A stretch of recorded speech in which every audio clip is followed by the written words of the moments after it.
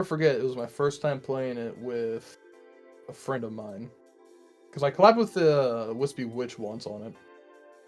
And then ended up actually getting really into the game. I was like, oh, this is going to be like a good offline stream game. And we needed uranium. So we didn't have any, like, radiation suits or anything else. So I figured, we're going to put a drill here. I'm going to connect it to this power source, and we're just going to import it through a giant belt. What I did not realize is the more uranium you put into a storage container, the larger the radius of the radiation is. Oh, whoops.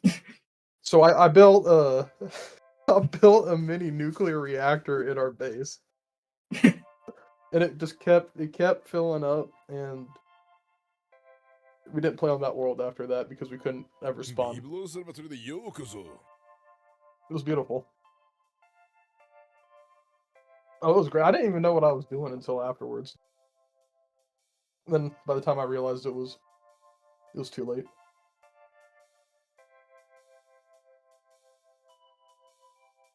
The problem I have with these sort of like open world kind of factory games, it's not a problem with the game, it's a me problem. Mainly a me problem. And it's that I get very particular about keeping things organized.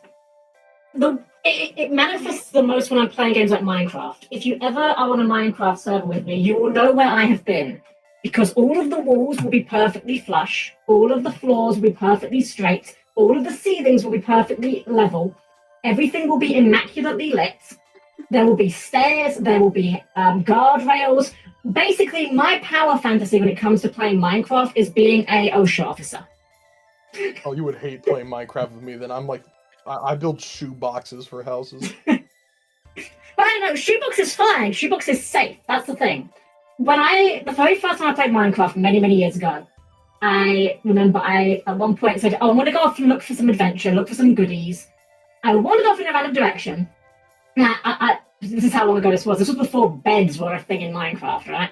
Oh, Lord. So I started off, I picked a random direction, I wandered in that direction, built a house there, did a lot of mining. Well, I say a lot of mining, it was probably only about 2 hours, but it felt like a lot to me. Anyway, at one point, as you do, mess up, fall in lava, die, lose all my stuff. And then I respawned.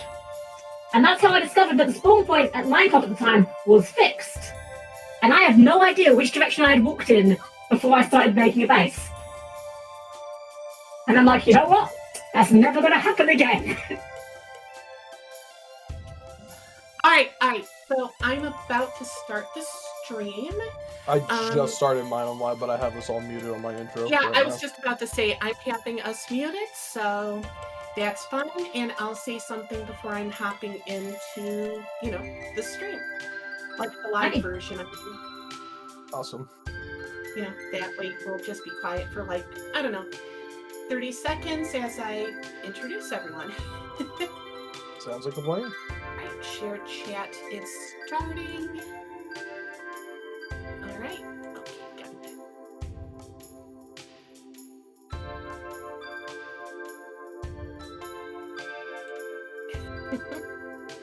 And I'm posting that this is happening in the Discords I normally post it in. Because, I kind of have a routine.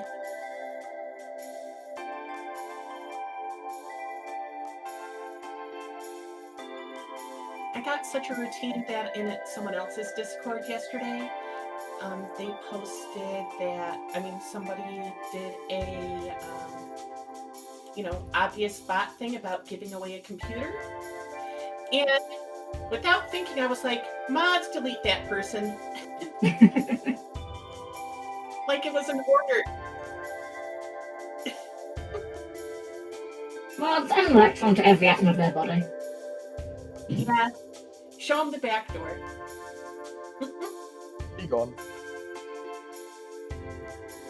Here we go. Yeah.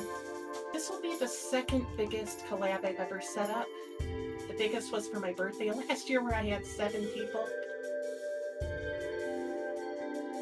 Yeah. We all played that Pico Park game. Yeah. I played the classic version when it became free.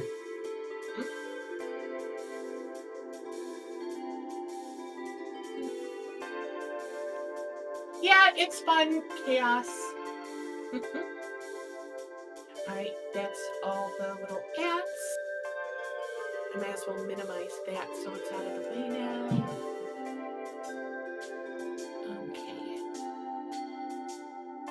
Pre-rolls look like they're about to start. Oh, I should probably do that, shouldn't I?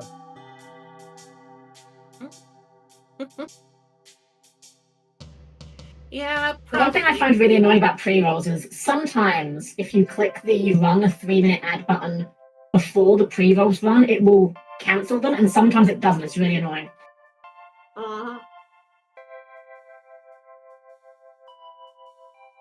I'm pretty sure it's not supposed to cancel. I think it's like a glitch, but like it's nice when it works.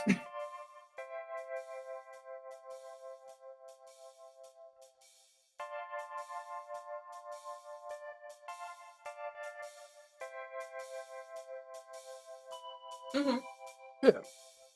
It's a glitch in the system.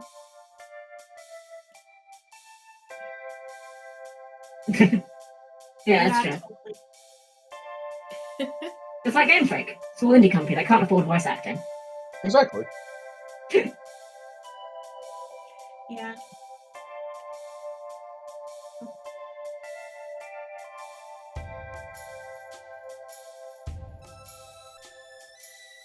I don't have Switch 2, so I'm not getting it anyway, but I think I don't want people to not be excited for it, but at the same time, I want people to hold their excitement until we see the game running in real time and not in a pre-rendered trailer. I will give it this though, at least they didn't show like 3 FPS windmills like the very first Scarlet and Violet trailer did. Yeah, that's fair. Although, and I'm sure some people, maybe not in this crowd, but some people in general will be like, what are you talking about? I legit thought when I first saw the starters that it was fake mon being randomly put out by someone. Yeah, I don't like the new starters. I don't like them at all. The dog is the best one, but like that's best of, Bad Bunch. Yeah. It feels very industry plant. I did get I got a Switch 2 just for the sole purpose of, Dusk Bloods. There's nothing I love to consume more than Dark Souls content. I really don't know.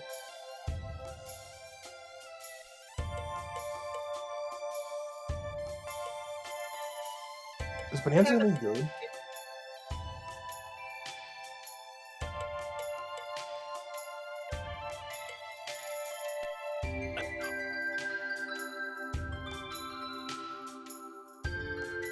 There's That sounds like nothing something right up special, my but alley. it's turn off your brain fun.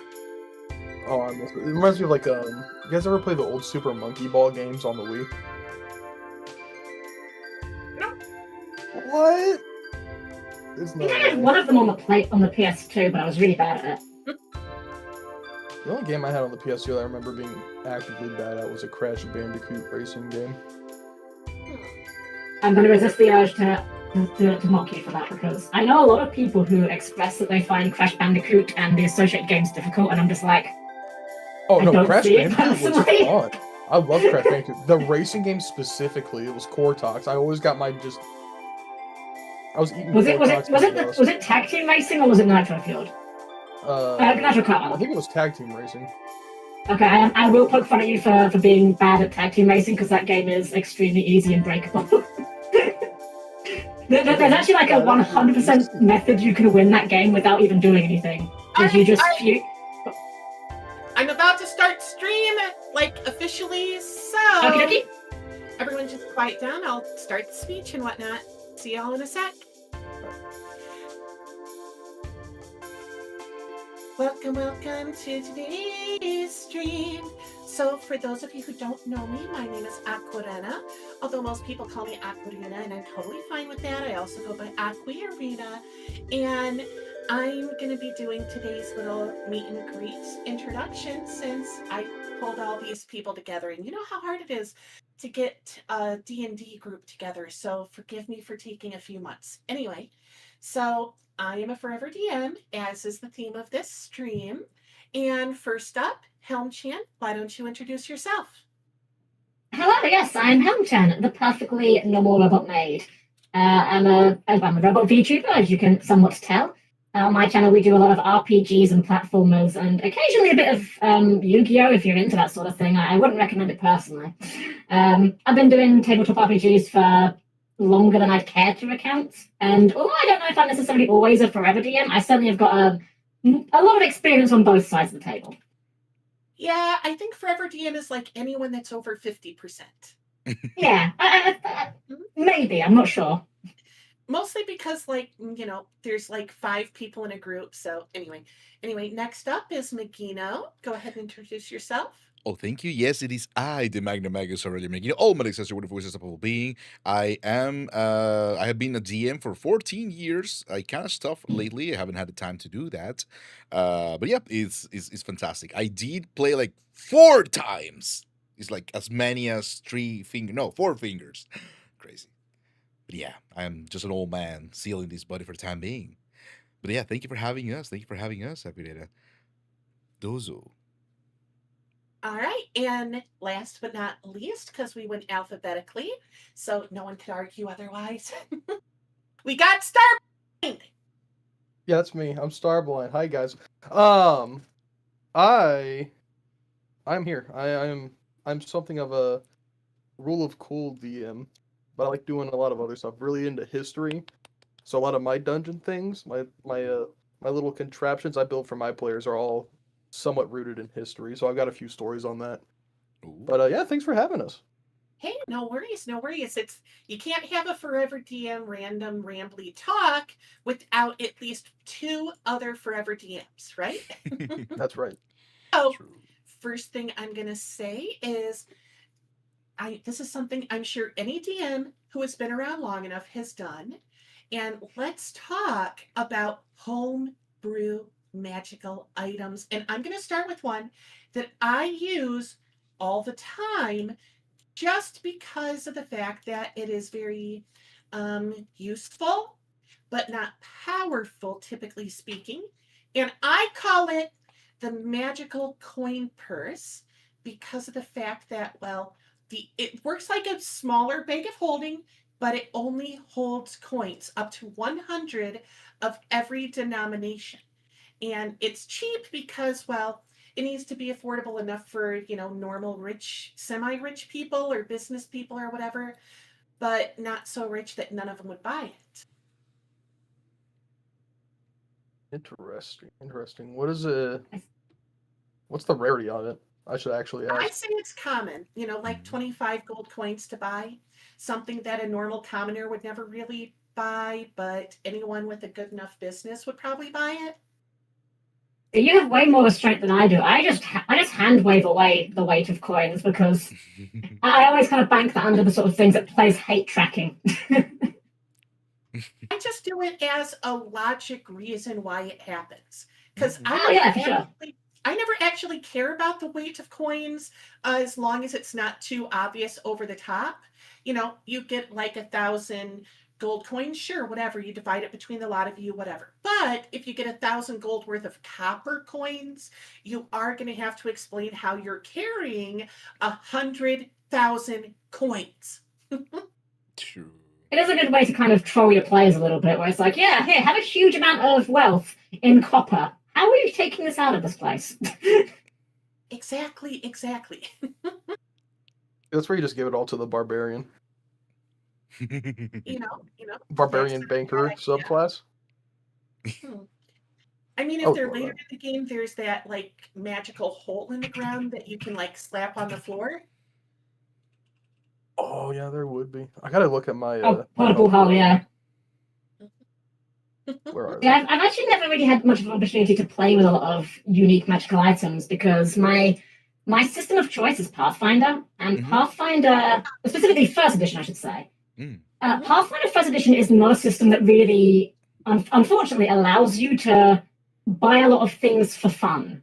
Like with Pathfinder, you kind of are expected to optimize to a decent amount, and that means that a lot of your finances are already spoken for because you need your magic weapon, you need your magic armor, You need your belt of strength, you need your headband of wisdom, your cloak of resistance, your ring of protection, your amulet of natural armor, and by that point, you've got no money left. At that point, you can't afford fun things. It's one of the problems I have with the system, even though I like it. It's Only very the hard to just essentials. buy fun things. Mm-hmm. So, what sort of magic items have you all homebrewed? I've got one that's a little interesting. I called it the Gambler's Fist, Ooh. but it's almost like a knuckle add-on for monks. But whenever you roll a 1, like you just completely miss, you can instead use your bonus action to roll from the wild magic table. Ooh. Oh, I see. So if you miss completely, it's just something because I feel like monks specifically, at least in 5th edition, go very underappreciated. Mhm. Oh yeah, I want for to give sure. them a little more spice besides just flurry. Punch, punch, done. Yeah, punch, retreat, punch, retreat. It sounds great. Yeah. Yeah. I try to I- fill in like weird little I don't want to say items to necessarily fix a class, but I like to bring in items that kind of can fill in small gaps that I think makes a class unfun in certain situations. I saw someone once with a headband that made you blind but increased all your defenses by 2. However, if you're not holding any weapons, you do not get blinded. Oh, Huh. that's very nice. Ooh. Yeah, there's nice flavor to it too. Obviously, a monk item. Yeah, exactly. That would be pretty nice though. Mm-hmm. Yeah, just don't tell them that it does that until they put it on for the first time. All right, you put on the headband and you are +2 defense and blinded. Mhm. Have you Yeah. guys ever made an artifact before? I actually have. A while ago, Helm actually was part of the partial collab for this, where I turned a bunch of VTubers into magical items. Oh. I made one artifact that was a deck of I called it tarot cards of the divine, and it had 30 different effects, and each effect lasted 1d10 days instead of permanently. Mhm. It wasn't as bad or as good as a deck of many things. The deck of many things, also known as I'm bored of the campaign, time to ruin it. Yeah. I mean, Don't This remind one- me. yeah. A genuine question: does anyone have a deck of many things a success story? Because I'm pretty sure they don't exist. Yeah, no, I'm too scared. I never touched them. I have one, and Really? it's a very roundabout way on how it worked for somebody. And it did add because we were one of our players was going through like a sickness, kind of like the good old COVID-19 back in the 2020s. Mhm. Well, we're in the 2020s, but you know what I mean. So my campaign, they wanted to do a small session, and we didn't want to necessarily continue without this person, so we did like a little sort of side plot, little side plot shenanigan about the deck of many things. Mhm. And what it was is one of our main players, specifically I think it was a fighter, was going around town just buying stuff, doing some pre-prep for the next session, and had found a mysterious deck of cards Mhm. just laying on the ground, and drew 2, which it was the one where you get a squire. I think it's like a level 4 fighter squire, and then a castle that's overran by mobs. So they go on this little mini quest all the way to this castle to go liberate this castle and get it. What had ended up happening, this is great. They liberate the entire castle, and as they're going through it, the mage, the magus, Mhm. does what was it? I'll have to go find it. I had it just pulled up a second ago. Yeah, investigation and a history check when they're searching throughout the castle and find all these old sigils. And they're Vecna's old sigils. So, now the main enemy of this campaign was not Vecna. It was Acerak. Mr. Lich King Acerak. Mhm. So they're like, hey, I got a great idea. Let's gaslight our friend when they come back into saying this is Vecna's castle. Decorate it all nice up. And we're going to use it to troll our friend. Basically say, hey, we found the BBEG while you were gone. I was like, okay, yeah, cool. We'll go with that. So when they had come back with our friend, with our good old friend, they immediately didn't buy it. Because in their backstory, they were a undead servant of Acerak.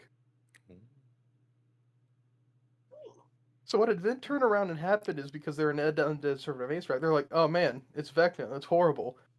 But what if we can convince Vecna to fight Acerak with us?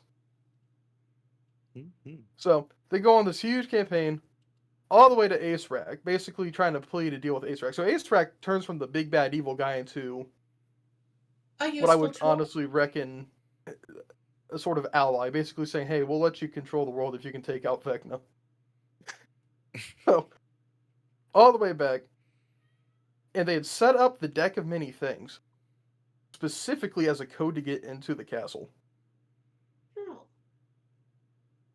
So when Acerak came over and picked up the Deck of Many Things, and I had rolled the dice, Acerak picked up the Void. Oh. Oh. What turned out was going to be like a 3 to 5 month campaign. They did like in 1.5 because I was like, well, I guess he's just captured now. I also have a success story with Deck of Many Things, but it's more indirect. It's because the fact that the player knew about a Deck of Many Things, because I gave them, they found in some shipwreckage a deck of playing cards in the water. And when they took the deck of playing cards out of the water, it was in perfectly pristine condition. No water damage, no slime, absolutely nothing. And none of them dare take anything out because they were like, oh, that's a deck of many things. It has to be. But no, it wasn't a deck of many things. It was what I kind of just called the anti-cheat deck, because it had prestidigitation enchanted on all the cards. So anytime anything would cause, anything to dirty it or damage it, it would just auto clean itself, basically. That's why.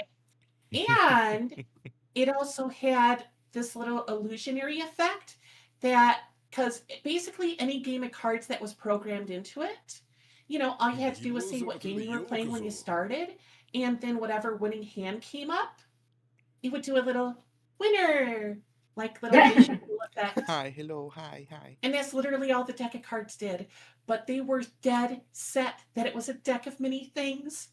So they just held on to it, panicked, just in case. They never. It can be a lot of fun to like play with the players on a meta level like that. Yeah. I mean, I think the classic one, my old favorite, is the random perception check. Mhm. Like the party's going through a dungeon, and they're in a hallway. There's nothing in the hallway, and there's nothing in the hallway. Mhm. But you just look at a random player, and you'll just say, "Hey, fighter, make a perception check." They roll, and maybe they don't do very well. Maybe they get like a 12 or a 13, like not a terrible roll, but like an okay roll. They go 13. You go, okay, and then you elaborate no further. I do not like you. It's such a fun trick. The thing is, you have to use it sparingly. You can't use it too often, or the players will start to realize you're just fucking with them. But like, do it once in a while, and it will really get your players on edge, and it's a lot of fun. Yeah. Another one is a very particular cadence for trap finding. So like the players do their trap search right now. They roll the dice, and obviously, as a DM, you should never lie to your players. I think that's an important thing. Like, lying to your players is how you break trust, and the game is based around the trust that everyone's playing by the same rules, etc., etc. But if your players are searching for traps and they either succeed and there's no traps, or they fail, the very particular cadence I have adopted for that exact situation is you don't see any traps. Doesn't tell them that there aren't traps. It tells them they didn't find any traps. And it really gets them on edge. That reminds me, one time my players rolled a thing and there was stairs going down, and they saw with their perception check a like tube protruding out of the ceiling, and it was a little bit rusty at the tip and it was dripping. And obviously that kind of makes you think that there's something up, right? Okay, Mhm. okay. But one player, she, ripped some cloth, tied it around her face, kind of basic stuff.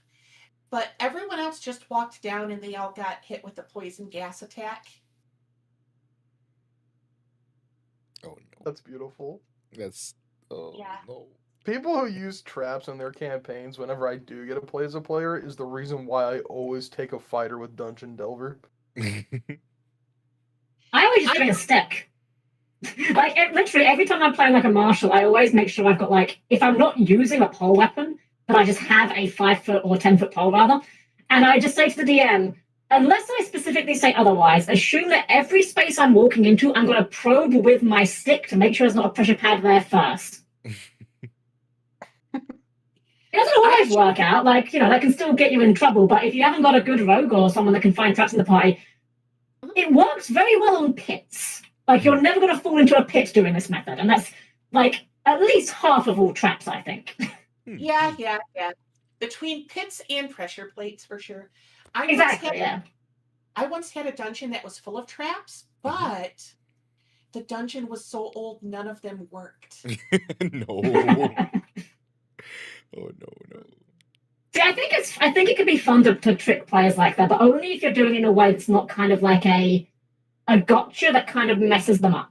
Yeah. Like one story that I read ages ago. This was not a story that happened to me or anyone I know, but it's a story I've heard a few times. And it's the story of the party that arrived to a town that's been attacked by a dragon. The town's completely destroyed. People are in the streets bleeding. The party, rush over to give their aid. They heal the injured, try and repair what they can, salvage what they can, and they get chatting with the villagers. And the villagers explain to them that the town was attacked by this great white dragon. So the wizard rolls his arcana, checking us white dragons. Those are dragons that breathe ice and are weak to fire. We should prepare fire spells and ice resistance abilities so we can deal with this. So, over the next week or so, the party, they'd make a flaming sword. The wizard has fireball prepared. They've got like potions of ice resistance. They go to the dragons there. They find a dragon while they're asleep. They're like, perfect. We've got the optimal chance here. So they go in, they charge, fighter swings his flaming sword, wizard unloads his fireballs, the rogues throwing alchemists' fires. They've got the full advantage of this. And then the DM describes as the dragon is seemingly unfazed, turns to face them, and the albino red dragon proceeds to breathe fire all over the party. Oh no. That's the kind of tricking the players that isn't cool. But it does make for a fun story, I'll give it that. I'd be fuming to be at that table, but it's a good story in hindsight. There was one time. Oh, go ahead. Oh, okay. There was one time I did build a very methodical trap because I was playing with a group of people who were very, very careful on how they were like exploring dungeons and stuff. So I built this contraption that I like to call the hallway. Capital T, capital H, the hallway. Okay, so 40 feet hallway. I've got pressure plates staggered in irregular intervals, just so it's like there'll be one that's 6 feet long, and then 8 feet, just for the hell of it. Bunch of dart walls, rotating scythes, and a glyph at the very end that would detonate if anybody tried to teleport. Okay, my magnum opus of a hallway. So, rogue comes in, rolls perception, gets a nat 20. Already off to a great start for me. I start describing the seams in the floor and, the dart traps on the walls. You can see, like, the holes that are almost invisible. So, and I could see, I'm sitting at the table, and I could see it in their eyes. My hallway is about to fall apart, right? They spent the next hour and a half dismantling my entire hallway like a bomb squad at Home Depot. They put wooden planks everywhere across my pressure plates. They used Mage Hand to poke tiles instead of a stick. They used all of their baking goods to sprinkle stuff around to find any like flame traps where it would be like shooting flames out. To see, so like they had flour, they would sprinkle it on the floor to see if the flour would blow away. Mm. I mean, smart. Yeah, that's good. Oh, they were really smart. So they marked safe tiles with chalk. You know, they used ball bearings to kind of clear out a bunch of areas. Anyway, Wizard goes, no unnecessary movement. They move 5 feet at a time. 5 feet at a time. Trigger every single trap I have in this room intentionally. Jam everything, spend every dart, and then collect it all to sell it. Oh. So they get when they get to the end. There's no more traps in this hallway, right? It's just it's an empty hallway basically, with about a good 500 gold worth of material. And you know, at the table they're celebrating, high-fiving, you know, having a little jest at me, saying, you know, we're professionals. That's how you do it. But I had one more trick up my sleeve. So, I'm sitting there like a disappointed parent, and they get to the door at the very end of this hallway. You know, big old stone door, iron handle. They check for traps. Rogue gets a 7. Wizard casts detect magic, nothing. Clarence casts guidance. All this stuff. They inspect this whole door. And then they start creating theories about the door, thinking it's a mimic. So they start smacking the door with weapons. Nothing happens. So, 20 minutes after they're inspecting this door, they finally open it. Right? Small stone room. Completely empty, except for one wooden chest in the center. Rogue checks the whole room out, gets a 15 on nothing. Just smooth stone. Wizard detects magic again, nothing. And our barbarian, bless his soul, said, after that hallway, there's going to be nothing in here. They blew up the entire dungeon budget on the hallway. I'm like, yeah, that's what I did. They go in, door slings shut behind them, and clicks. And I go, hold the door. Yep. And the second they walked in there, I go, the floor gives way. Right? The entire floor, get ready for this, is a pressure plate that only activates once 500 pounds capacity is passed onto it.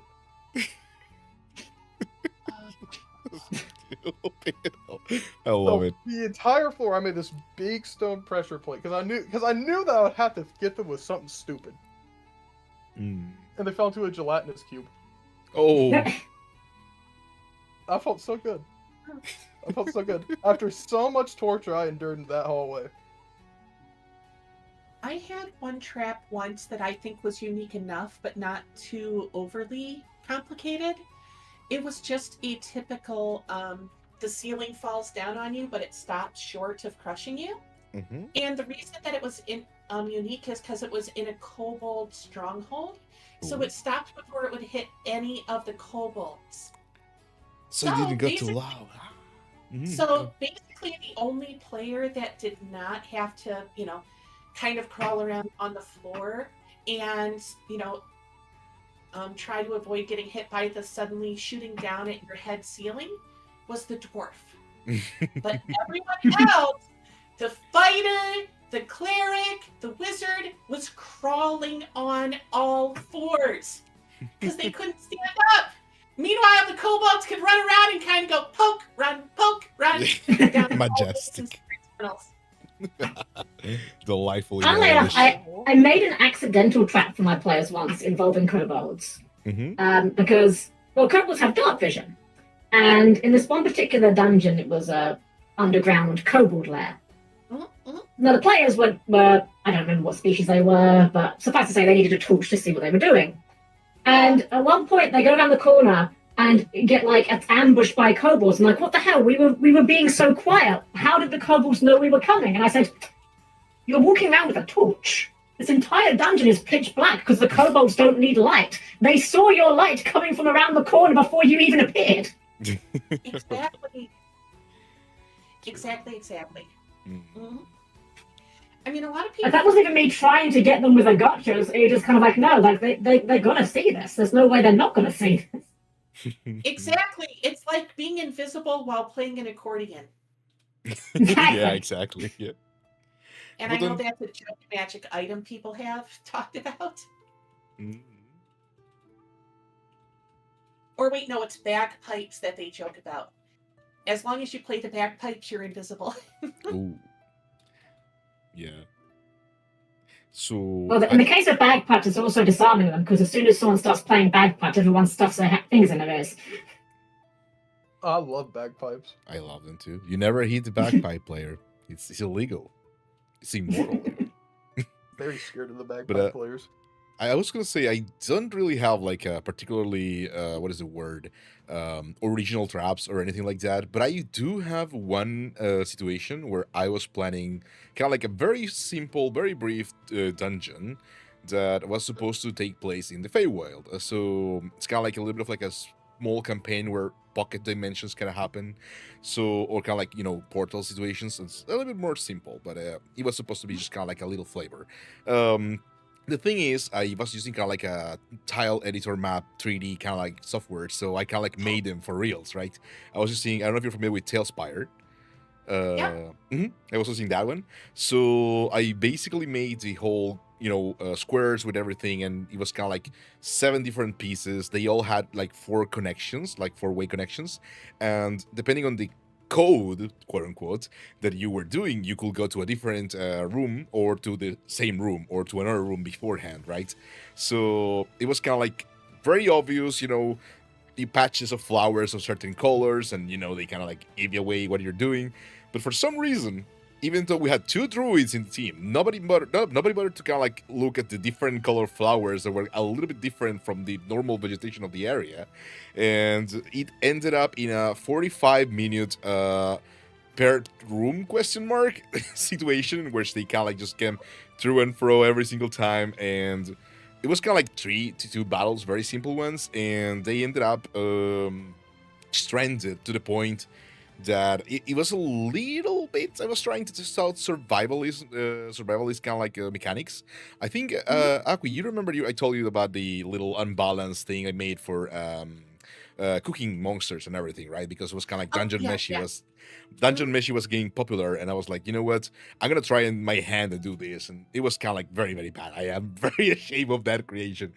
But the idea is they do get hungry, and they do lose a little bit of like, they get like a -2 to certain rolls and stuff like that. The more hungry they get, and since they were there like for a week when it was supposed to be like a 20 maximum 20 hours run in game, they ended up being so weak. I just had to kind of like give them away, be like, no, listen. And that was just kind of like my fault because sometimes we get too engrossed in your own adventure and your idea, so. You try. They were having fun at least, but it was like detrimental to the overall operation.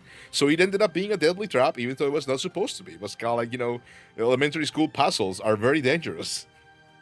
There's nothing wrong with using your players to test ideas as long as you are upfront about it. It's like, look, I'm gonna try this new monster or new magical item or new idea.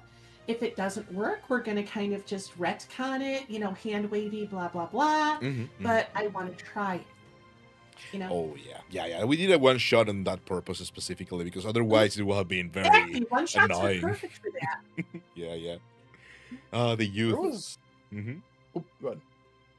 No, go on. I was just saying the youth. Because it was been ages ago, eons ago even.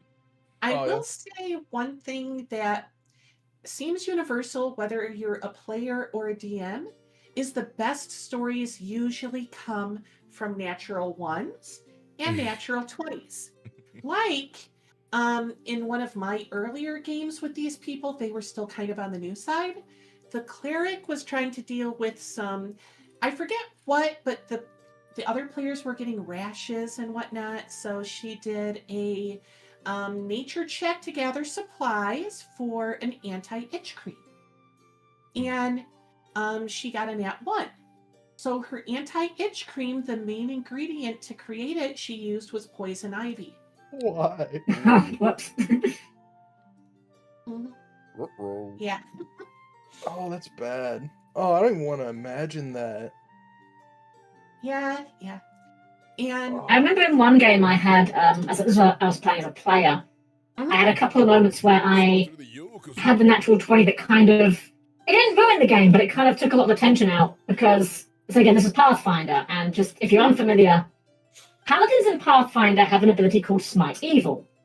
And it is an ability that you apply to an enemy, and then as long as that enemy is alive, you get to add your charisma on attack and charisma to attack and to AC, and you add your level to damage. Hello, hi. Your level does get multiplied on a critical hit. My paladin was using a halberd, which in Pathfinder have a ×3 crit multiplier.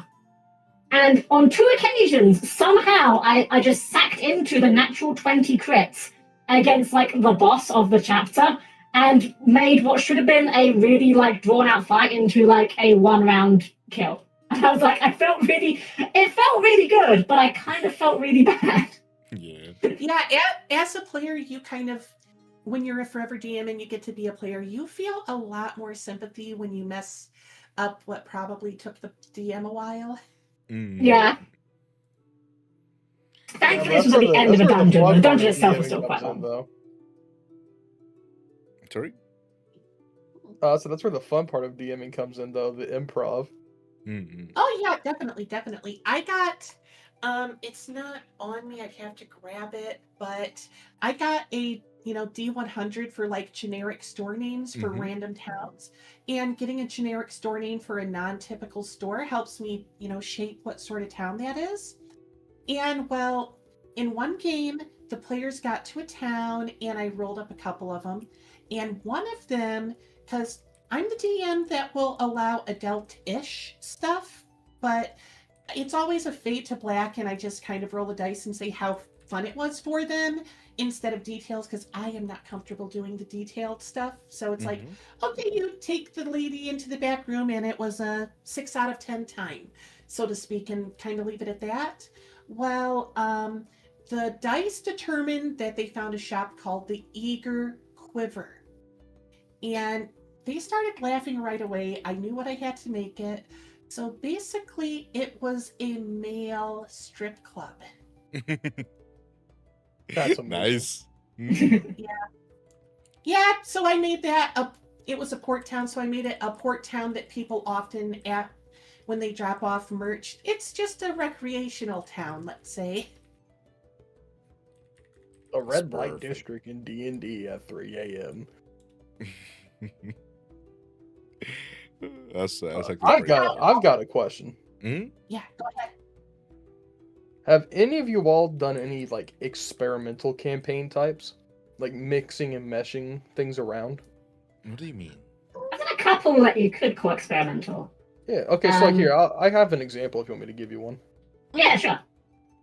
Are you all familiar with the SCP Foundation at all? Oh, yes. Oh, that weird like aliens or alternate world things like Yeah. that thing. Yeah. I know of it. Okay. So in the SCP Foundation, they have no clear like base of what the first SCP was, but there is a proposal. There's a bunch of proposals saying, "Oh, this could be it," or "This could be it." One of them is called When Day Breaks, and it's where the sun basically comes out and starts melting everything into one big flesh monster. So I was like, oh, it'd be a sick idea. What if I took this and made like a horror-themed D&D based off of it, right? And it, went really good. The players loved it. It was more of a scary kind of D&D. It was one I did online instead of in person because I was able to do a lot more stuff on the technological side. Yeah. But so that kind of got my love into like a weird sci-fi mismatch. But the thing that lasted from this experimental campaign is there's this creature, I called it the Wretch Bear. And it's a bear, but it's got like a bunch of people in it. And all I did in this entire campaign with the Wretch Bear, one of my players found this tape. It was one of my regulars. Finds this tape, and they play because it's more of like a kind of futuristic-y kind of D&D thing. And he plays it, and it's this little nature documentary, and it ends with a picture of the wretch bear. And I had actually made a video for this. Oh. I actually went out of my way to make a video for this, and it's just a little glimpse of the wretch bear. And then every blue moon during this campaign, I would make him do a perception check. And if he got high enough, I'd be like, oh, okay. And then sometimes he would just catch a glimpse of the wretch bear out of the corner of his eye. And I have taken this wretch bear, because he said it genuinely freaked him out. Every D&D I've had since that he's been a part of, occasionally he will do a perception check, and I say there's a bear-like figure in your peripheral. Scary. So my running DM joke right now between my current group is that there's just a cosmically omnipotent, omnipresent wretch bear throughout every single one of my campaigns, just somewhere lurking in the shadows. I love it. That reminds me, because of the fact that you made a real video as a prop. Now, that reminds me of one time as a DM, and after this, my players never trust me completely, even when I am a player, if I bring food, because I brought a cake, and it had odd decoration. I just said my sister made it, she's the sort that would just make random decorations on things, and it kind of looked weird, whatever. And about halfway through that session, because everyone was eating a cake, it got cut up into pieces. It was one of those like rectangular cakes and whatnot. And I was like, okay, you guys, you can't find your map, so I need you all. I give them all a piece of paper to draw the map from what you remember. And they were like, but you never showed us the map. Oh, I did. It was on the cake as the decoration. Nice. That's beautiful. Yeah, they said that was evil. You become your own undoing. Yeah, exactly. Evil is such a feeble word. You mean, it's such a, how do you say it? A little bit of thin trolling. line. Yeah. Yeah, do a little bit of trolling. Yeah. They only got I think lost. the most out there I ever got with one of my campaigns. This wasn't the whole campaign. This was a session in it. So for context, this was a game that was it was kind of a hack of Pathfinder where I'd jammed a bunch of modern stuff into it, and that part of it worked fine. This one session was taking place in the context of one of the party's NPCs was taking part in a contest. So you've heard of game jams, where people have like a week or whatever to make a game, and so you make the best. Well, and this character was taking part in a plane jam. Essentially, a bunch of wizards were making demi-planes to kind of see who could make the coolest thing. And that was what this NPC was taking part in. And she decided that she was going to make it kind of a sort of biography on another NPC. So we'll call this other NPC Catherine, because that was her name. And so this first NPC had kind of read Catherine's mind, gone into her memories, and recreated various scenes from Catherine's life. Spoilers, Catherine didn't have the happiest childhood. And as the way that I set this up in the game itself, because it was an online game, was the map would have them go through essentially a series of fog-lined rooms that would show various events from her life. So like when she was very small and her parents were arguing or whatever, stuff like that. And then and then as they were going on, I had little things here to just kind of mess with the players a little bit. Like I had multiple copies of Catherine's token that I just subtly edited. Like maybe I moved the eyes a little bit further apart. Maybe one of them I put like a slightly glitchy effect on. And over time they got more and more overt. Because the twist was that it turns out Catherine is a much better wizard than this other character was. She knew her mind was being read, and she's like, okay, I'm not okay with this. I'm going to fuck with you on this. And this all basically boiled down to, by the end of it, it became a deconstructed mess, whereby I actually left the voice call rejoined with my avatar and username set back to Catherine, and now Catherine was the DM, as the players were now finding themselves fighting a bunch of copies of Catherine, and over time, even that started to break down, where she would be like, okay, Catherine attacks you, I need you to make a Catherine save. And I'm like, what's a Catherine save? Like, a Catherine save. You roll a d20, you add your Catherine modifier. What's your Catherine modifier? I don't have one. Okay, well then you just roll a d20. Oh, you got a 2. Okay, take 5 points of Catherine damage. And then this all culminated in eventually, like, I had this picture. I'll dump this in the Discord, actually. I got an artist to make this picture because this was around the time when kind of Doki Doki Literature Club has kind of been a big thing.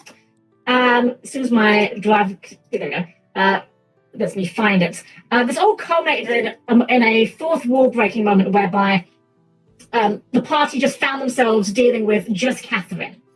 And let's try to find it in my thing real quick. And it was a lot of fun. I enjoyed the session, and the players enjoyed the session as well. As far as I'm aware, they all said they did. But I did say to them, I promise you, this will not happen again. Not because I didn't enjoy it, because I did enjoy it, but because I don't want to lose your trust as players to make you guys think like, well, hold on, is this even happening? It's like this was the I'm just in the Discord. This was the screen that was like the default splash screen, and then after I set them there, I changed it to this one, and then this one, and then eventually this one. That's pretty cool, yeah.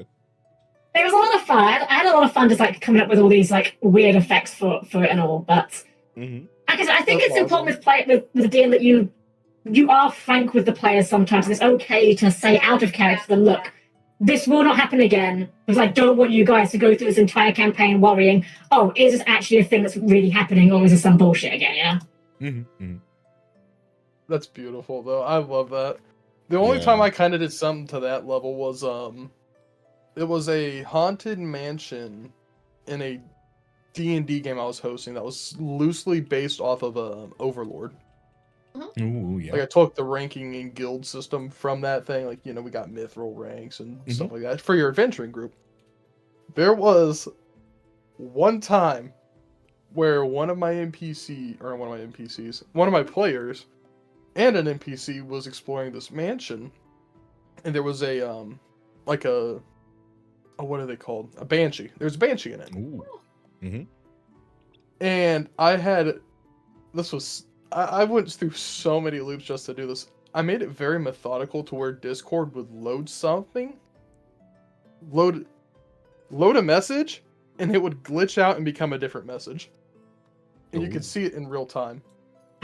Nice. And it was so beautiful because they had their own little like private channels for when they were off doing their own thing. And that's how I was able to run it on like Discord. In the out of character chat, this player was asking another player to come help because I was essentially breaking this Discord channel down, rearranging it so it'd be like you'll do a roll or whatever. Roll's fine. And it's like, yeah, so you see, and it would just like completely glitch out. And it'll go rebooting 25%, 50%, 75%, and then it'll just cut back to normal. It's like, you don't see anything. Nice. This is like my favorite thing to do. And that's why I love using Discord as like a base for online D&Ds. I love virtual tabletops. So it's just, I can't mold the channels as well as I can on Discord. There's a certain flavor of the Discord thing that I love about it. There is one thing you can do if you have the right player. And I've had the right player where I literally once just gave him a note that the only thing written on it was, look at this note, say understood, put it in your pocket, and don't do anything else in regards to this note. Oh, that's not ominous at all. That eyefully devilish. This player is really good. He didn't eat, and he completely understood because it wasn't the deep. As a DM, there's one thing I tell the players. I will never go out of my way to specifically kill your character, but I will do absolutely nothing special to keep them alive. Very And nice. this player, their bard that they were playing for this game is one of the. I've only had like a handful of character deaths. Okay, so it's not like I'm slaughtering them all casually. I just think if there's no chance of death, then it loses some of the impact. But his bard died due to an STD, and it's not the STD you're thinking of. Because what happened, well, it kind of is, but it isn't. Because he got some sort of like disease from a zombie attack, and he failed like 8 saving throws in a row to get cured of it. Ooh, no way. I would be And punching he the died. dice roller at that moment. Yeah. Yeah. 8 saving throws, and that was with a +2 to the saving throws because they were at a cleric in the big city. Oh. So yeah, at that point, it's just kind of fate. Mm. Yeah, at But that point, you know, you just get what's happening. It's just And sad. You he's gotta accept it.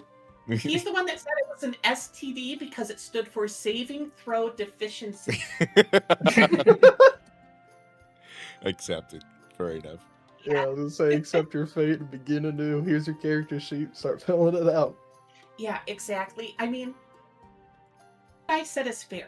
I'll do absolutely nothing special to kill your character, but I'll do nothing special to keep them alive. Mm-hmm. Mhm. I did do something special to keep one player in specific alive, and it was just because it was the first time we were playing, and for some reason, as you know, the dice are fickle, and this person didn't really have much luck on their side. So in that regard, I will say I tried my best to keep him alive. But for some reason, every time we got into a small combat, every time we got into a, normal dangerous situation that you would normally get a couple, damage, a couple hit points shaved off, he kept rolling once. He kept rolling the worst thing ever, and I kept rolling crits. So at some point, he was kind of like, trying to do saving throws, and 3 people were trying to kind of help them. And for some reason, I was like, you know what? I don't want this player today. He's his first time. He's having a lot of fun.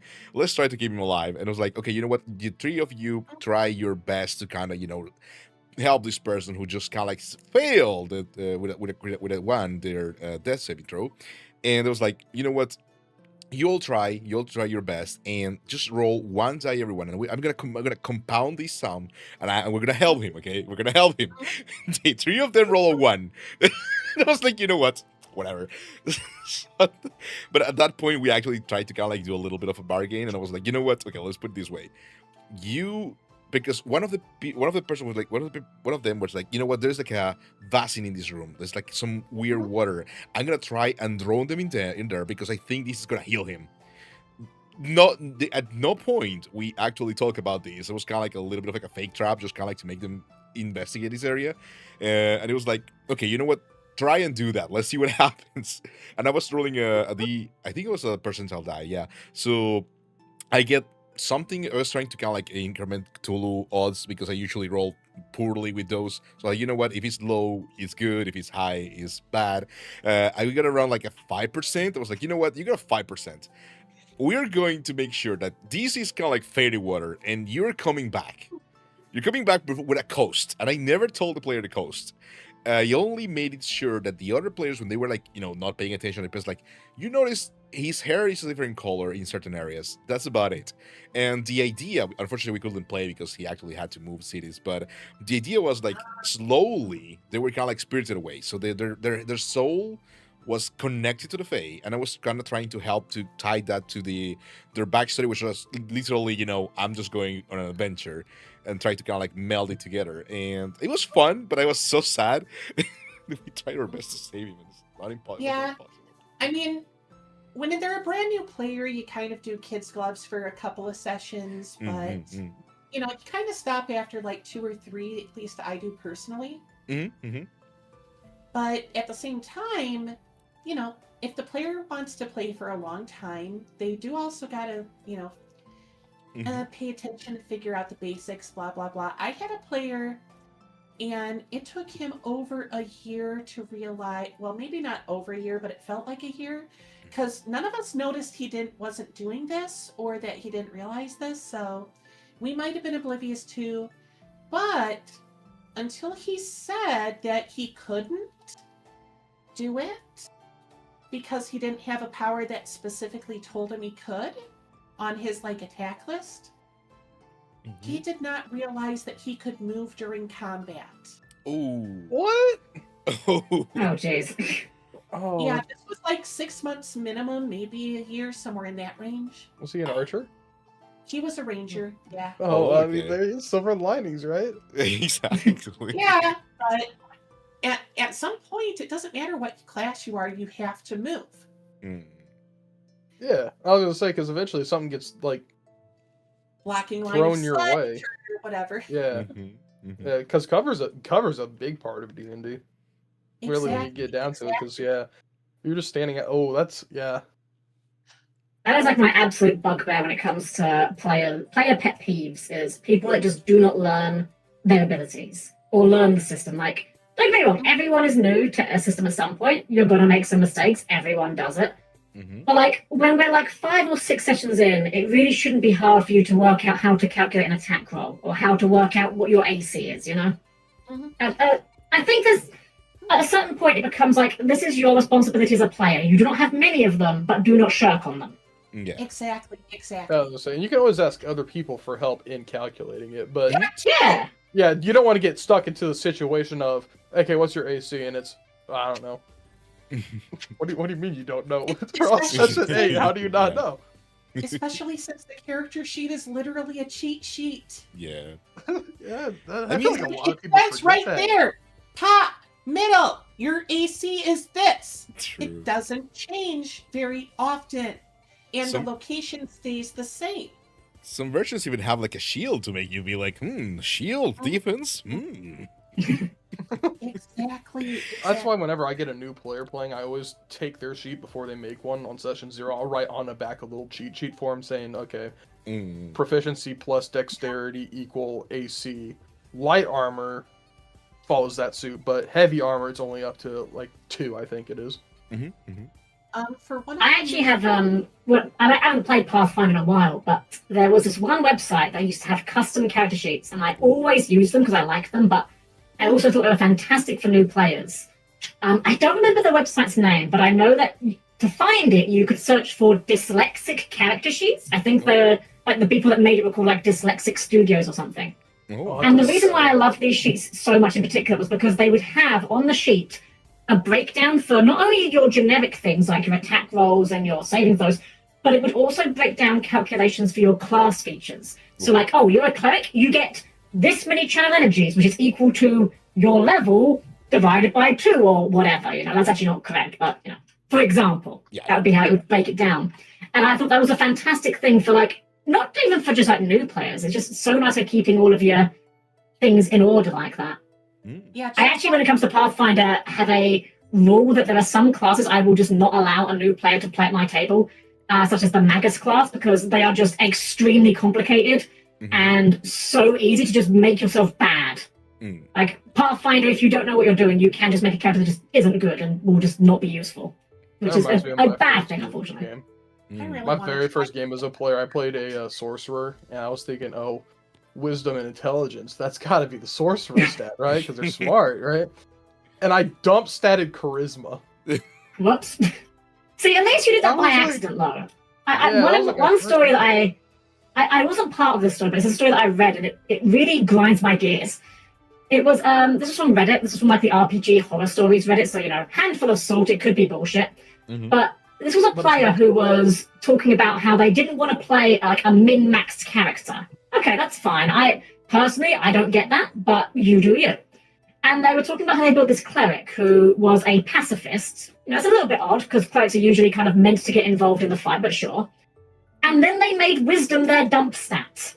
And it's like, well, you've just made a bad character, and I'm sorry, like there's only so much you can excuse through roleplay. At this point, your character doesn't do anything for the party. They can't fight, they can't cast good spells. Make a better character. I don't want to sound like a dick about this, but what does your character bring to the party at that point? There's a I difference ran into that between not issue. min-maxing and not making something that functions. Yeah, you can make Yes. a jack of all trades, and a jack of all trades character can work. Because, you know, if you have specialists for every role, but let's just say you don't have a good intelligence or wisdom based person. You can have your jack of all trades be like, yeah, I can, if we don't have a person who's with us that can fill this role, I'm kind of universal. I don't have a +4 or +5 in anything, but I got a lot of +2s. Mm-hmm. Yeah. Yeah. But people I always kind of purposely look. make their character worse. I hate that. I have a nickname for that kind of player, and they don't only exist in tabletop RPGs. Like I've seen them in anything. Like you can see them in video gaming, like MMOs, and I call them the hardcore casuals. And let me be clear. Let me be clear. I'm not bullying casual players at all. I was a very casual player of FF14 for the past few years before I stopped playing. But when I say hardcore casuals, I'm talking about the sort of player who not only plays in a very casual or suboptimal manner, but who actively looks down upon people that do.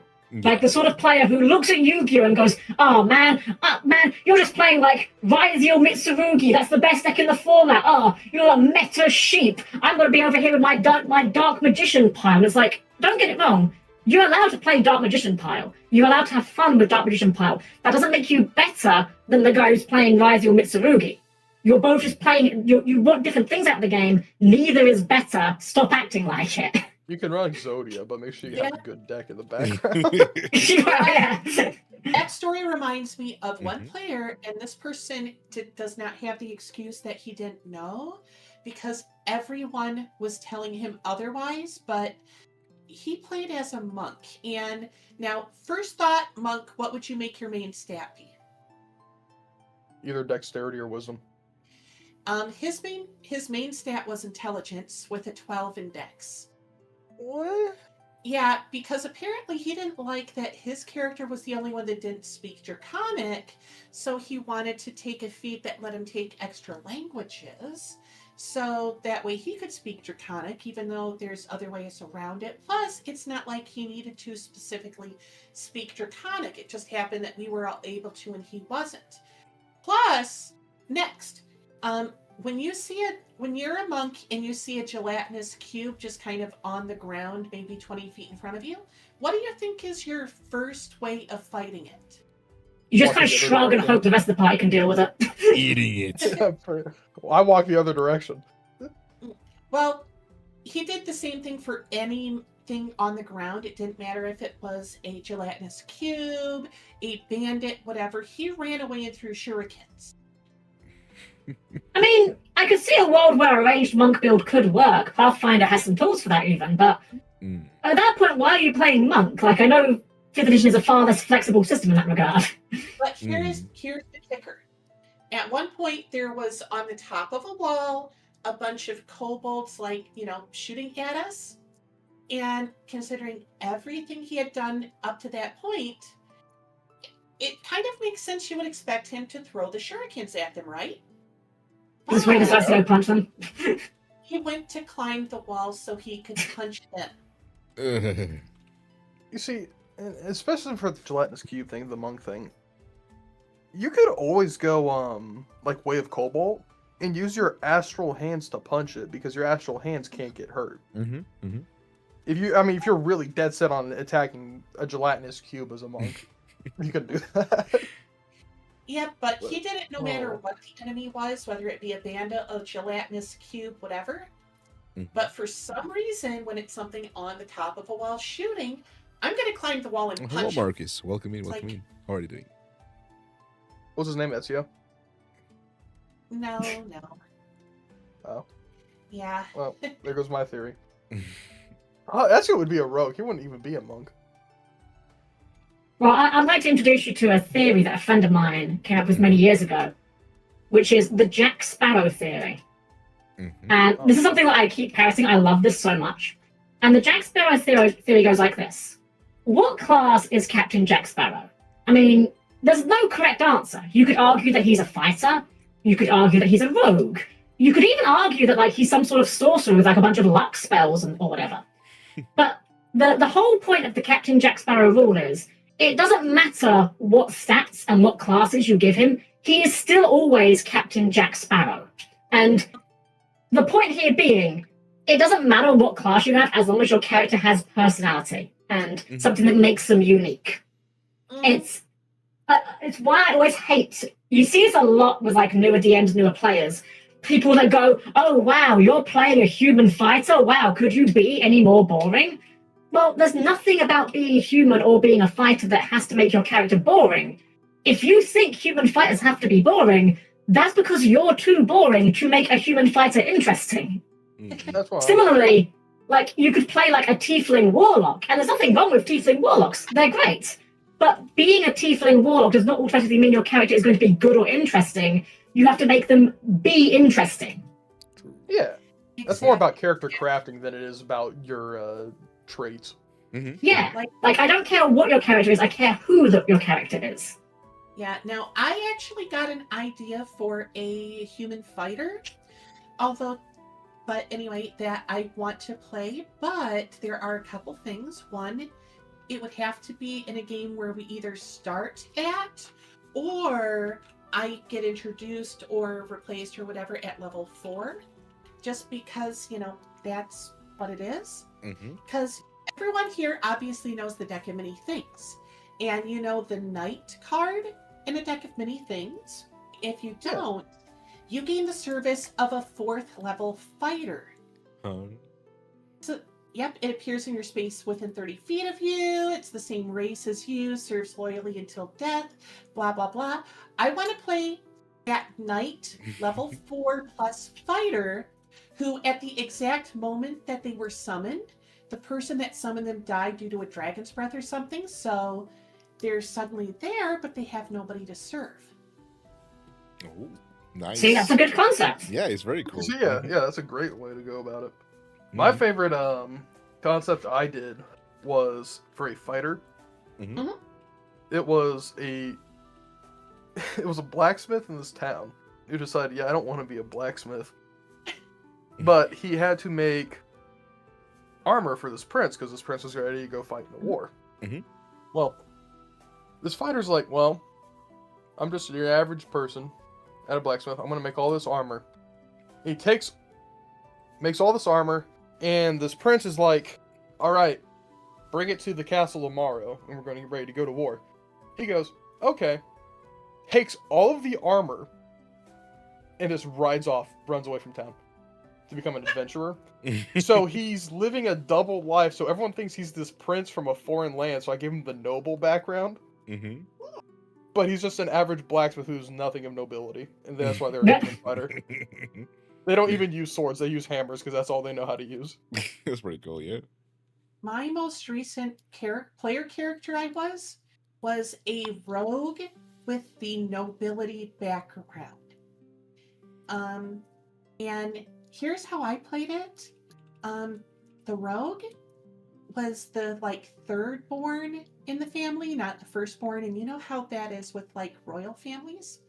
And intelligence was the dump stat. So, not exactly good, but a good amount of charisma, dexterity, blah, blah, blah.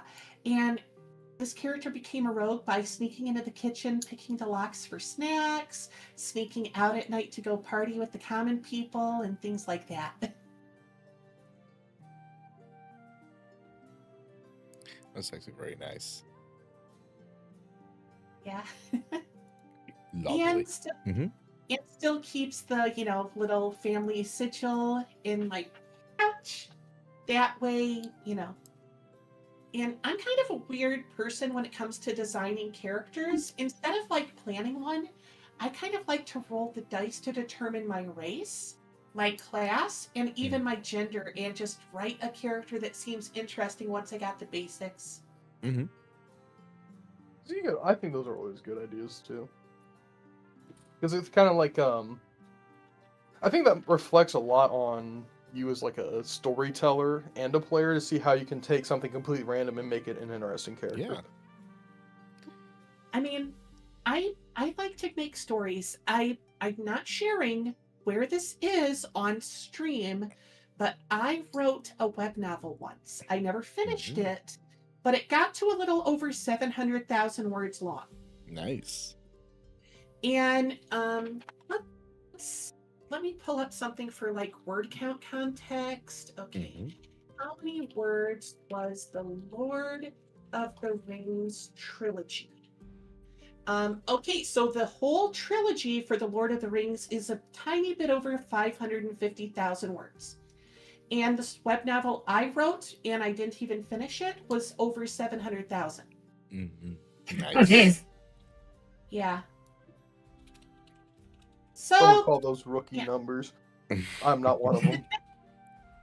But yeah, I just did it for fun. I just decided to go with an isekai trope, and I tried to avoid some of the most common tropes. Mm-hmm. You know, there was no harem, there was no demon lord.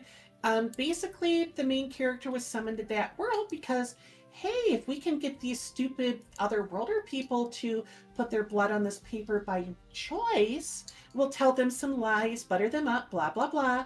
It'll kill them and turn their souls into like cool, powerful artifacts we can use.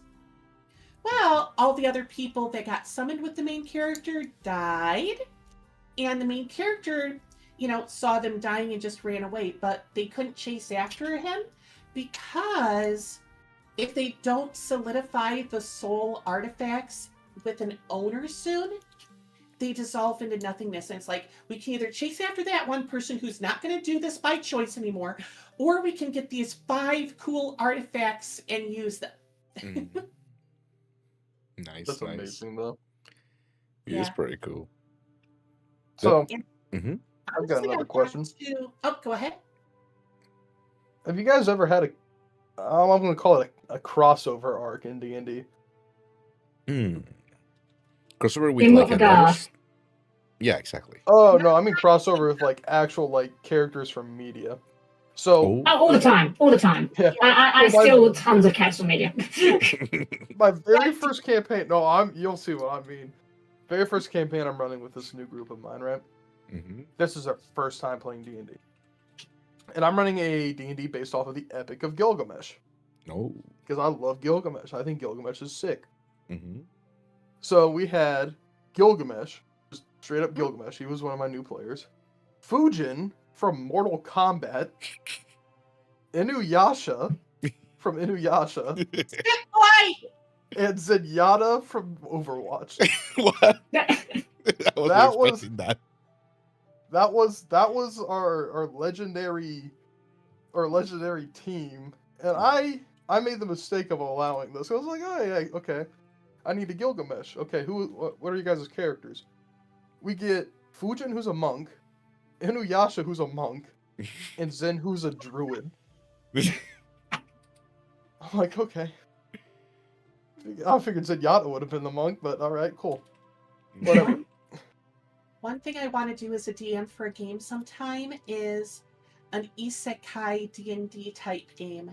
It doesn't have to be D&D, but like the isekai trope, where the issue, episode 0, session 0, whatever you want to call it, you're generic humans living in the real world that happen to know each other. It doesn't matter how or why.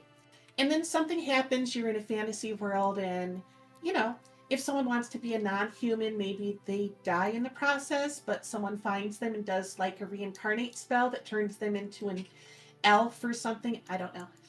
Okay, I have actually I've done this before in a campaign, and it was beautiful, and it's a beautiful idea. I made it to where all of these people were like just your average people in the real world, and they were going to this professor who promised to have the cure to all these things. Professor Bats with a Z at the end of it. So Professor Bats is like, hey, yeah, come on in. They enter his parlor. This is all session 0 thing. He's got this big swirling painting that's moving in the middle of his parlor. He's like, yeah, that's my masterpiece, but don't worry about that. Let's get you guys over here and we'll talk about what's ailing you. So they go over there. They're all talking to him saying, oh, I wish that I would have the ability to just cure wounds instantly because my family, you know, my mother back at home, she's dealing with this weird gash and it won't heal properly, so I wish I could just touch her wounds and they go away. And he's like, oh, yeah, okay. Writing all this stuff down, and on their way back out, the door's locked. And they're like, huh. Hey, Bats, you know, the door's locked. He's like, yeah, I know.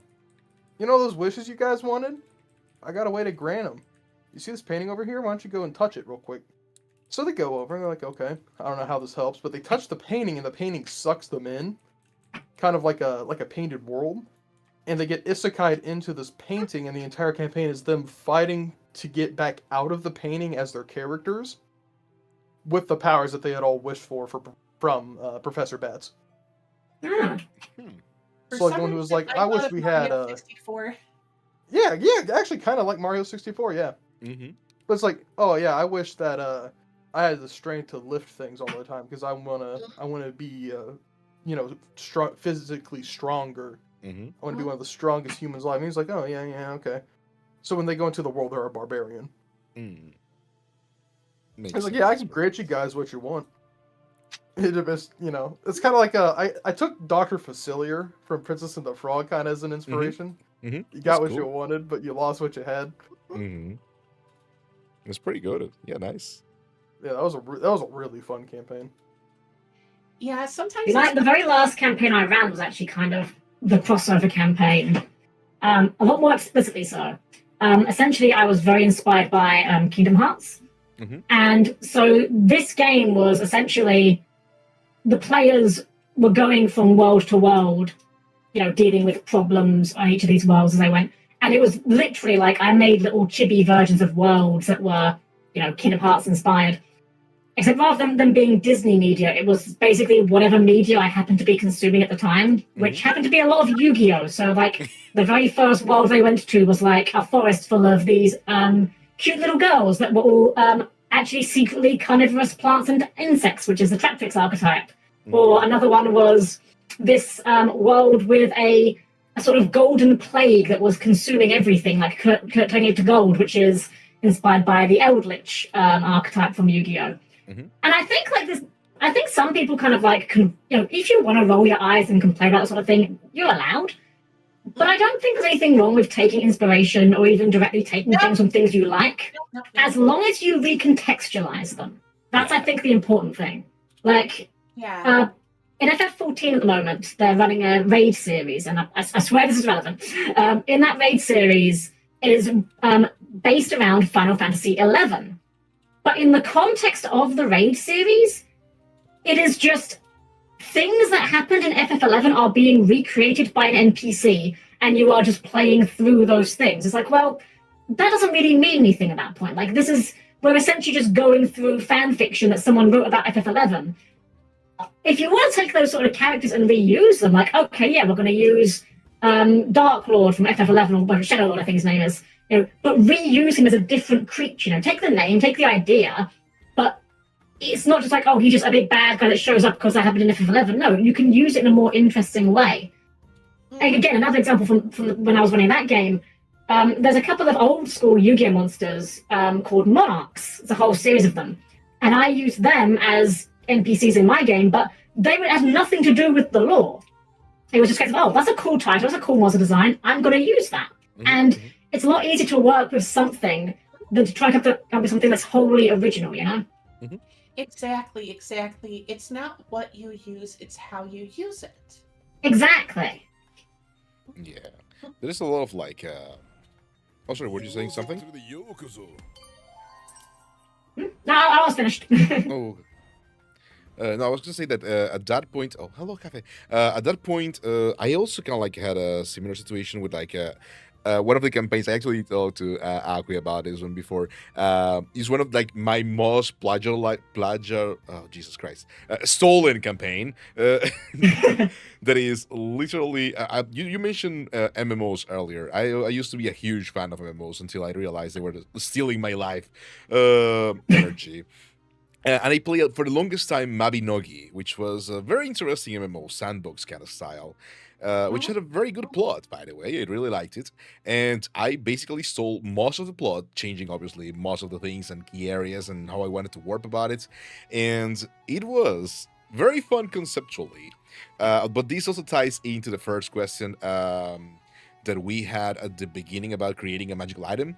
And okay, the campaign itself was pretty straightforward. It's kind of like you got these three people who were supposed to be like heroes. They actually go through going to various facilities in various areas and manage to connect to the goddess, which has been forgotten. And you kind of like free the goddess. Classical is not a goddess, is evil, is Cecil in this case. So the thing is, I tried to make it very obvious, that Sickle is actually evil. Like, he's a Fomorian, he's like not a good person. And they still kind of like wanted to side with Sickle so much that he actually ended up being more like, that was the campaign at that point. I think most of us here, we all four of us are actually, the let's see how cool the story is rather than no, that's not what I planned, so let's not do that. So I went with the flow and was like, okay, let's change the whole story, let's change the whole thing.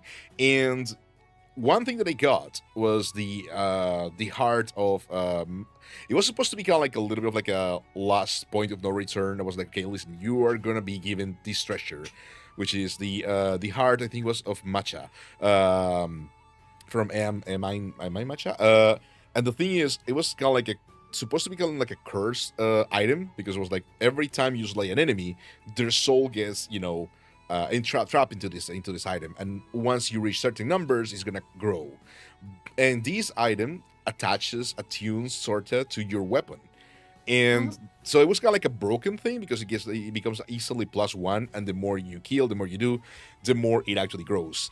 The point is, I also made a big mistake in there by making it that the druid could also morph it into the animal they were transforming. So, for example, if they're a bear, they get into the clothes. So it was cool, but it was way too cool. So they obviously went that route, and it became very easily just the end of the campaign towards them just marching to, destroying everything, killing everything, and being basically evil overlords. But the point is, I think stealing, or rather not stealing, but like actually using concepts even in the plot is very interesting, as long as you try to encapsulate that how do you say it, that magic that is, yes, this is a story that is similar to that one, but it's in our world still. You can still change it, you can still evolve the story depending on what you do, right? Yeah. It's not like you're looking to just exactly retell the story wholesale. It's more a case of, no, we're using this world as like a jumping on point. Anything could happen from the moment we start, like, oh, we're going to do Star Wars, but hey, Luke Skywalker isn't here, so who knows what's going to happen, Mhm. Or it's kind of like writing a story and just writing the first chapter of a book you like, Mhm. or that you've never even heard of, and just after chapter 1, just going on from how you think it should go. Cool, yeah, that's nice. Talking about more magical item stuff, it reminds me that Helm and I actually made a magical item together, the bag of ducks. I'm posting That's it right. right now. But yeah, I had a stream where I just turned like dozens of VTubers into magical items. I really need to set up my not Fiverr, Ko-Fi, that's it. And put this on there because I got it all there, and I just I've been lazy and haven't set it up. But Helm and I did a bag of ducks where you just summon a random duck, and it does one of 4 things depending on if you get the goth duck, the pirate duck, the pilot duck, or the sitting duck. Amazing. Yeah. And if you flip it inside out, you get a duck storm. Dang. I need me 1,000 pilot ducks. 1,000 ducks. 1,000 But ducks. you can only pull out 3 ducks a day, and after that, if you try again, you don't get a duck. I hate this now. What is my I think this 1,000 was, ducks? if I remember correctly, it's been a while. I think the inspiration for this was the item called the Bag of Tricks, which is And similar thing, but it's like random animals. Yeah. We did everything based on VTubers. I don't remember which VTuber this was, but yeah, it was fun. Nice. Honestly, I think I'm going to do another one of those streams where I am like, hey, VTubers, put your picture here, and in like a month, I'm going to turn you into D&D magic items. Awesome. Yeah. I mean, why not, right? It's fun. It's a simple concept. And it's one of those ones where I'm like, hey, if people want to join in the chat and, help me build a magic item, that's fine. It's a good idea. Specifically, also, you can get a lot of like, what is the word? Best. The greatest case scenario. You also have stuff you can use whenever you need. It's like, oh, let me just pull up my massive encyclopedia of magic items. I think Awesome, my bro. favorite item that I made was the fetch ball. The fetch ball from that, and it was just for dog VTuber. I'm pretty sure Mhm. that's her name. Where it's a rare magical item and it's just like a squeaky ball. You throw it as an action and you throw it past the target. And they have to make a DC 15 wisdom save, and if they fail, they drop anything in their hands and chase it to grab the ball. But if the ball goes anywhere dangerous, like off a cliff, they make a second DC 10 saving throw. And this one's a lot easier. It's a DC 10. And if they fail it, they still try to get the ball, even if it means jumping in a thing of fire or jumping off a cliff. But the magical ball does not come back to you afterwards, so you have to fetch it yourself afterwards. Hence the new fetch ball. Fair. One item I remember making was a cursed helmet, Mhm. and I called it the helmet of heroic echoing. Mm-hmm. And it's just it's an oversized steel helmet with a red plume, but the red plume is always blowing. And without attuning to it, when you put it on, all it does is it gives your voice a reverb. That's it. But when you attune to it, whenever you speak in combat, your voice like echoes heroically, I guess. So you could do a battle cry before you attack as a bonus action, and it adds a 1d4 to the attack roll. And Mhm. every creature within 60 feet hears you. Even if they're in a different room, even if they're asleep, not in combat, they hear you. Awesome. And To or not? and then oh no. The projections if you do attune to it. Oh, okay. The curse part of it though comes with the curse of it is monologue. Oh no. So whenever you drop a creature to 0 HP, you immediately use a bonus action to give a monologue about the creature who you defeated. You sly dog. You got me monologuing. That's what it is. So it's just it's a funny item, and then once per long rest, you can dramatically, and I mean dramatically, remove the helmet as a free action, and your hair flows heroically. You get advantage on persuasion checks, and background music starts playing.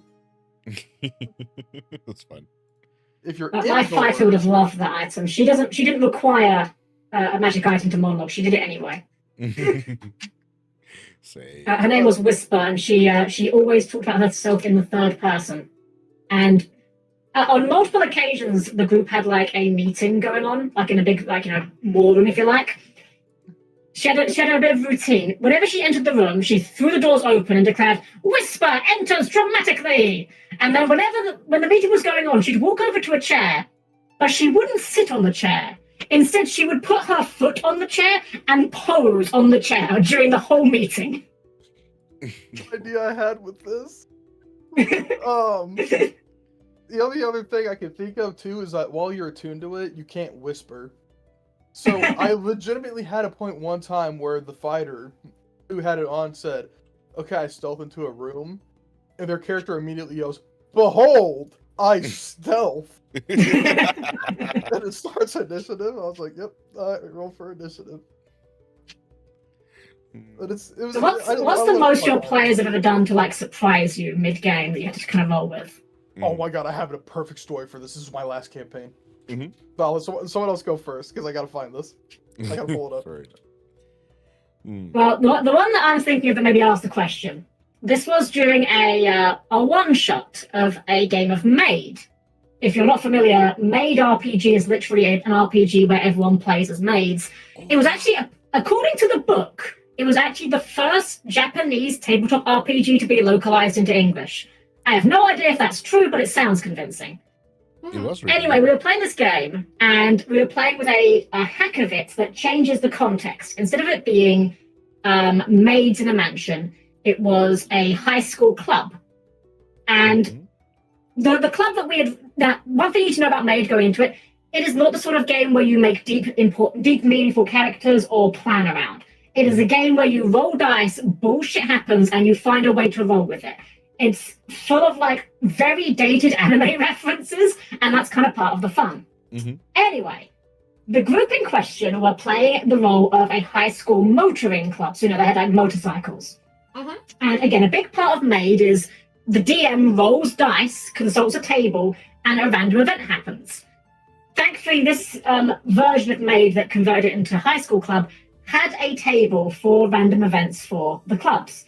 And I rolled the random event, and it said, the school's janitor works at the local racetrack. He will allow the group to go in after school to practice, but they need to do a favour for him first.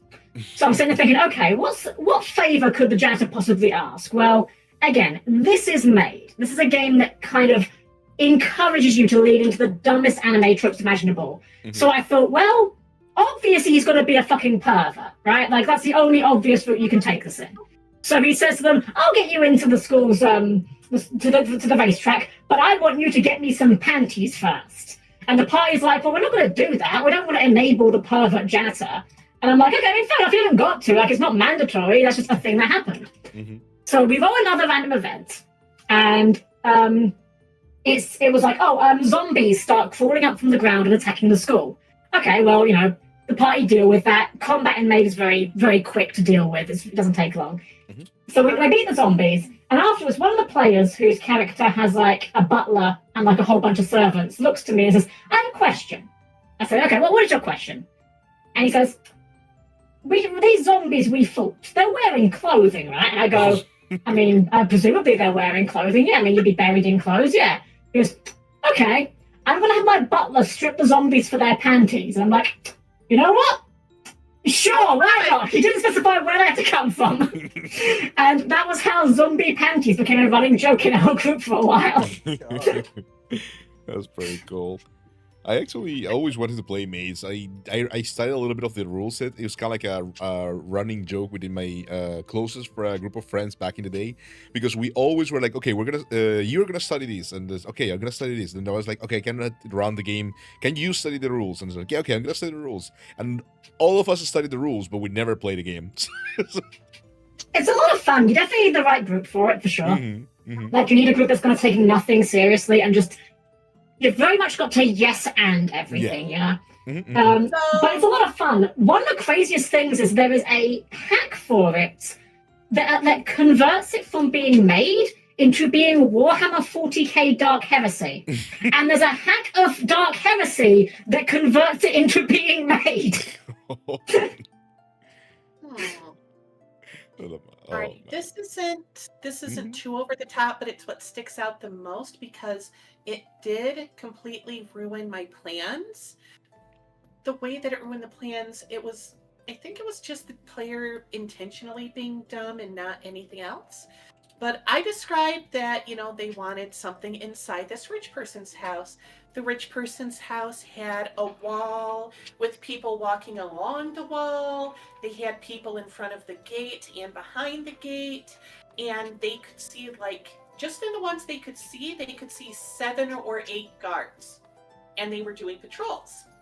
And I was expecting them to talk with people, maybe bribe their way in with a food delivery or something to try to, work on getting in. But one of the players was like, I charge the front door as fast as I can. No. And he got shot a lot, barely survived, and the security got a lot worse to the point where they couldn't do their mission anymore. Oh, no. Because it just made sense. So I had to scrap a whole plot because of that. Yeah, I feel that. Oh. I do have some small silly story, but it's like just kind of like from a player. We're trying to play. We never got very far into it. Dragon Heist. So we had one of the players was a human fighter. He was kind of like also relatively new, not like a 2 season, not too new. And he wanted to be like a particularly lovely character, which was he made you were gonna be like, okay, classic drunkard. Okay, true. He made a city guard that was dismissed with dishonor because he got too drunk one day and some stuff happened. So he's like a normal person with with some of the residual, armor and stuff. But the cool thing was that the thing about the character was that he always carries like, he said a fuck ton amount of pictures of his family, and he always kind of like bowls because of he got a divorce, and basically he just like never sees his children, and he was like, oh, look at how cute, basically like huge from Full Metal Alchemist, but I was sad. imagining that. Yeah. So the cool thing though is at some point, I don't remember what we were doing. It was something small. He wanted to kind of like intimidate someone. He was like, okay, I'm gonna go to this person and I'm gonna roll intimidate. I'm gonna try to be very very angry. Start showing my pictures of my kids. I'll be like, look how cute they are, and it's your fault that I cannot see them, and it's only because of you. Can you understand? I like starts moving him around, and punching him a little bit, slapping him. Until he kind of like I was like, okay, roll for it. Like I let them start so they get a little bit in the heat of the description, and then I didn't make them roll, right? So it's like, okay, roll for it. He goes for a 20. And he goes, a little bit more into it and starts going with a very lovely acting of the thing. But he starts crying and brings forward kind of like a bottle. He's like, I have to drink because of you. I was like, okay, sorry. It's not my fault. I only wanted to do this. He got the information he needed, so it was kind of like nice. But it's one of my favorite interactions because it was so meaningless, yet it was still very dramatic. And I did like that concept of being like, very, very attached to his kids, to the point that it was very crucial to the plot that we kind of like added to later on. I actually got one that we almost did it, but as players we decided not to after like one session. Mhm. But we were guards for a merchant, and we figured out a way that we could be merchants to a smaller degree. Because I had the spell create and destroy water. And we were at an ocean town, and salt has value. Ooh, So, smart. fill up the barrels of water, destroy water, get whatever salt is left over, and take that back. Now, we did make some good money, but in character, we were like, that's nice money, but it is a hassle, so we'll just do it when we're in the area. And the DM was like, I am so glad that was your answer to that. I was worried I was going to put you a whole merchant-based campaign. Cool, cool. I finally found it. Oh, kita! I finally found it after so much digging. Okay. Well, we were talking about where players caught us off guard, right? Hey. So, I had a player. His name was Nikor. Paladin. And this was back in that like Overlord D&D theme I had going on, and there was a point in this quest line where there was a romantic interest between an NPC and Nikor. And in order to prevent a war for a kingdom, Nikor had to take this person, this NPC, and basically say, here you go, kingdom, here's this NPC, now we don't gotta go to war. But this is his romantic interest.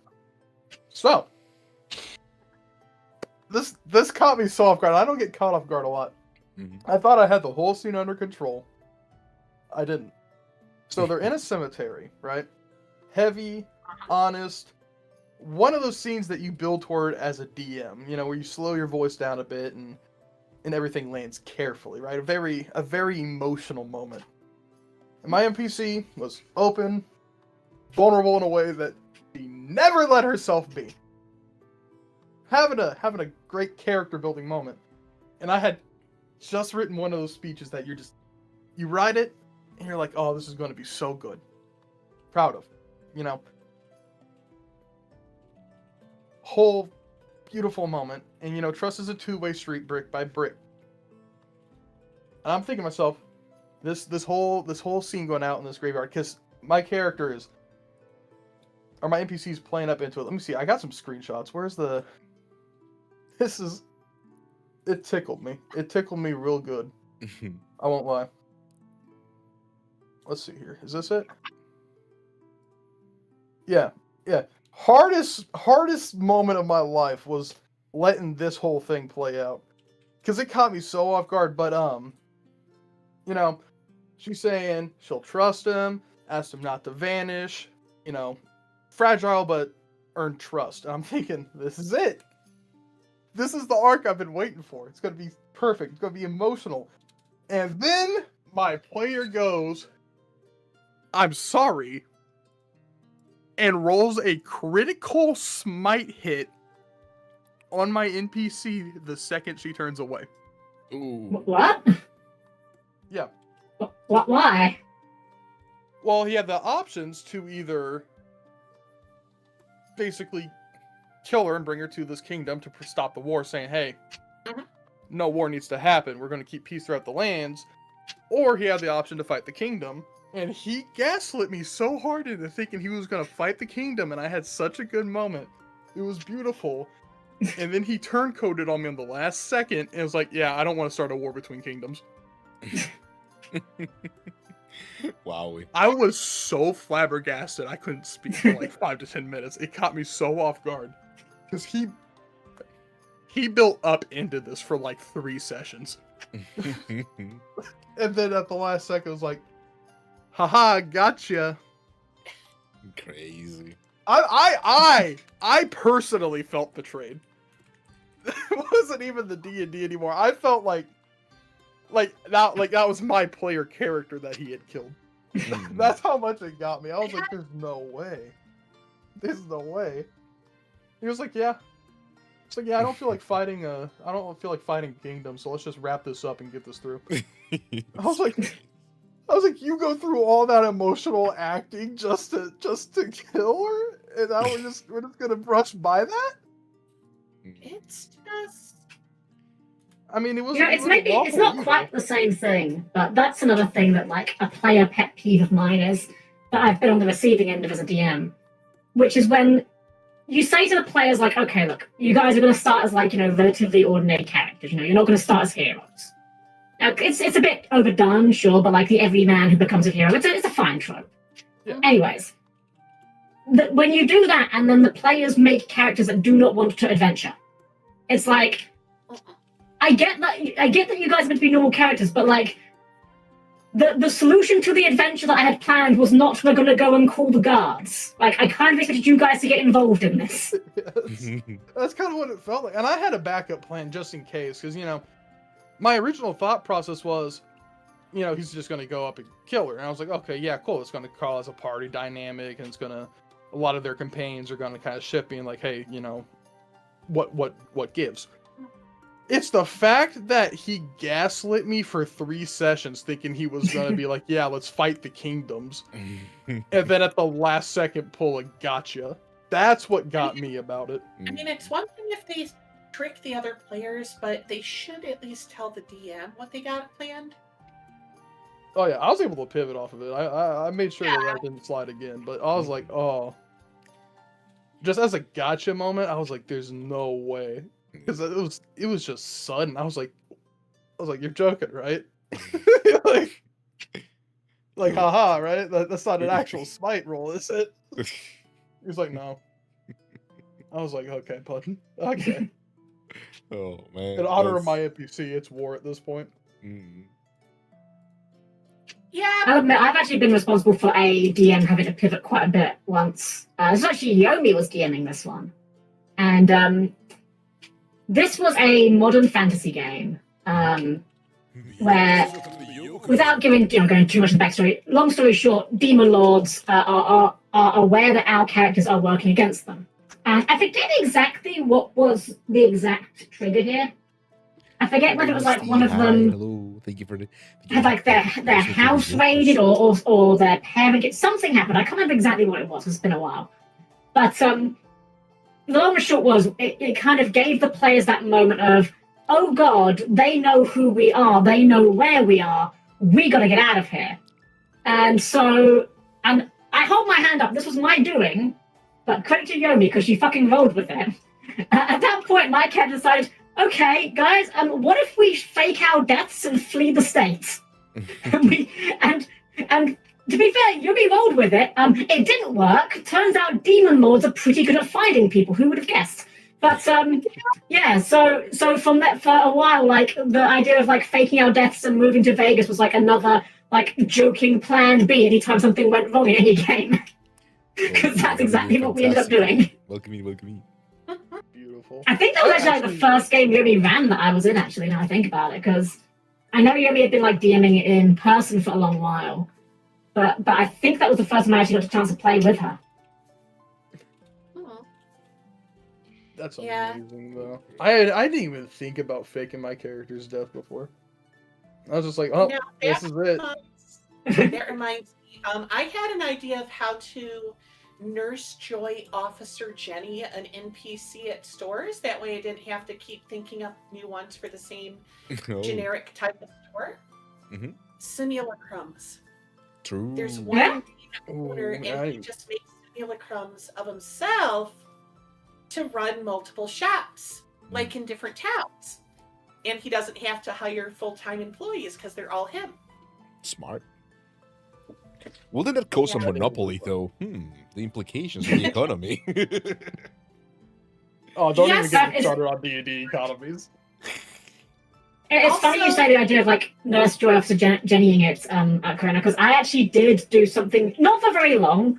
That game I mentioned that was very Kingdom Hearts-ish. One of the worlds I sent the players to was literally Team Fortress 2. And at one point they went to the Manco offices, and everyone at Manco, from like the security guard to the lady on the receptionist, they were all just like very minor edits of the same sprite, where it was like this extremely buff guy with like a huge square chin, and like they all just spoke with the exact same voice, and like they never acknowledged it. Every time they spoke with a character, they'd bring up the number of steaks they'd eaten that day, and it would increase by 1 every time it was brought up. Because they were just they were like all Saxon Hale was the idea. You know, in one of my groups, we got into discussion about like real life stuff in D&D rules, and I'm gonna post it in the Discord. But can a rogue get sneak attack when they hit someone with a car? I mean, is the person looking at the car? Question mark. But there's how the chat went in the Discord now. The current DM was like, considering the mount is the one doing the damage, probably not. But then one of the more experienced players, here's my take on it. Yes, and here's my reasoning. Let me take out my nerd glasses for a few actuallys. Normally in the DM's case, the mount would be dealing damage. However, that would imply the mount is doing the attack, assuming it has a mind of its own. A rogue on a living mount could still make a sneak attack. Furthermore, the car itself would be considered a weapon as opposed to a mount, as it has no mind of its own and the rogue is clearly using it for weapon purposes. The only complication, especially in 5th edition, is that I don't very well think a car counts as a finesse weapon. But if you have a way to deal sneak attack with a charge, which Pathfinder would totally allow, since sneak attack would be with any weapon, and the skirmisher archetype can sneak attack with a charge, and we've all seen anime pro tags get totally nailed with truck cunt out of nowhere, so it's possible. Short answer, yes, it depends on the system. If I ever get sneak attacked by a car, I think that would be my final day playing D&D. Yep, I'm What done. if you're the one sneak attacking with a car? True. Oh, then that I think the hard part is how are you sneaking with it? Like I don't know how 5th edition handles their sneak attack, but Pathfinder they've either got to not know you're there, which to be fair, they're gonna hear the car, or you have to be flanking. I guess you could charge into a flank with a car, but I feel like it's gonna be like silent running. That Cast silence in the area beforehand. yeah, silence. And that reminds me of something in a game. Okay, so the players were trying to sneak into a ogre camp. They kind of took over a human camp and were using it as their base for now. They snuck in via a cave system, and there were a bunch of ogres sleeping in the barracks. And there was one that just was kind of walking back and forth, only part of the time would see the barracks. So the spellcaster put silence inside of the barracks. And I forget the specific rules but basically it was like an artificer made hand grenade. And, it was not timed well. It required a fuse. You threw it somewhere, it would blow up, blah, blah, blah, whatever. They threw 2 of those in, and the silence spell was taking over the barracks as they all slept. So at one point, this guard ogre was walking, saw the barracks, kept going, stood at the next spot for like 30 seconds, turned around, and then there was a smoldering crater where the barracks used to be, and no ogres were alive anymore. And he didn't hear a single sound from the explosion due to the silence spell. Delightfully devilish. Mm-hmm. I do love seeing what people come up with. I'm much more of a rule of cool DM than I am like, these are the rules, now stick with them. Mm-hmm. I'm kind of in the middle. I think rules matter, and I will give exceptions to rule of cool, but I do tell them, you can't do this all the time. If it's, I think it depends on what the game is you're playing, I think. Yeah. If it's too far from the rules, I say you can't do it all the time. Like in something like, say, Pathfinder or Dungeons and Dragons, where they have, very clear rules for handling most things, I generally tend to fall back on those, because the way I look at it is, if we've agreed to play a game, whatever that game may be, then we've all agreed we want to play by the rules of that game. So, we need to make sure everything's in track like that. But if you're playing a game that's like deliberately very rules light in some areas, like my latest obsession, Fabula Ultima, that game has very little rules for out-of-combat resolution by design, like it's on purpose, which kind of empowers you to be able to be a lot more free with, what you can allow the players to get away with when it comes to out-of-combat stuff, and there's not rules for how far you can jump, for example. Yeah. I only allow rule of cool to a point, basically. Because, I'm going to let you fall 5,000 feet off of a bird and do a superhero landing pose and get off scot-free. No. But... What for a monk? I mean, if you cast Featherfall or something, but, that's within the rules. Mm-hmm. Yeah. And, the rules are there for a reason. Mm. And I'm willing to give you a little bit of leeway. And I do tell actually, this is a perfect thing. I'm sure as DMs, you all have special rules that you tell your players, allow your players, or are special for your campaigns.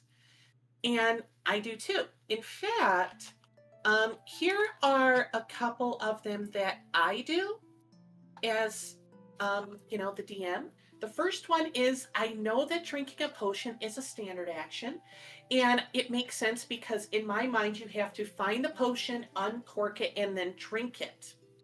So what I say is you're allowed to have 1 potion on your belt that you can drink as a bonus action. But if you get crit, I, as the DM, will roll up a dice, and there's a chance that that potion bottle will get destroyed.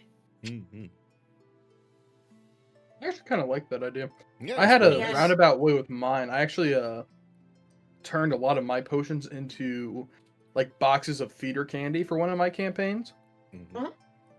So it was like you could just rip the box open and just chug, basically, or slam a box of feeder candy for healing that way. Mm-hmm. But you can only carry a certain amount of them on you. You couldn't carry like more than 3, or else you would have to put them in your backpack and then sort through it and find it. Yeah. But that way they could use it as a bonus action. My other consistent rule is related to skill checks, and this one is up to the players to keep track of themselves. But if they get a natural 20 on a skill check, like say they're doing a sleight of hand check to disarm some dwarven-based trap, and they get a nat 20. I will roll another d20 behind the screen, and if it's good enough, they will get a permanent +1 to disabling dwarven-made traps, just because they happen to be a little better at dwarven traps than other traps. I like that idea. I do the Skyrim method for my players, especially when it comes to like learning languages and stuff. I let them read books about it, and it's like, well, if you want to read this book, you can do it, but it's going to take a short rest, and you'll be like halfway through the book. You got to do 2 to 3 short rests, but after you do that, congratulations, you know Draconic. I kind of do that, except in tiers, like elementary school language, and then if you do it a few more days, you get like you get basic language. I kind of have it in tiers. And there's a different, and then there's a level where you're fluent, but you don't get all the little turn of phrases. Yeah. Nice. I like that. Very so. Yeah. Because even in a fantasy world, if the books are magical, I want it to take at least a little bit extra time to be fluent. Especially since there's feats that you can take to learn languages, and it feels like just taking the literal Skyrim method kind of cheapens that feat a little bit. Yeah. Fair. There's certain things that you can't find in normal books, like a lot of the common languages. You'll find a book here and there about it, but like when it comes to like the really like, I don't want to say unknown ones, but like if you're looking for like Crow as a language, you're not going to find that in your average town. It's not going to be like, oh yeah, the book of Crow language. Finally, thanks, Whiterun. The closest I've done to that for your, learn language, just that quick, is like a piece of jewelry that lets you speak and read that language. Yeah, fair. I think those are good ideas too. Yeah. You have to make it an attunement one normally, but oh yeah. A lot of people I've seen that's actually gone around and kind of found workarounds is sometimes they'll take the warlock. I don't remember if it's a feat or what it's about, like warlock initiate or warlock something, and take Eldritch Eyes of the Invocation? Runekeeper. Yeah. They get one of those. It's Eyes of the Runekeeper. Yeah. They can end up getting that through a feat, and I know that they'll do that sometimes. Be like, well, I can't speak it, but hey, if we come across a tablet and no one knows how to read it, I might be able to read it. I have potentially a hot take when it comes to languages in TTRPGs, and that's that I don't know that I've ever encountered a situation where including multiple languages has made things fun for the players. Like, maybe it's just my experience, I don't know, but I always feel like whenever a language comes up, it's only ever used as like a mechanism of kind of like not screwing the players, but like giving the players a reason to go and find someone that can do with it, Yeah. So back when I was running the Gilgamesh campaign, they had a bunch of major cities. There was 2 in the desert, 2 in the jungle, 1 in the north, all these different areas. But the inhabitants of those towns were specific races. So like the one way up north were a bunch of dwarves. Well, dwarves speak, they speak Dwarvish, but they speak Common, so not a big deal. But like one of the jungle ones was a Kinku village. Kinku don't speak, at least not originally, not when I ran this campaign. So they had to go through, and it's like, okay, well, how do I communicate with the Kinku then? Do we have to find somebody? I'm like, no, I mean, they speak the same language you do. And they ended up teaching the Kinku through mimicry how to speak Common. So I found, like, there are ways to make your players go around and figure out different solutions, because I don't like it to where it's like, okay, you enter a village full of, Thrykreen. Well, you don't speak Thrykreen. So now you got to go find somebody who can. I feel like that's a lot less fun. Treat it like a bonus in social interactions. Like, say you meet a dwarven blacksmith, he's willing to talk and sell you stuff in common. But if you speak Dwarven, he likes you better, and he's more likely to give you better deals or tell you about merchandise he wouldn't normally tell people about. It's pretty good. Yeah, I think there's a bunch of different ways you can use languages. Mm-hmm. But I do feel like, I mean, like you were saying, I feel like the most common way that people use it is just like Hindrance. like a cheap out hindrance. Just like, oh Mm-hmm. well, Yeah. you don't. Like, oh, you found the spell book, but too bad none of you guys speak orc. You know, it was like, Yeah. well, yeah, okay, fine. Give me a level, I'll put a skill point in it, we'll get there. Yeah, I was gonna say, well, in that case, yeah, that's why I'm like, okay, well, To me, I now you kind guys of look speak at orc. it as, is it actually something that's interesting or annoying? Mm-hmm. Yeah. Yeah. And the thing is, like, if you want to do that method, like, you can do that sort of thing easily. Just instead of it being orc, it's like, oh, it's written in like an ancient tongue. You'll need to find a historian. If you need like to use it as a quest MacGuffin, there's an easier way of doing it. Mm-hmm. Yeah, Or it's that's been one of my magically favorite things. enchanted, so it can't be read without the pass key. Mm-hmm. Mm-hmm. One of the items that I've always given my players, I'm very weird when it comes to keeping track of numbers because I don't like always keep track of my players' stuff. So like when it comes to like arrows, it's like, yeah, you can get a quiver of endless arrows for 50 gold. Oh, you bought that? Cool. Now I don't got to worry about your arrows anymore. But one of the things I had, it was the grandpa ring is what I called it. And what it allowed you to do is like an old grandpa, you would use it to zoom in on text in a book and you could magically read it even if it wasn't in your language. Perfect. And so the way that one of my players overcame that was we had a book and it was I think it was, is Leonian the lion folk, Leonian, something like that? Leonin or whatever, yeah. Yeah, Leonin. Yeah. And it was a book of spells and cantrips in Leonin. None of them spoke it. But our rogue had this grandpa ring and we had a wizard, so he was reading out the book to the wizard, and the wizard was just transcribing it over to common. So they got the spells that way. That's cool. Instead of the wizard being like, oh, time to dump a point into a feat and learn Leonian for this one spell book that could or could not help me. Mm. One thing that's kind of dumb, but I still like to do it on occasion, is if they're in a town where there's like a wizard college or something, there is a store that just sells random, mediocre, weird, etc. magic items that the students made.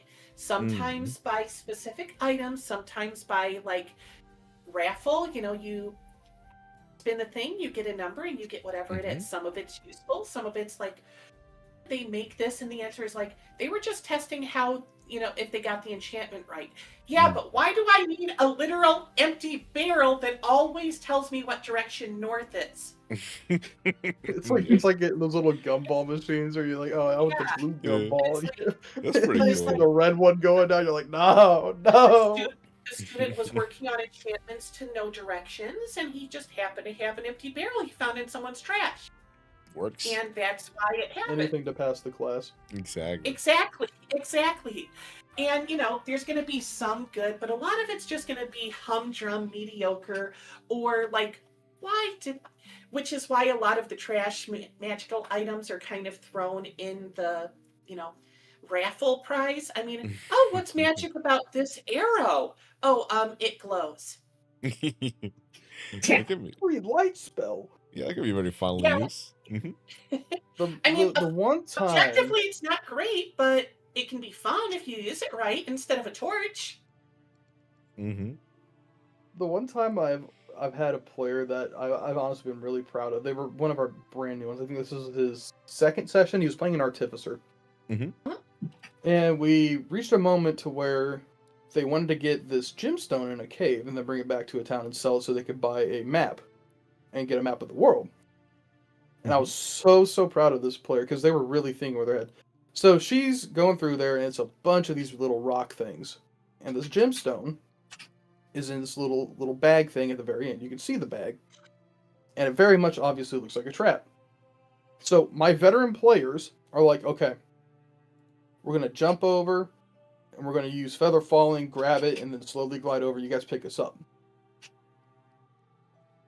Before they did anything, this artificer had a weather vane. And then used a artificer infusion on a rest. And said, just wait a second. Made returning weapon from the weather vane and threw it like a boomerang. It just kept returning it until they finally caught the bag. He pulled it back, and I was like, I always love seeing what new people will do because I'm like, Yeah. like a Mhm. weather vane, because they first grabbed me like, yeah, it could be handy. I was like, oh, okay. I was like, I guess you're on a mountaintop, you need to know which way the wind's blowing. That, I didn't even think about that. I was like, oh yeah, that's actually kind of cool. Yeah, you get the gym because I think that's a cool way of like supporting people to think outside the box, and yeah, Mhm. in D&D, I could see that happening and in a creative roundabout things, way. fun stories. Like, Yeah. out of the box, this player had a bag of holding that they just found. It wasn't an important one, and they were on a lake. And it's like, you know what? I'm just gonna fill it like halfway with lake water, whatever. It's like, yeah, sure, whatever. But then later on, they were fighting some small monsters. I forget what the monster was, but it doesn't really matter for the story. Someone cast sleep and like put two of them to sleep. And, there was an enemy that was going to run and try to wake one up. So the player just picked up the sleeping monster and put it in the bag of holding to drown it. It worked. I had to quit giving my players a bag of holdings because they kept trying to put each other in it and do some like No. weird team killing stuff. And I was like, okay, do it again. There are going to be no more bags of holding. Bag of holding shortage around the entire region. I kind of like doing different versions of bag of holdings too. Like this is actually an item from 4th edition. I know 4th edition, blah blah blah, whatever. But I like this item a lot. It is a cloak with 100 pockets, and each pocket can hold up to 5 pounds. You see, that's a good way of going about stuff Yeah. like that too, though. I love It's pretty stuff like cool. that. Mm-hmm. I guess it gives more flavor to the world as well because people are gonna come out with if they have like a high magic system, right? They're gonna come out with something that is like useful to a point. Like as I think you told me about these various bag of holdings. I was like, yeah, that actually makes a lot of sense. Yeah, exactly. Mhm. And you know how a lot of magic spells require components that cost 100 gold, 500 gold, always nice round numbers? Mhm. I say that that's because the merchants realized what magical people needed and just bump it up to a nice round price instead of it's naturally worth that much. Because it makes sense. It's like if we get a pearl this size, we could sell it to a jeweler for, 83 coins, whatever. Or this is the perfect size for what the wizard needs for their spell. So if we make it 100 gold coins and put a little sign that says perfect for your wizard needs, then they will buy it because they already know it's perfect for what they need as a wizard. Speaking of shopkeeping, have y'all ever Mhm. put a really high value item in a shop and the entire party immediately tries to steal it? Not immediately. They left and planned for a nighttime heist. I don't think I've ever had my party try to steal something that like wasn't clearly the quest objective. Can I have your players home?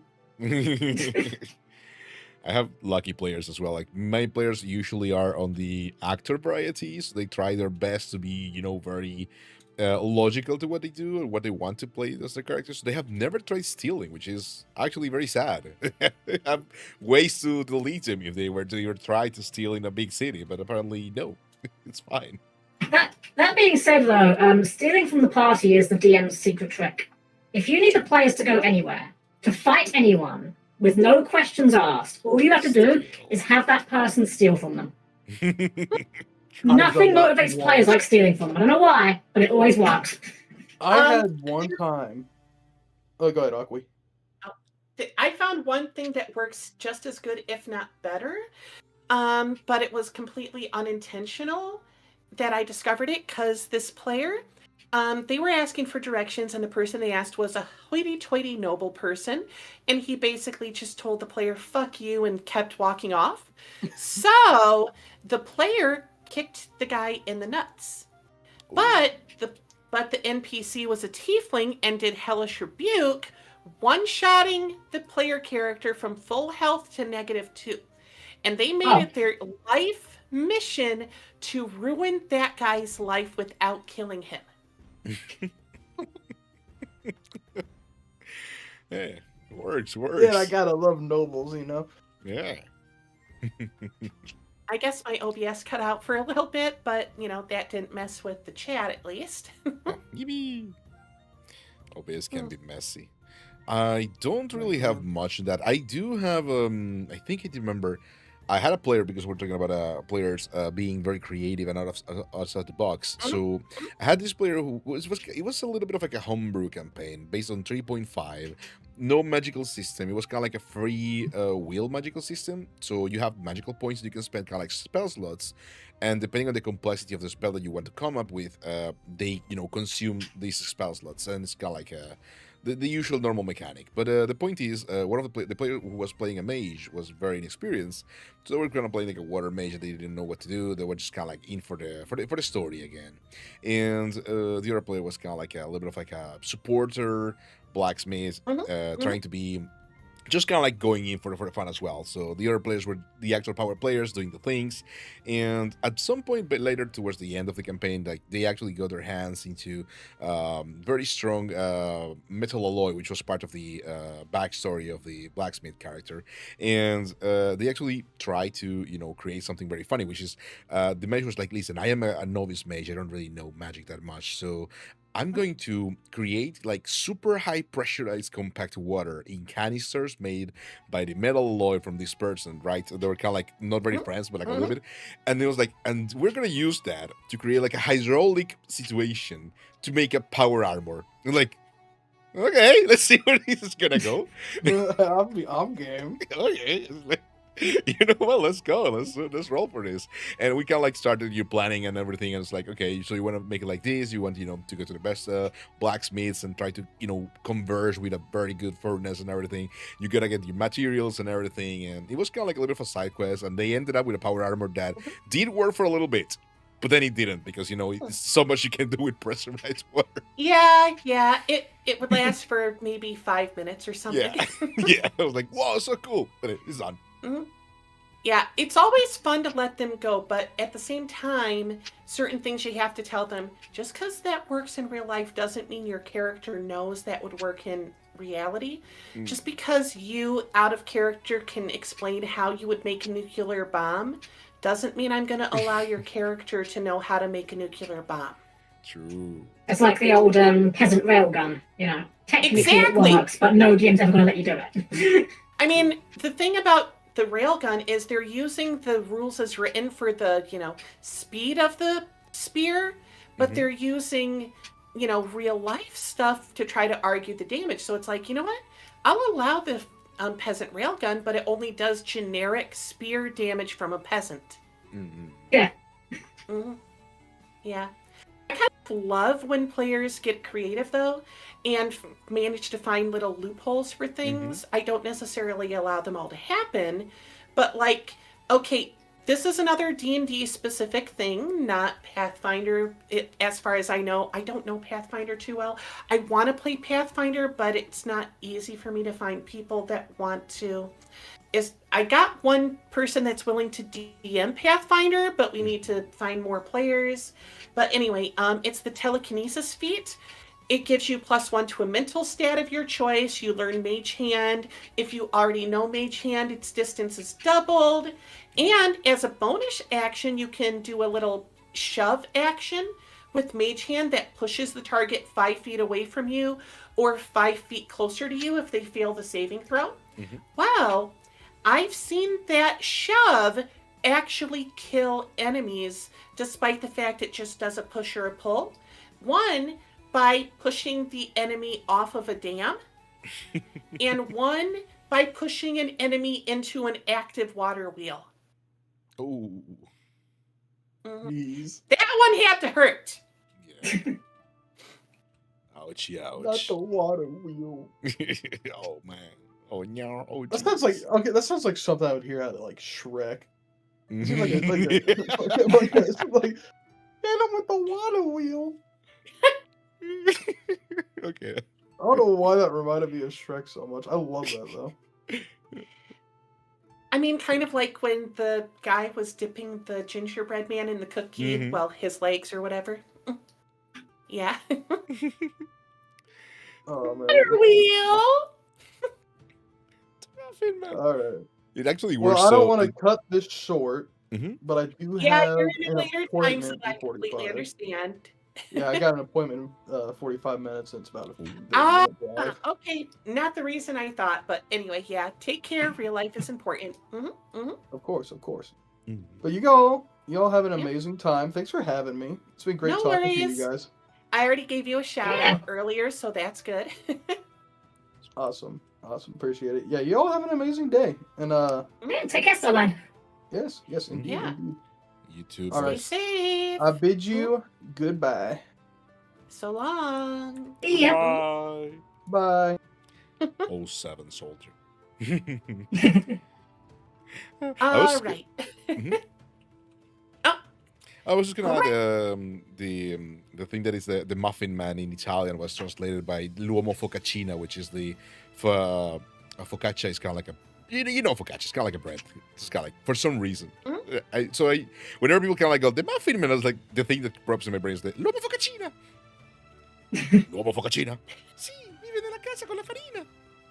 Nella casa con la farina. Sorry. The brain rot no need for sorry. No need for sorry. But yeah. Oh wow, it's already been 2 hours. Mhm. It's been ranting and rambling. It makes sense though. I mean, that's what we're here for. I mean, you get a bunch of DMs and together sharing stories and whatnot. It just goes by fast.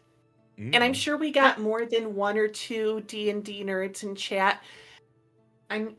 Whether they're lurking or not. Hello, thank you for being here. But yeah, I'm actually gonna have some more stories soon because I'm actually gonna be DMing a game. That I'm actually gonna be streaming. Yes. Mhm. I mentioned earlier Fabula Ultima as a system that I've had like on the brain a lot recently. I've never actually had a chance to DM it, but I've finally got a group together that should be pretty good. I've been kind of working a lot harder than I probably should be on getting like assets for it because I want it to look nice for the viewers as well. But yeah, hopefully that should be ready relatively soon. I've got still quite a bit to do, but yeah. If you need someone to be a random NPC, go ahead and send me a tell. Maybe if it works out. Because yeah, I've random NPCs before, and it was fun. Nice. Have you played Call of Cthulhu as well? Because I have never actually played Pathfinder. I played once for like one shot, but it was kind of weird. But Call of Cthulhu I do enjoy a lot. It's very nice. I've played Cthulhu once at an anime con I went to.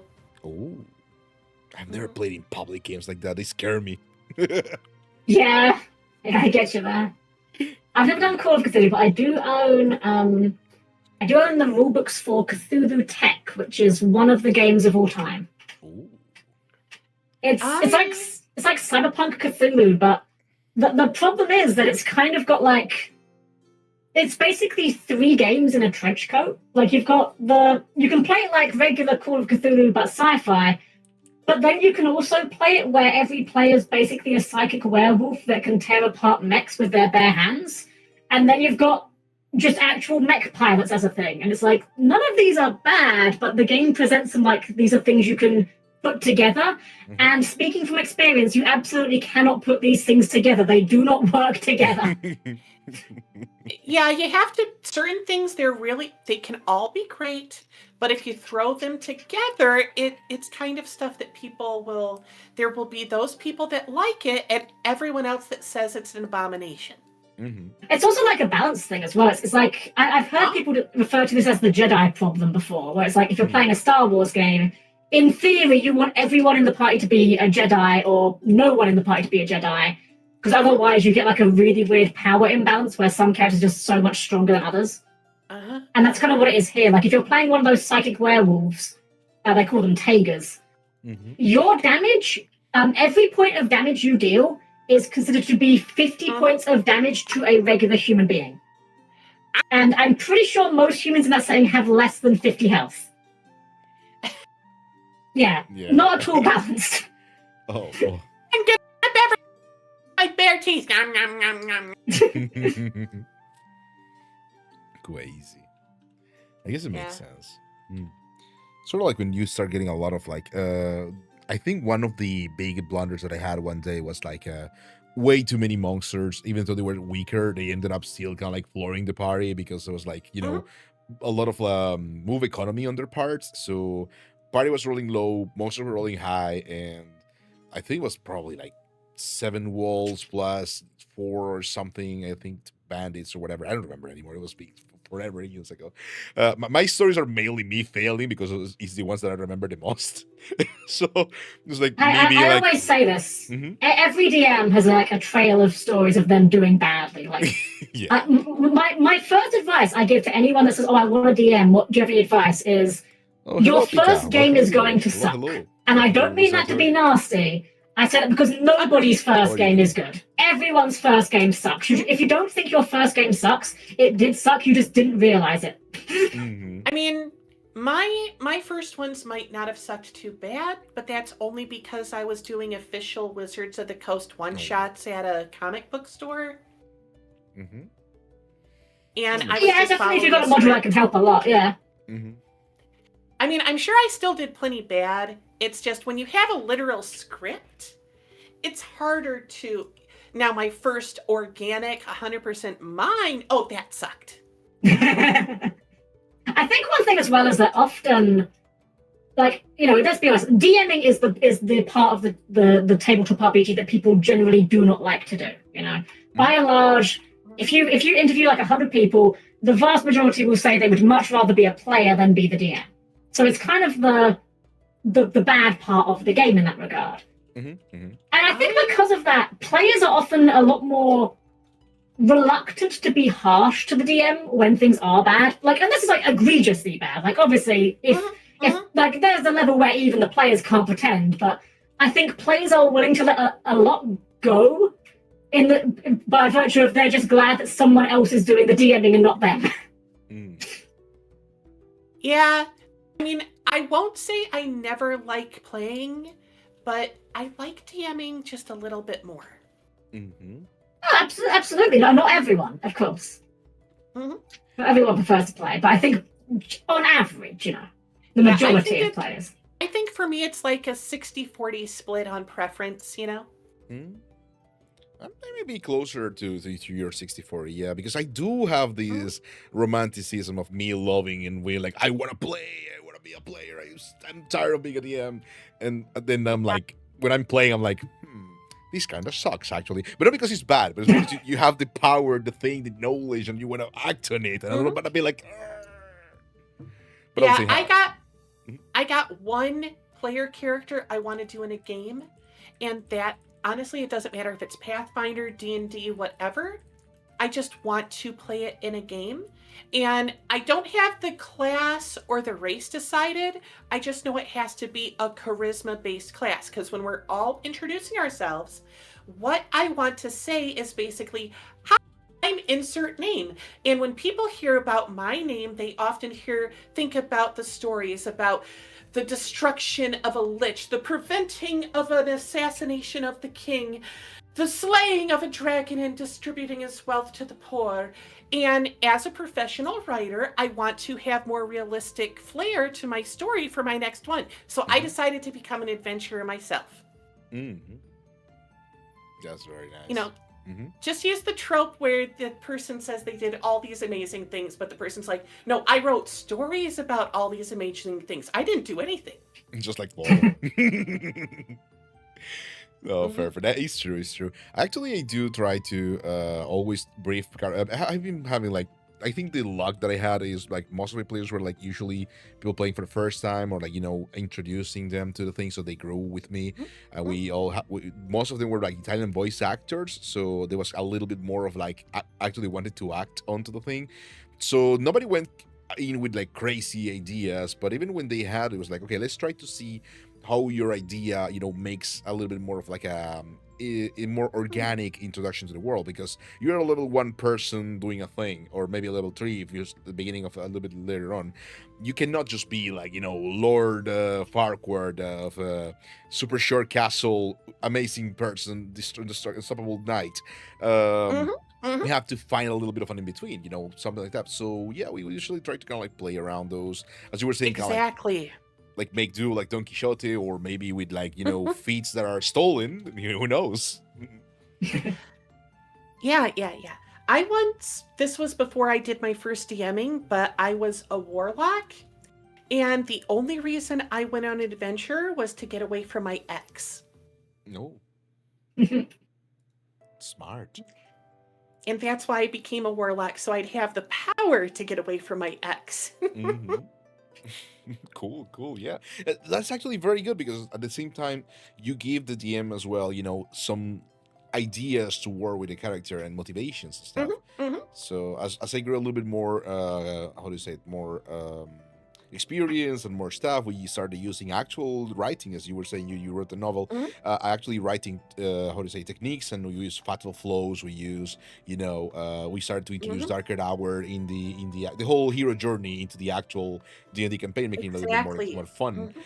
And yeah, I think it actually works when you start getting a little bit more closer to the friends, because people have to understand that it's not that you want them not to have fun, or you want to put a stop to their fantasy. It's more about, let's try to work so that actually works, better in completion to everyone as well. Yeah, I mean, I've had players who gave me ideas for their backstory, and I was like, yeah, no, I am not going to let you do this. I will let you do this milder version of it. You are not going to be the prince of blah, blah, blah, but you can be the son of a low-level noble in a subsection of the kingdom. Yeah. Because let's be honest, if you're a literal prince, there's going to be a lot of stuff. A lot. That's the thing. It's always like, people don't really think about, like, even if you're like I don't know, Prince of Persia's prince, and you're like a little bit on the run or whatever, you still don't know the political power, the weight of your character, whatever is behind your name. Which is also why I usually tell people, don't kill off your family. Be more, have someone to talk to. Because I remember that was me playing. I had a character who was like, again, super pseudo character, little small dude, nothing important to them. But they had the whole family who were like kind of wealthy, but a stranger. And at some point, the relationships got better. And I was like, okay, DM, listen, I want to be able to write a letter to my parents and ask them for a specific magical item that they can afford. I know they can afford. And they're like, and they were like, okay, we're just gonna take some months because we're so far, and he's gonna have to roll when if he arrives or not, or whatever. And like, perfect. It's gonna be in the future. I don't need it right now. And it was like a perfect rope, magical rope that was indestructible, super light, and equal stretch for kilometers at once.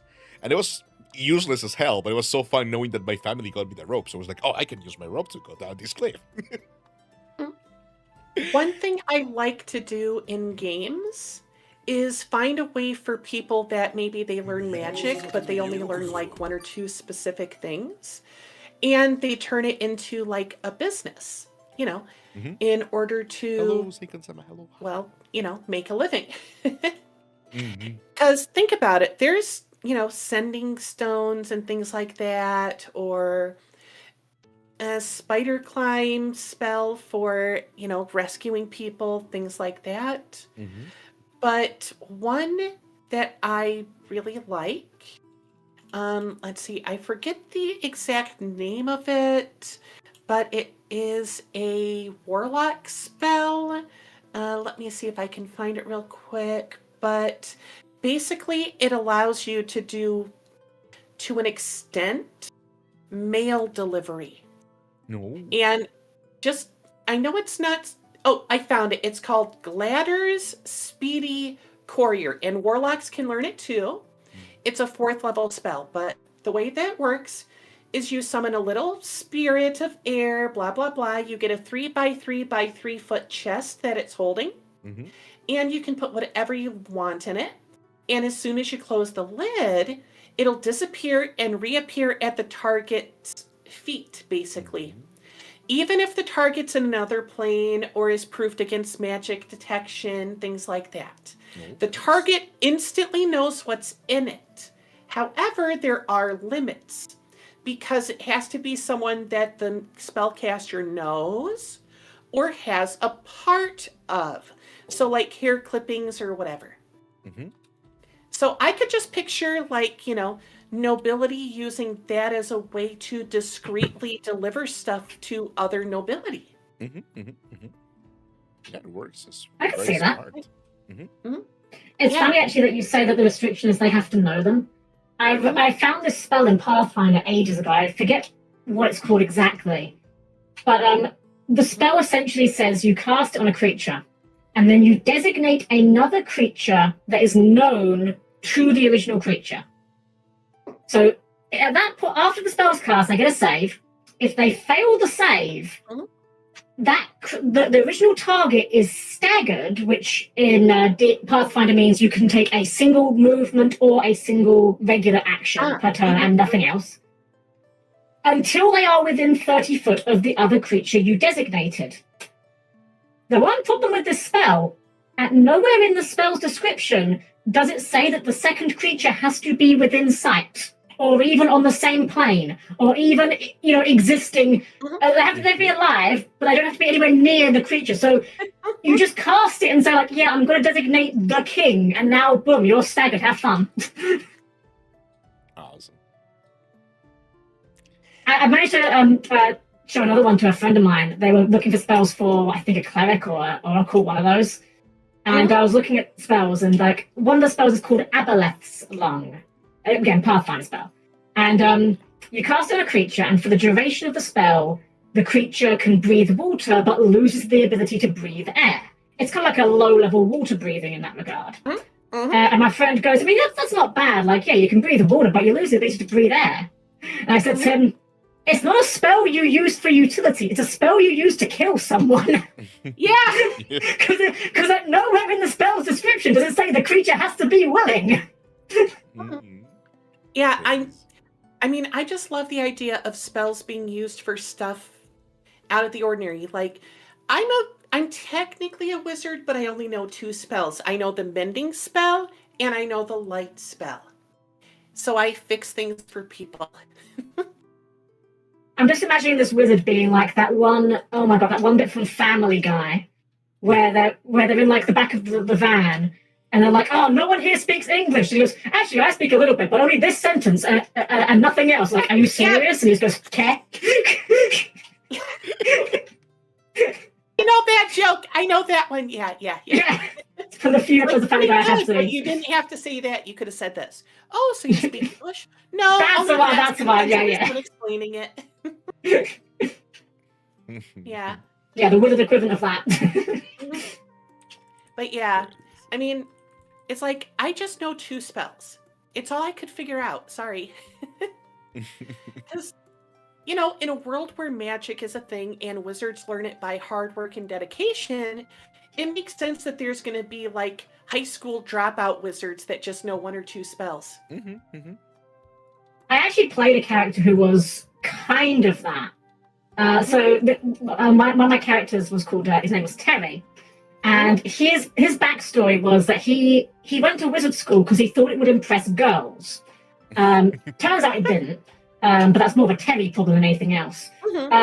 Anyway, as part of his backstory, he was a very good wizard. He wasn't by any means like bad. And so one day, him and a bunch of the boys, one of his friends got a scroll of summoning, and I thought, oh, you know what, we're gonna summon a succubus. Like, yeah, it's gonna be so good. Turns out that 15-year-old spellcasters aren't very good at summoning succubi, much less, restraining them once they have done so. And so it never actually came up in the game, unfortunately, but through the whole game, Terry went through the whole game hiding his face for the whole campaign. And the reason for this is because it turns out the succubus was like, oh, you boys want some boobs? Okay. And turned them all into girls. And throughout the entire campaign, the party kept finding these women who clearly had some sort of history with Terry, but clearly didn't like him very much. And they were all thinking, oh, this must be like his exes or something. No, they were his school friends that were still mad at him. That made me think of the comic I just put in Discord. Oh, yes, that's 2011. Yeah.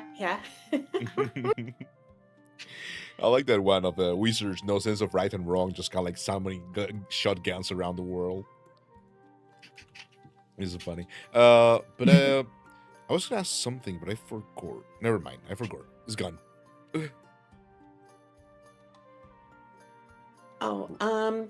I remember there was one time in a game where I made the stupidest magical item just to give the players something that they could wear as rings because rings were high level.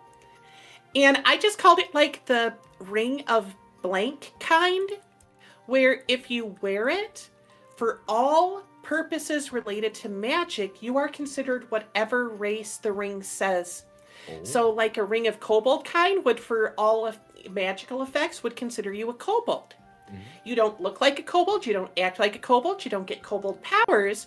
But if there's a special magical effect that like only lets kobolds pass or Mhm. does extra damage against specifically kobolds, those would consider you a kobold.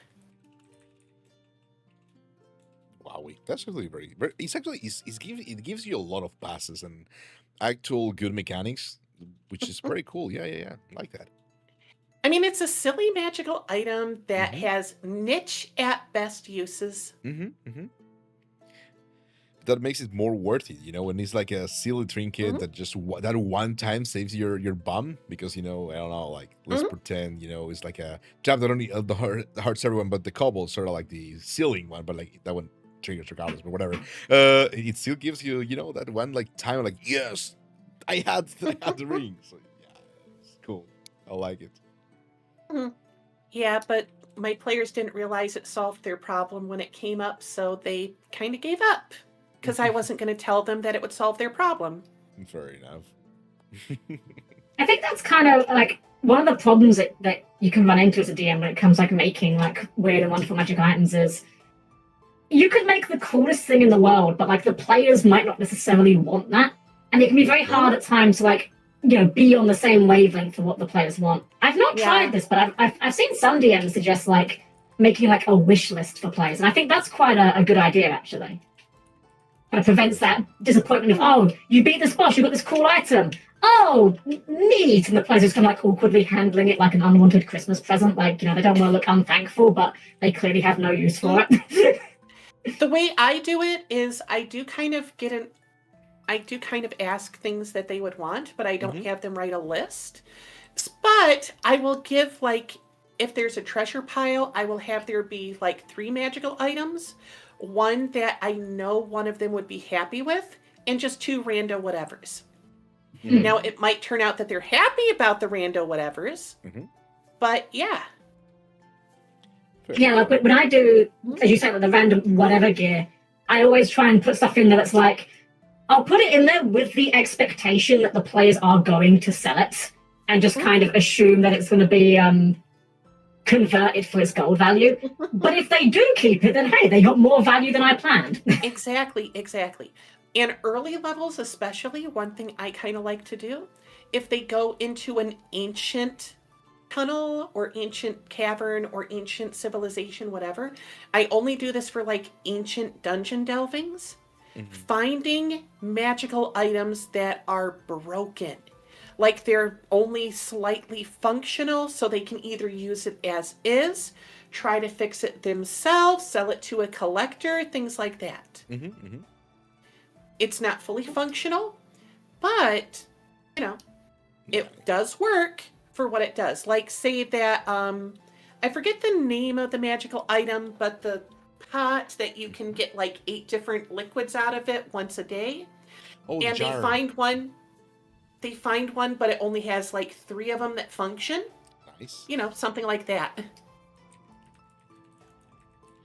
I find it nice for early levels, especially as like cannon fodder items, because let's be honest, if there's some really ancient stuff, even if the magical items, alchemy jug, that was it. Yeah. But even if there are magical items, they're not going to last literally forever.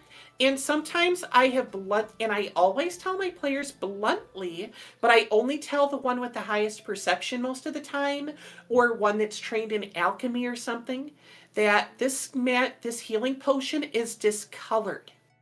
I only let one player know that though.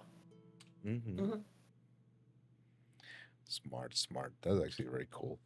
I usually don't Yeah. have that many good ideas on that regard. I have been pretty vanilla on that side. I do sometimes come up with like excuses for weapons to be a little bit more special, but nothing major. You know, kind of like depending on the because as you were saying, I also kind of like ask players what they want, but not because I want to give them what they want, but rather what I can create for the expectations of what they want, or something that at some point may be related to that, or be Or use as a carrot for a quest reward. Yeah, also. And then turns out it was like similar but not quite. But yeah, and I think I will say. Go on, sorry. Oh, one thing I tend to do is I give my melee people like the first magic items because they oftentimes kind of need a small boost. Yeah, it's probably the classic vanilla magic items, I guess, or more like actual magic items. Because I think when I was still like learning in the green, I remember I was like, wait a minute, what do you mean a sword +1 is a magic item? Yeah, it turns out it's actually pretty good regardless. I didn't know when I was younger. Yeah. I don't know whether 5th edition has this anymore, but one thing that I was a big fan of from both 3rd and Pathfinder, they had different names for them. I think in 3rd edition they called them like legacy weapons. In Pathfinder they just called them scaling magic items. And essentially the idea is it's an item that, depending on when you get it, will be different in terms of its power level.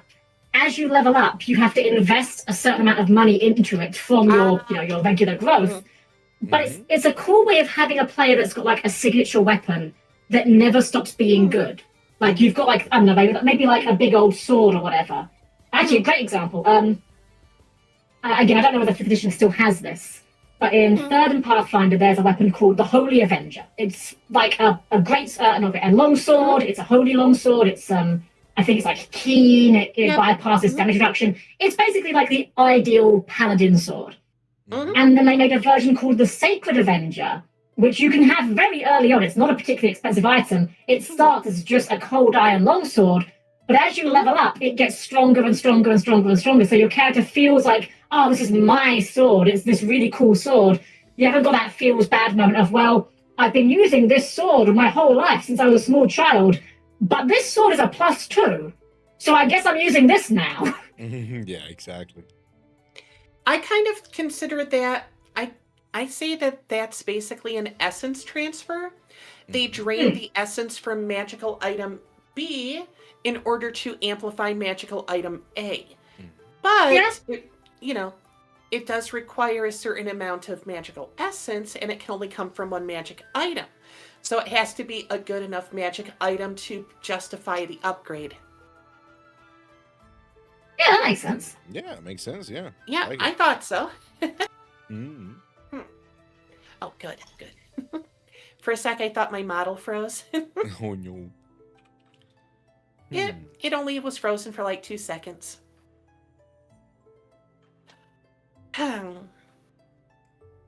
But yeah. Was considering.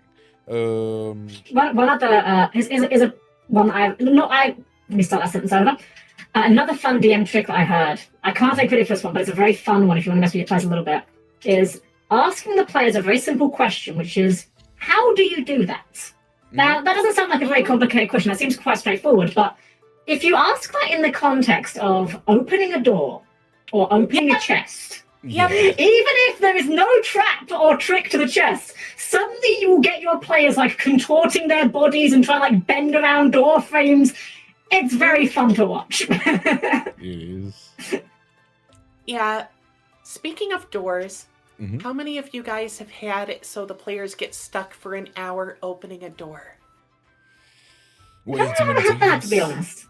I don't tend towards making doors very complicated in my games. Like, usually if I'm going to put like a locked door or something, I'll generally have it as like a kind of just like a Zelda door, whereas like you will find the way to open this door in the dungeon, you know? I've had it with a completely unlocked door.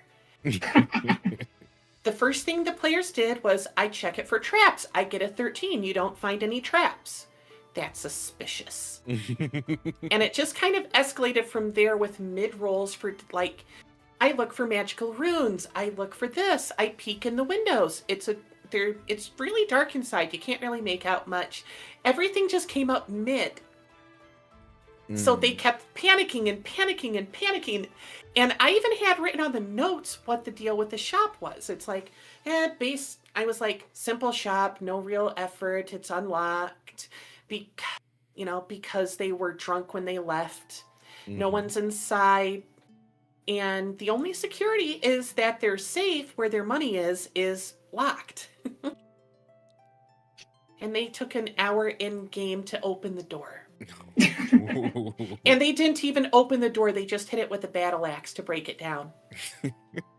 I'm going to be honest, that is my favorite way to open doors. Fair. Is to get... again, I apologize that I keep what's the word? No need for Clarifying all my statements that I don't know how 5th edition does things. I'm just not very familiar with it. But in Pathfinder 3.5, adamantine weapons have a very special quality, which is they ignore hardness of less than 20, which includes most things. Like, basically, if you're attacking something that isn't adamantine, it ignores the hardness. In other words, you can cut through a wooden or even steel door as easily as you can a window pane, basically. And at that point, doors stop being a problem. Like, just get yourself a cheap adamantine, well, it doesn't have to be cheap, but if you get an adamantine weapon of any sort, at that point, the rogue is out of the job. You're never unlocking a door again.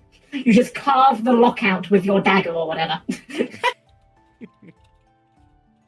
Here's an adamantine dagger. That's 5,000 gold. Oh yeah, it's expensive, but it's still a good weapon.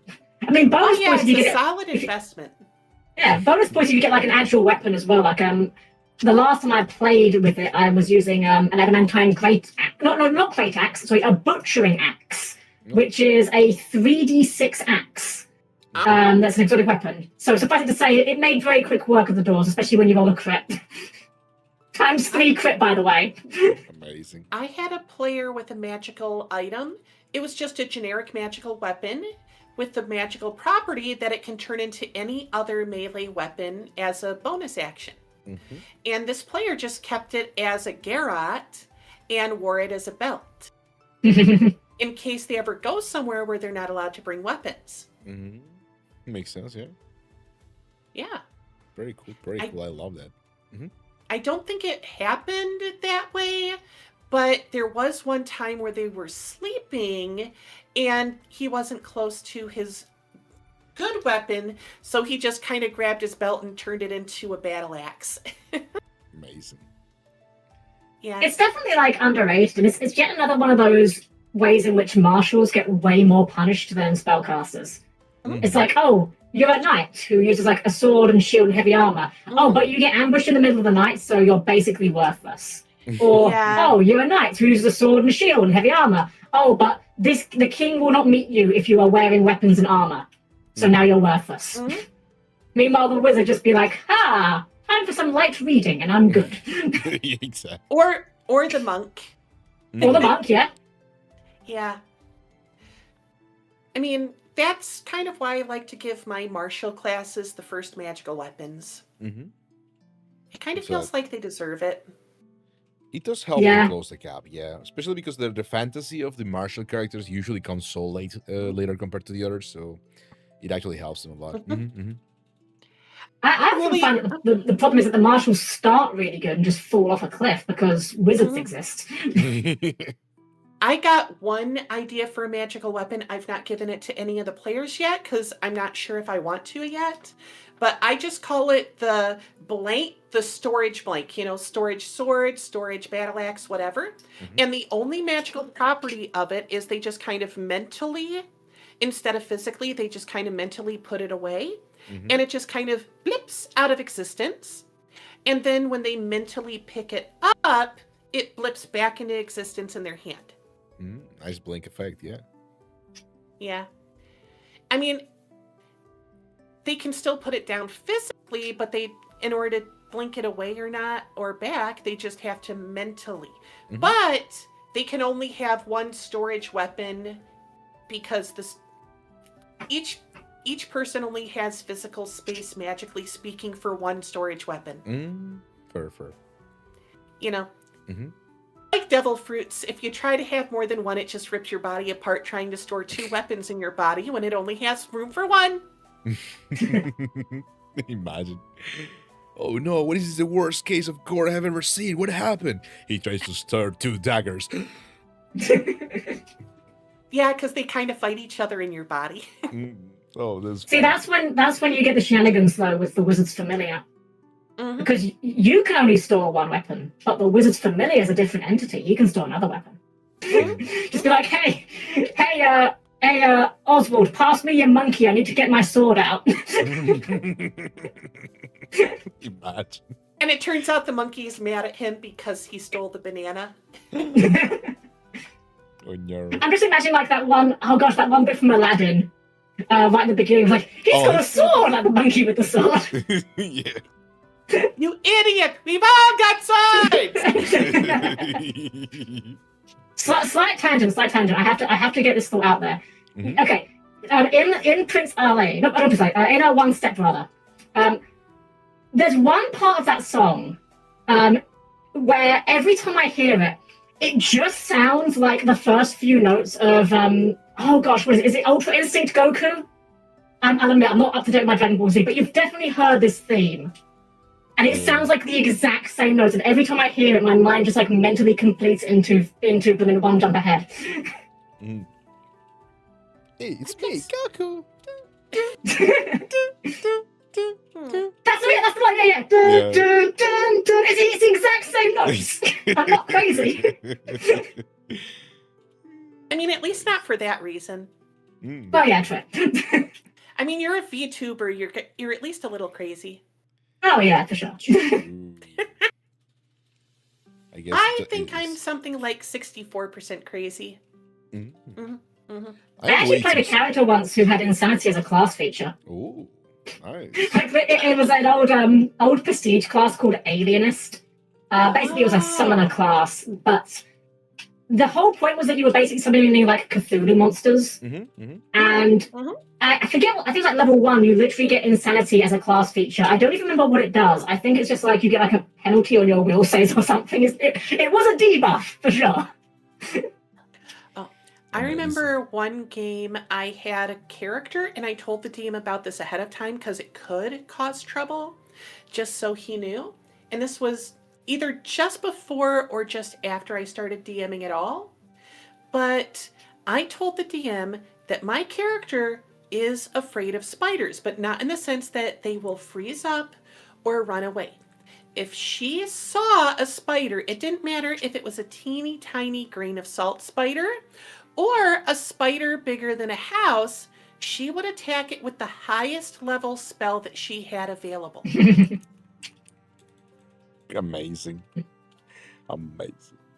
The players had to knock me unconscious once when I went to attack a hive of spiders that were all bigger than a house that we were trying to sneak past. But I knew that could cause trouble, so I made sure to tell the DM about it before we started. Yeah, I mean, people always forget that it's important. Is actually having a conversation with your DM is the best way to have the best outcome that you probably want in the way that is fun for everyone. Because some people are like, no, my secret until the DM finds out. Sure, sometimes having a little bit of like a nice turntables is actually fun, but if everything is a turntable, it becomes more difficult. Plus, it's always possible the DM will just say, no, that's not allowed, and rule 1 or 0 or whatever is the DM can trump any rules. Yeah, exactly. Plus, it's also like the idea that you've got to keep secrets from the DM kind of implies that you're in. It kind of implies you're in like an adversarial role with the DM, and that's really not what it should be. Like the DM's not there to make your life miserable. The DM is there to run the world. Like the DM is like a server. You know? Yeah. If they're saying no to you, it's not because they hate you specifically. It's because that's just to keep things going. Yeah. Yeah, they're kind of the narrator. Exactly. And I think some DMs even forget that at times. Like I think some DMs have this view of, I've got to destroy my players and give them a hard time. And it's like, I mean, don't get me wrong, some tables are into that, sure. You know, but by and large, I don't think that's the default by any means. And I think some people don't quite realize that. Yeah, one thing I've seen as generic advice for a DM I don't really completely agree with is don't be afraid to say yes. I would say you need to add after that sentence, don't be afraid to say no. Mm-hmm. Oh, absolutely, yeah. Yeah, both My, are my correct. favorite one is another little DM trick here is if a player wants to do something and you know there's no way in hell they can do it, you hit them with the "you can try." Mm-hmm. Exactly, yeah, you can certainly try. Certainly. You can try. Exactly. Now, don't get me wrong, you can try. You could roll a 20, that might not be high enough. You can try it. If you roll the dice, I'll tell you what happens. Mm-hmm. Yeah, and skill challenges, a nat 20 doesn't mean you succeed. It just means Yeah. you do the best possible. Like, say that you're trying to talk to the king and you're doing something where you say, I don't know, hey, king, how about you make me king of the kingdom instead? And you get a nat 20. Well, instead of just executing you for treason, he'll laugh and assume it was a joke. Yeah. Mm-hmm. Natural 20 just means you got the best possible outcome given the circumstances of what you are trying to do. Exactly. Mm-hmm. Mm-hmm. Exactly. In the same vein, actually, one of my absolute player pet peeves is I hate the home rule that a lot of DMs love to do, which is the critical fumble. I hate critical fumbles. They're so annoying. Mm-hmm. I've never done those. The reason why I dislike them so strongly is because they punish the class that does not need punishing, i.e. the marshals. Mm-hmm. Because, like, when critical fumbles come up, they're almost always done in the context of an attack roll. And what class is making the most attack rolls? Well, it's the fighter. Which means that, paradoxically, the better the fighter is and the more attacks they make per round, the more likely they become to make a fumble. True. Mm-hmm. Which means that as they get higher in levels, they're statistically getting worse. Mm-hmm. Now, I do have one kind of bonus that I give that helps the marshals more than the spellcasters, because, saving throws don't have this effect. But if you get a nat 20 on an attack roll, I am willing, if the player remembers, I tell the players this, it's up to them to remember, mostly because I'll forget. If you roll another 20 and confirm the crit, you add another crit dice, and you do that until you do not get a 20. That's a nice little bonus one, yeah. Now, it doesn't happen a lot. Yeah, of course, yeah. But it's a nice little thing. In the odd chance it happens. I do have a little bit of like I think I stole this from the dungeon master who got me into being a dungeon master, which is, as I was saying, fumbles kind of tend to be like punishing for no reason, and regardless, especially, when people do also crit fails on skill checks, which are technically not correct. I try to always incorporate this kind of like roll high or roll low, in which they roll up a percentile die, and depending on what it goes, I just kind of like try to understand if it's like a critical failure in the percentile dice. I try to kind of like make it so it's fun still, but this the punishment, or if it's like any other thing, I try to make it like less problematic, like maybe just kind of like a miss, but in a fun way or something like that, but nothing more than. Yeah, exactly. I mean, the closest I do to a fumble punishment is I kind of role play what happened to make it seem a little bad. It's like when you swung to slice at the dragon's tail, it flicked it at the last second, smacking your sword a little bit, and you barely held onto it, stumbled in place, and ended up stabbing the ground instead. Yeah, like the downside of you look a little bit silly, that's fine. I'm talking more about when DMs are like, oh, you rolled a natural one, you're disarmed. It's like, well, no, I'm not that bad at fighting. I had a DM once where, now this only happened for for non-magical weapons, because magical weapons were like not in this game, they didn't exist. And wizards were kind of kill on sight in this world. But if you get a nat 1 on your melee attack, you can re-roll the attack, but your weapon breaks when you do it. So if you give the player the choice, that's different. That's fine, I think. Yeah, as long as things like that are a choice, I see no problem with it. Yeah, no, if you're giving the player agency, that's fine. I'm more complaining when the DMs are like, oh, you rolled a natural 1, your sword shatters in half, and you're now useless for the rest of the adventure. It's like, well, that's not fun for anyone. Like, the party now have someone that can't contribute, the player can't play the game, And all because they rolled the 5% chance that they're going to roll statistically 1 out of every 20 times. Mm-hmm. Exactly. I mean, The only game that does fumbles that I do quite like, and broken record here, shilling for Fabula Ultimate, act surprised. In that game, the way they handle fumbles, I'm much more okay with it, partially because they're less punishing. They do have downsides, but they're not like massively insurmountable downsides. Like, I think the worst thing that can happen is that maybe like an item gets lost. But even then, it's meant to be more of like a narrative item rather than like gear you're actively using. Yeah, But the reason why I like them is, first of all, they're rarer. In that system, every check you make, you roll 2 dice, which can be as low as a d6 and as high as a d12. You only get a fumble if you roll snake eyes. So worst case scenario, if you're rolling 2d6, that still brings it down to a 1 in 36. Yeah. And if you're like doing 2d12 and that's a 1 in 144, you're almost never going to see that. Mm-hmm. yeah, other the reason odds are is- low. Yeah, and the other reason why I like it is it means that, well, the second reason is that it means that the better you are at the thing you're doing, the less likely you are to fumble, as it should be. Mm-hmm. And also, when you fumble, although something bad happens, you get a resource called a Fabula point, which is, it's basically used in a lot of different ways in the system, but like, if you think hero points, you're basically there. So it's like, you might have fumbled, but at least you've got something that will help you to bounce back from that, you know? Mm-hmm. Mm-hmm. It's like a failing upward mechanic. Yeah, for Someone that's very I cool. know for her DMing, she said she stole it from somewhere, so I don't know where it came from originally. I'm sure it's some well-known D&D whatever, because that's who she likes to watch. Mhm. But basically, everybody gets one I know a guy. Where if they need help with someone, they can cash in their know a guy. Just say they know a guy, make up a name, and there's someone that can help them. I've heard this before. Who is the person? Brendan know. Mulligan, maybe? I've heard it. I don't know where I've heard it, but I've definitely heard of this. But that's actually pretty Mulligan cool. I like sounds it. right, but I'm Mhm. not going to say it is right because I don't know. Yeah, I don't know either. But it's cool. feels like it's right. Yeah. Mhm. Mhm. That's actually one of the things that you can in that system use Fabula points for, Mhm. is you can use it to kind of add elements to the setting. So like, just inventing a scenario real quick. Let's say the party find like an ancient tablet and it's an ancient elven and none of them speak ancient elven or whatever, you know. Mhm. Well, one of the party members could go, well, I'm going to spend a Fabula point. I remember some years ago I was on a boat with this elf who studied ancient elven, and they're in this town that's like a few weeks away, but we can get there.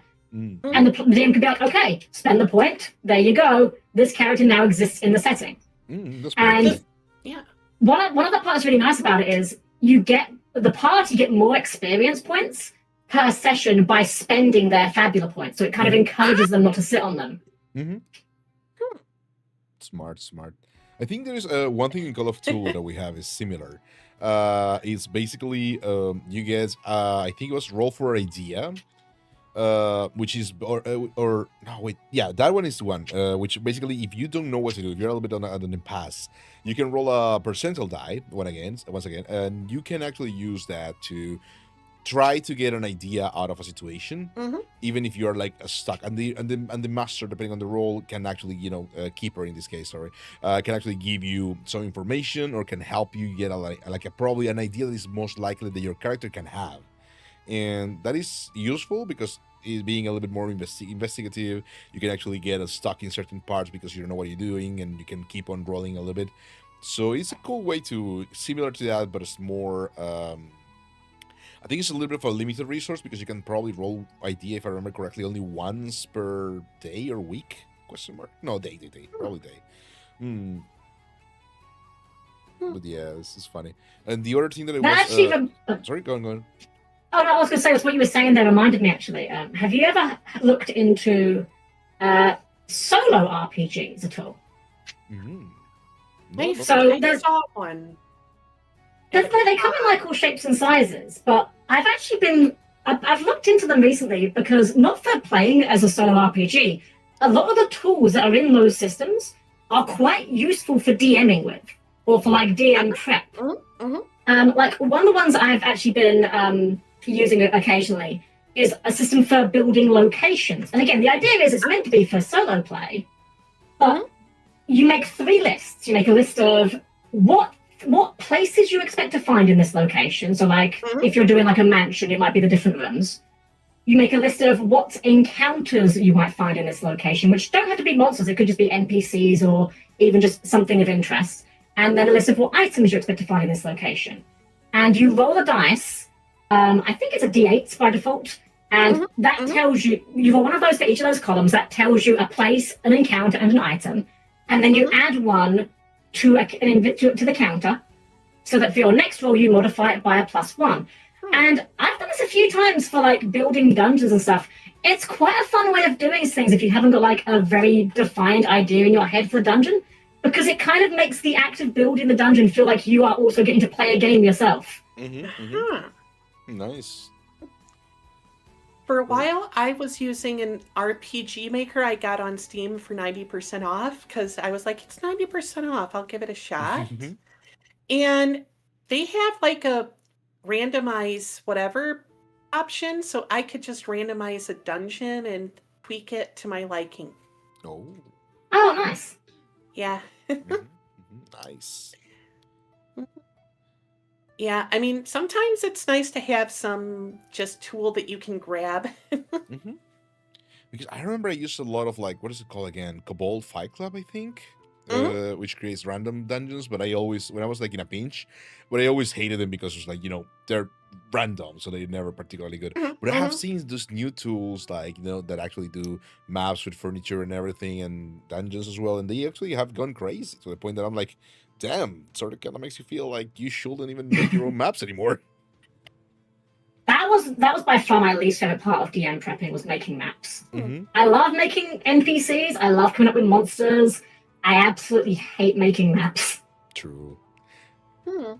I hate making maps too. The reason why I hate making maps is mainly because one thing that I think we never consider very well. I mean, I'm speaking for myself. I'm not putting you my own handicap, which is space. I always think about, you know, dungeons, like the small crawling spaces and stuff like that, but that makes them very obnoxious, or rather very small, that they can actually explore in like a couple turns. And you're like, wait, no, you're supposed to be here for hours. Yeah, I get you. I have a similar issue with again, my last game that I ran was like a modern fantasy setting, and you run into the same issue there, where I'm trying to design these maps to be like authentic seeming buildings. You know, they've got entrance ways, they've got like a fire escape, they've got bathrooms. But the problem is that it turns out that modern buildings aren't really, you know, particularly hard to navigate or explore. And that was like an issue I was running into. Like, how am I going to make this interesting to go through when it's basically just an office block? I mean, that is the issue of modern fantasy, admittedly, but... That reminds me, once, actually more than once, in order to work on a dungeon, like ancient civilization type whatever, I ended up looking up non-symmetrical malls. Oh, that's a good one. Yeah, and let's see, non-symmetrical wall layout. And if you just find one of those, you know, okay, this isn't the best one, but I'm literally just pulling up the first thing I see. It's just different enough. It's not perfectly symmetrical, but, you know, you get a basic idea. After all, Yeah, I get you. Aren't malls just another dungeon, but of the future? It makes sense. Yeah, I like that. Yeah, and, you know, different stores could be different buildings or whatever. You know, you might have to add a little more for, like, roads or whatever, but yeah. Yeah, works. Makes sense, actually. Kind of scary, even some. I was Googling, I was like, some looks like a star. I was like, whoa, scary. You ever seen those videos of like the people that do what do they call, like urban exploration or something? Or urban spelunking, I think it might be. I forget. Basically, people that just go into like abandoned malls and just look around. Like, yeah, they are kind of scary looking when they're not all lit up. True. I mean, certain things are just more scary if, you know, but at the same time, But then again, abandoned malls are also kind of dark, no power, things like that. And Yeah. if you take away the power from almost anything, especially if it's nighttime, that's going to make almost anything spooky. I mean, look at so many of the horror movies like FNAF, that's just like a Chuck E. Cheese at dark. Or, Poppy's Playtime. I know there's monsters, but even without the monsters, it's kind of creepy. Hmm. No, you're not wrong. I am actually a scaredy cat, so I have never touched any of that. So I can say like, yep, it's creepy. Don't worry about it. I've played the first Poppy's Playtime. I went to play the second one, but I got stuck, maybe because I was just being dumb, And I've played Indigo Park. They only got the first chapter of that out as a freebie.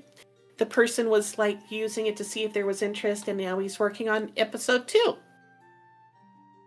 To be fair, from what I've heard, Poppy's Playtime is quite janky, so it could very well have been not your fault at all. Maybe. I think I was sick when I was playing it, though, and it was on stream, so... Plus, I know that it's annoying that my computer broke last month, but my new computer is way better. I'm able to stream games I wasn't able to before. That's good. Yeah. I feel bad I haven't fully set up everything that I had on my old OBS, though. I really need to stop being lazy and doing it. In. Hello. Welcome to the Observatorio. I put even a more unsymmetrical one in chat. I saw. I want to play D&D. Yeah.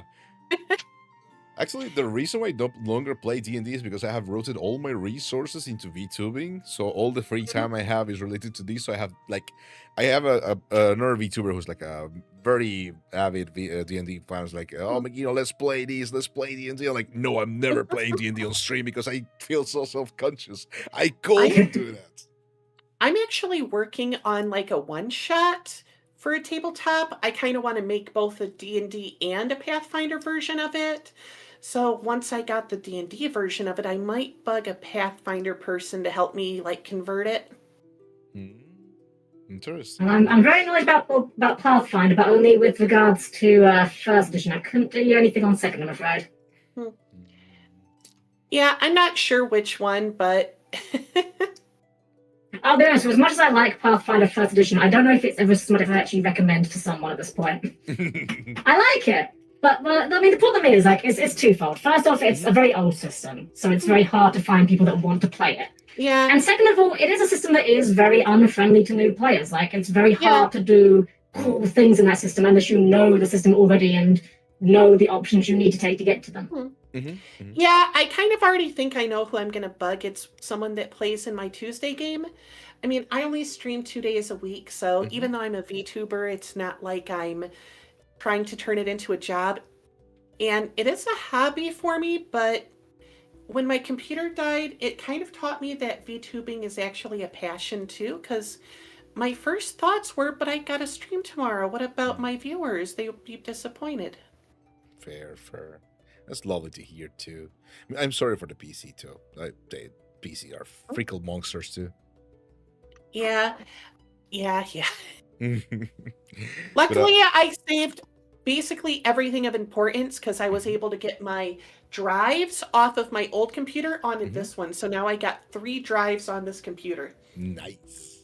2 of them are just shy of a terabyte, and one is about half. Yeah, we're pretty much in the same spot, I guess, because I do have like 3 hard drives from all computers that are connected and 1 SSD that I use for the system. I recently got a new SSD, but I haven't been able to put it on because I haven't had the time. I wonder what sort of RAM Helmcham uses in her body. This economy? Yeah, exactly. Expensive. Oh, geez. I'm out here cannibalizing the console, see what I can just scrape out. Actually, that's not even. Funny enough, I actually am. I haven't got the parts yet, but I recently found my old Game Boy Advance. I'm like, I haven't played this in forever, and I'm actually going to be refurbishing that I'm a little bit nervous because it's the first time I've ever actually opened up a console before, but I'm sure it won't be too hard. I think it's a Game Boy Advance. Actually, let me pull it up. Game Boy Advance. See the picture. Yeah, I actually got one of those. The only problem with it is, the little plastic thing on the back that holds the batteries in. I don't. Oh, the battery door, yeah. Those are terrible on the Game Boy Advance. Yeah. It works. I was able to play Pokemon Red on it because I got that. But, Mm-hmm. Yeah, the battery door and the screen on the original Game Boy Advance are both famously terrible. They are pretty bad, yeah. Hmm. Oh Jesus! No, I actually don't have. Despite me being like an OG son and having lived some old consoles as well, I actually don't have any left because for some reason when I left home, my mother was like, "Oh, I'm gonna throw everything away. Don't worry." Some are like, "I'm gonna keep them forever and treasure them." It's like, "Oh no, you don't need that. Just gone to the trash." Like, what? I am very much that. I can't throw anything away. I actually got rid of some stuff recently, but that's like the first one I got rid of in forever. I'm kind of in the middle, Some stuff I hold on to forever. Other stuff I just get rid of casually. Like, I got all of my handheld Pokemon games still, except for one I gave to a friend. Same! I actually found a retro store near me recently that can redo the batteries in them. Because mine are turbo dead. I need to find one that would be willing to for the red version. I do want the blue it's not version. very difficult, but I still don't trust myself with it. Wait, get that! I totally get that. I mean, if I pay someone else and they fuck it up, they can buy me a new one. That's on them at that point. Exactly. I mean, I kind of divide a lot of stuff into categories when it comes to repair stuff. The stuff that's super easy, I already do it, whatever. Then there's the stuff that's super easy, I'm willing to do it, but I might look up a video. Then there's the stuff that I probably could do it, but I'll watch a video first before I decide if I try. And then after that, it's I can probably do it, but I don't dare try. And then at the very bottom, it's yeah, there's no way I can do that. I'm not even thinking about it. Someone else do it now. Yeah, I feel that. And basically, like for cars, everything except changing a tire or putting gas in the tank, I got the absolute bottom rank. Actually, you've reminded me, I've got to sort my car out. One of my headlights went out yesterday. I haven't sorted that out yet. I don't know how to do anything with cars except put gas in the tank. And because I had to, and it turned out I was able to, I was able to change a tire. It just took like 2 or 3 times longer than it would take a normal person. Fantastic. No, but I did it. Yeah, amazing. I will never go close to a car. I mean, I do because I sometimes get on cars, but I don't have a license. I don't want to get a license.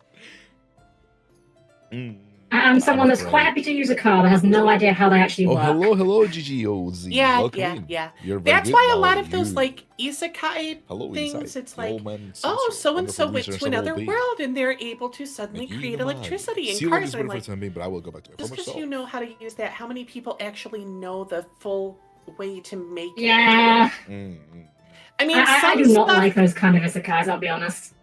I mean, some stuff, that's one thing, you could, some things are kind of simple enough that even if you do it poorly, but other stuff, it's like you need at least basic knowledge. So it should be someone who is a nerd about topic at a minimum, not just generic person. Yeah. I always look at those kind of isekais like, I don't like them being used as a power fantasy.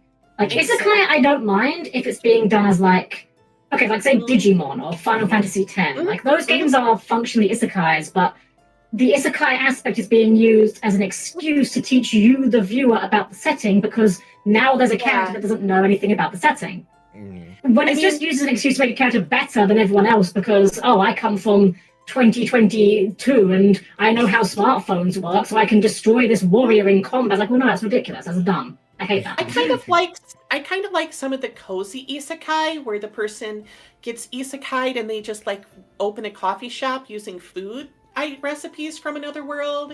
Yeah, that's fine. Something like that's fine. Yeah. Yeah. I mean, recipes, you might have to struggle to find certain like spices or flavors. It's like, okay, this is basically an orange. It looks green and it's shaped like a banana, but it functionally tastes like an orange. So I'll use that for the recipe. You know, I don't know if this probably exists, but I've never looked for it. You know what would be a pretty neat concept for an isekai? Actual medical doctor gets isekai into fantasy world. Uses actual medical knowledge to improve the average standard of health. I don't know if that specifically, but I did stumble across one once where it's a veterinarian and they work on magical animals. I have that manga. It's really good. It's not isekai, but it's really good. Okay. Like I said, I stumbled across it. It's not. Yeah, no, it's really good. I picked that up at Comic-Con one year. When I go to Comic-Con, I like to try and go to the manga booths and pick up something that I've just never heard of. And sometimes it gets me something good, sometimes it's something that I don't bother following up with. But yeah, that one was actually really, really cute and charming. I found one that, honestly, when I saw the title, I was expecting complete and utter trash. And I bought it with the expectation that it would be complete and utter trash. But instead, it was kind of mid, which when you consider you expect trash, mid feels really good. True. I was reincarnated in another world as a vending machine. Oh, I've heard of that one, yeah. One of my friends reads that. Yeah. I've got a friend who reads, like, if it's isekai slop, he reads it. I mean, to be fair, sometimes you do just want to turn off your brain. Oh, yeah, for sure. I've got so many manga I haven't even read yet. But I want to read. I haven't got the luxury of being able to just go for the random ones as much these days, unfortunately. I got some really old manga. I got the entire run of Sailor Moon from and this was the Sailor Moon manga that was flipped to be read left. Oh, okay. So that tells you how old that is. Crazy. I think my oldest one is probably, I have the complete Chobits. Oh, Chobits. I'm not sure how old it is, but I think that's my oldest one, based on the condition of the pages at least. I think like manga started going unflipped like late 90s, early 2000s, give or take. I think. Yeah, because this one is definitely flipped still. Yeah, but I'm glad that they stopped flipping it, It's weird. There's another thing as well, like manga. Actually, that's something I find really funny. I don't know if you guys have encountered this, but I've kind of noticed when it comes to tabletop communities, I'm very surprised by this, but a lot of people in tabletop communities seem to be very anti-anime, and I find that weirdly fascinating. It's true, I have seen the same phenomenon. True. It's like they're really into like Lord of the Rings, they're into like Call of Cthulhu, they're into like, I don't know, The Hobbit, Aragon, whatever.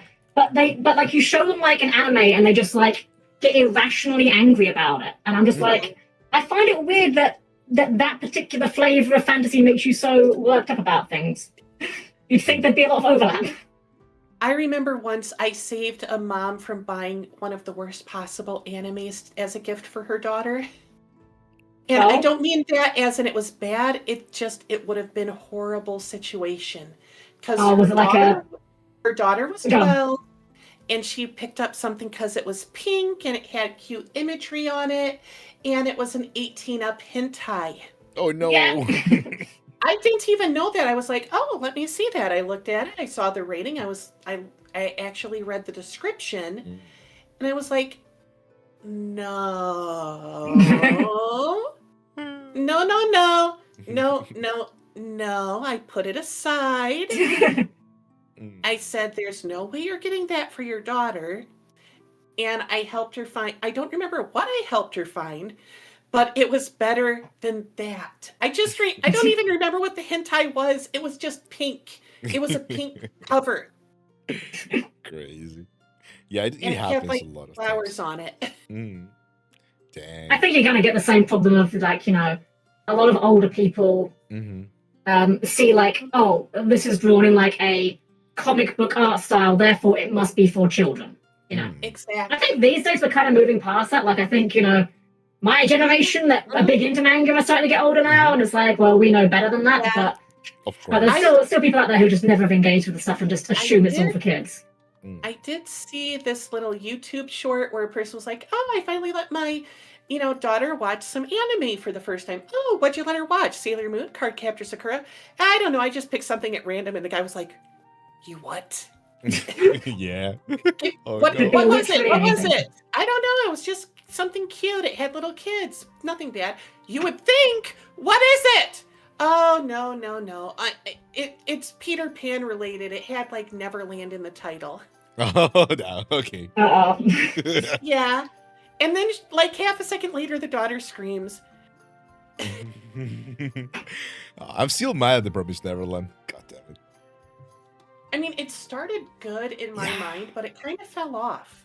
It really did. Even in the manga. The manga was took a little bit longer to fall off, but it still just kind of like went completely bananas. It was like, oh man, no.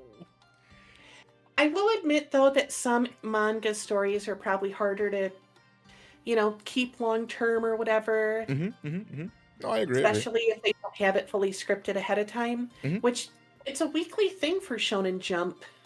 Yeah. It's very recurring. I was gonna say, have you seen anything good this season? Because I'm catching up with a couple things, and I was not gonna because okay, we were talking about isekai earlier, and I have a little bit of what I call the isekai poisoning. As soon as I read something related to isekai or gaming in anime, I end up being like completely into. I'm like, nope, I'm not even reading the title of this thing.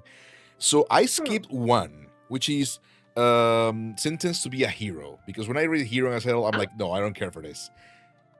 But for some reason, I give it a second chance, and I am literally eating that like popcorn. I cannot wait for the next episode. I am hyped. It is cool. It is a little bit like exaggerated. It's not like a fantastic epic story, but it is enjoyable to a good degree. And I'm like, whoa! The characters are very cool too. Very well written to a point. Now, I got one that I am enjoying, but it's a very weird one. Now, I'm capable of it, but it's very slow, and I am working on actually learning the language because I'm slowly learning Japanese. I'm going there next year, so I want to be able to have at least decent conversations. I already know enough for some basics, like ikura desu ka, doku desu ka, sumimasen, watashi no mae wa Aquarena desu, things like that. But one that I'm really enjoying is basically a story about a high school delinquent who ends up spending a lot of time at the library and gets a part-time job there in the other librarian staff. Huh. That's just cute, yeah. Yeah. It's just nice. Yeah. Is it from this season? Sounds awesome. No, it's a manga, not an anime. Oh, okay. Oh, so you're reading it in Japanese. Cool. Yeah. Well, yeah, I can read it, just I'm very slow with it. If I was to translate a chapter of manga, if I'm not doing it completely focused, I'm an alien VTuber. Hi, Mia.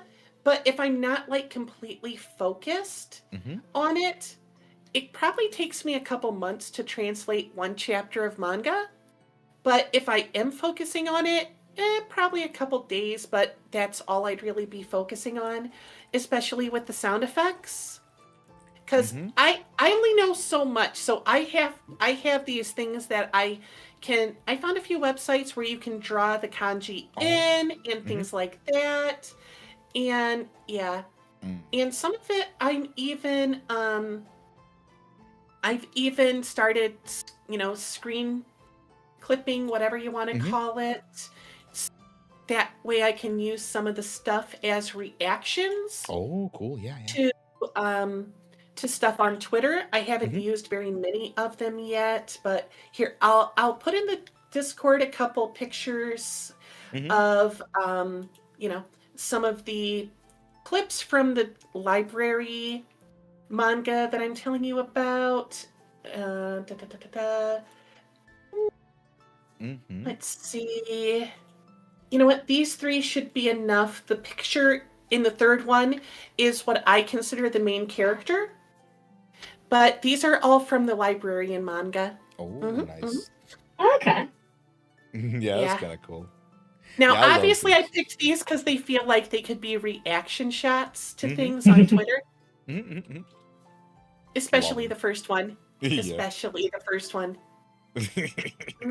Although the third one, depending on the streamer, could really fit too. I mean, I could definitely use it on Yomi. Fair, Yeah. fair. Looks like a bot's trying to sell me something. Give me a moment. Mm. Click and ban. So, I haven't got any Mhm. like recommendations from this season, but I have a couple from I think both of them from last year. I think they are. Hmm. One of them was Apocalypse Hotel. That was like a little 12-episode series.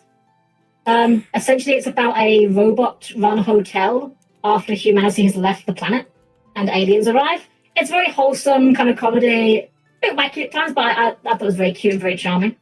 And the other one that I'm always going to go to bat for and show for, Uma Musume's Cinderella Grey is peak. Absolute cinema. I do like anime, but I'm more of a manga person personally. Mm. But yeah. Fair. I will say one local con I went to, I got kind of really mad about one thing. Because, you go to an anime con, especially if it is an anime con, and you go to the vendor's room, right?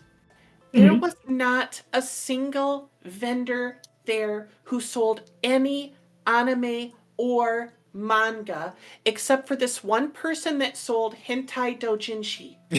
No. I mean, saying that Great. every vendor has to sell anime or manga, but if it's an anime con, you need at least one vendor that sells anime and or manga. There has to be some of that there. Mhm. Funnily enough, our one that we go to, so I go twice a year to the London Comic Con. Mhm. The landscape of that one has changed dramatically post-COVID. Like before lockdown, like you would get like Nintendo would show up, like Alienware would be there, like big companies there. You get like hardly any of them these days, and the landscape's really changed insofar as the majority of it now is kind of like, I'd say a lot of like D&D sort of things, lots of dice vendors, lots of like book vendors. Yeah, crafts. Surprisingly little in terms of like actual anime and manga. I mean, I'm not complaining about it. It's not a good thing or a bad thing. It's just an observation that I've made over time. Yeah. I will admit I did complain to one of the staff because it's like, I don't say every vendor needs to sell the stuff. Just include one. I mean, it's I don't know how it works out everywhere else, but here in Italy, back when I used to go to cons, the biggest problem we had is mainly counterfeit stuff. We do have a lot of like small, how do you say it? Comic stores that actually bring in their collections so they can actually make like better prices or kind of like get rid of old stuff as well. Makes sense. But the one thing that is happening, and it keeps happening and getting worse, is conventions, since they usually take place in small cities, because we have space issues here. They start getting more expensive, and apparently getting a table for one day here in Milan is like paying around 2,000 euros for one table for one day. And you don't really have the guarantee that people are going to invest or get that much product out of your hands to at least make break even. So apparently some places, one of the biggest conventions that we have in Italy is the Lucca Comics, which takes place in a castle city, which is very cute. It's one of the most expensive ones. People pay like 30 euros per day to just be there in the city. And outside of obviously accommodations and everything, and the tables end up being around 3 to 7,000 euros, depending on the on the area. It's crazy. So I guess it's also the problem. Maybe some people who do have anime and manga and stuff, they maybe don't feel like it's worth going there, because most people already get things online. They don't really have the same appeal of going to the convention, to buy stuff. Probably. Question mark. I don't know. It feels like it should have at least one. It's kind of like, oh, this is a sci-fi con, but we don't have any vendors that sell sci-fi merch. It's all Lord of the Rings. Yeah. I guess the other angle could just be, I don't know. it could always be that maybe they just aren't the vendors trying to get the tables. I don't know. As you were saying, maybe people just aren't sure they're going to make enough money to justify it. I know. I have just told the staff worker I didn't make a huge fuss about it. I basically was like, I'm very disappointed that this wasn't here. I agree. Yeah, makes sense. Because if my mindset is if they were debating between letting person A in for vendor and person B in for vendor, it doesn't hurt to let them know what the people at the con think. At the same time, though, I didn't make a huge stink about it. I didn't complain to every single staff member I saw. I didn't go all full Karen. I was just like, I noticed that this is true. And I'm disappointed that this is true. Yeah. And I left. Oh, no, I agree. It's like, it's 100% the thing, You go to a convention to, do convention things. You don't go to the computer convention to buy a refrigerator. Exactly. So it's Plus, like that. Plus, anime cons, manga cons, whatever, you would expect you to find some niche stuff that you might not have heard of before. Exactly. I mean, I know there's this one big con where they buy and sell used anime and manga, and I have found so many things I hadn't heard of there before. I didn't necessarily buy it, but I found it. That's the thing. Like you go like the big conventions. People are going to be bringing what's new and what sells. If you're looking for classic stuff, then it's a real crapshoot trying to find anything. Yeah. Here's a question for you with regards to conventions, because this has happened. This has kind of died off a little bit over here, but for a while at Alchemicon we had loads of these, and it was people selling like blind boxes. Like you'd buy a mystery box of like whatever, and it would give you like, well, I never actually bought any, but they would be like themed around various things. I'm just like, there's no way this isn't like a scam. Like this has to be a scam. Like there's no way that people are actually doing this and making only like a tiny profit off of it. Surely not. I think it's just like gachas. You have like 3 to 4 good stuff, and everything else is just literal trash. Or it's stuff that they've sat on for so long that they are willing to take a small loss in order to get room for other stuff. True, that's also real. Yeah. Although for one of those manga gacha bags at a con I went to once, it was not labeled as an 18-up manga gacha bag, but it was 18-up manga. Now, Complex. not all of it was for really naughty reasons, but when one of them, their title is, I might be a little off on it, but it was something along the lines of my first life lesson as a lesbian. I see. Yeah. That kind of tells you the kind of, I'm just glad that it went to me instead of some random 10-year-old or something. I mean, as you were saying, it's a good story, but it's like not a story for kids. It's not a story for Exactly. There's nothing wrong with that manga. It's just not something, because it was all about their bedroom recreation stuff. And while it wasn't extremely graphic, it also didn't hide much. So, yeah. So, yeah, it's a good thing it went to me instead of some 10-year-old or something. I mean, imagine if the mom bought it for the kid and didn't... Yeah. That's one thing that actually I'm surprised it doesn't happen as often, at least not that I know, in Italy, because we do have this thing called edicole, which is basically, newspaper shops, and they hold also a lot of like comics from all over the world. They have manga, they have Western comics, whatever, and for some reason, every single one of them has at least 10 to 20 different pornographic comics. It could be Western or manga. It doesn't matter. So it's like, what is it? It's there. It's like just barely hidden. It's like, but why? I don't know. But why? But yeah, apparently it doesn't happen because I have never heard, luckily. But it's like, it's there. Please put it away. Just don't show it on the display. Exactly. I went to a con before and sold stuff at it, like 2 or 3 times. because I did a lot of crafts. It was mostly to keep myself distracted, but yeah. And I mean, it was still kind of stereotypically anime type crafts, stuff that you would kind of expect to find at an anime con as like low level cheap cosplay accessories. So here's a quick picture of some of it. I still got left over. But yeah, I mean, it's the stuff that you'd kind of expect to see at a con. Yeah. It was more of an artist alley. It wasn't a vendor thing. Because big difference between artist alley and vendor. I think that's kind of where I got most of my stuff last time I went to Comic-Con, was artist alley, just because there wasn't as much I was looking for. I was on the hunt for Umusume stuff, and there was more in the artist alley than there was anywhere else. Last con I went to, there was this person that, you could buy individual posters for, I think it was $15 or $10 or something like that. Or you could get mystery posters, like multiple, for, I think it was $25. So yeah, like 2.5 times the price of one. And I got like 6 posters and a few bookmarks and stickers.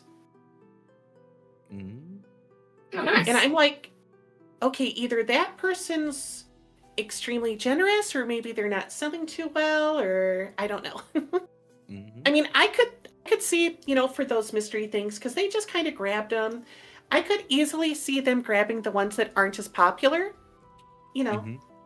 but that's what you get when you just say kind of gotcha instead of I pick.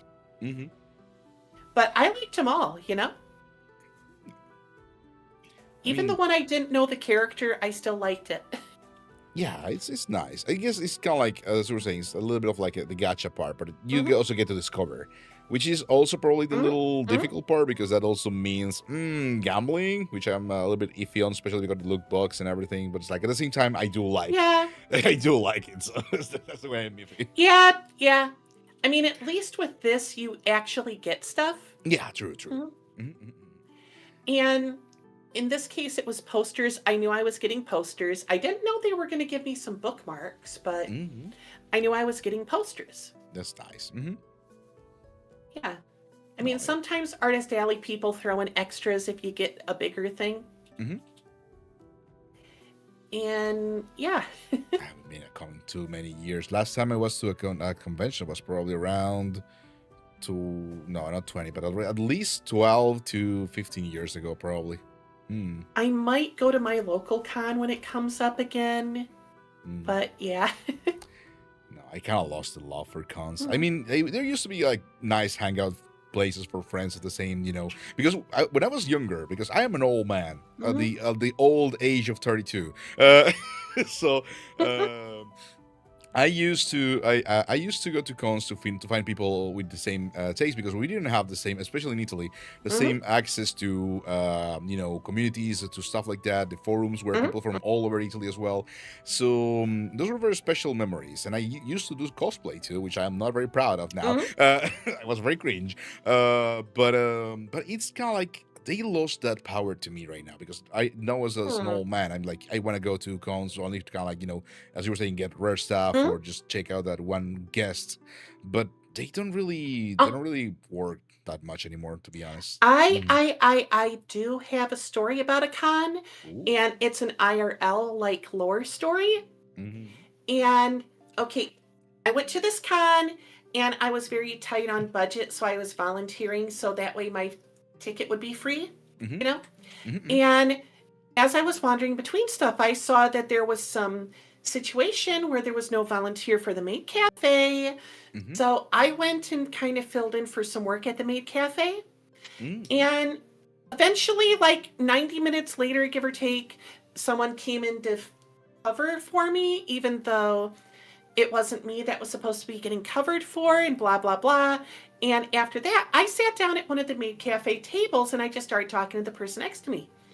And she was like, oh yeah, after this is done, I'm going to go to the Yu-Gi-Oh panel because I'm running it.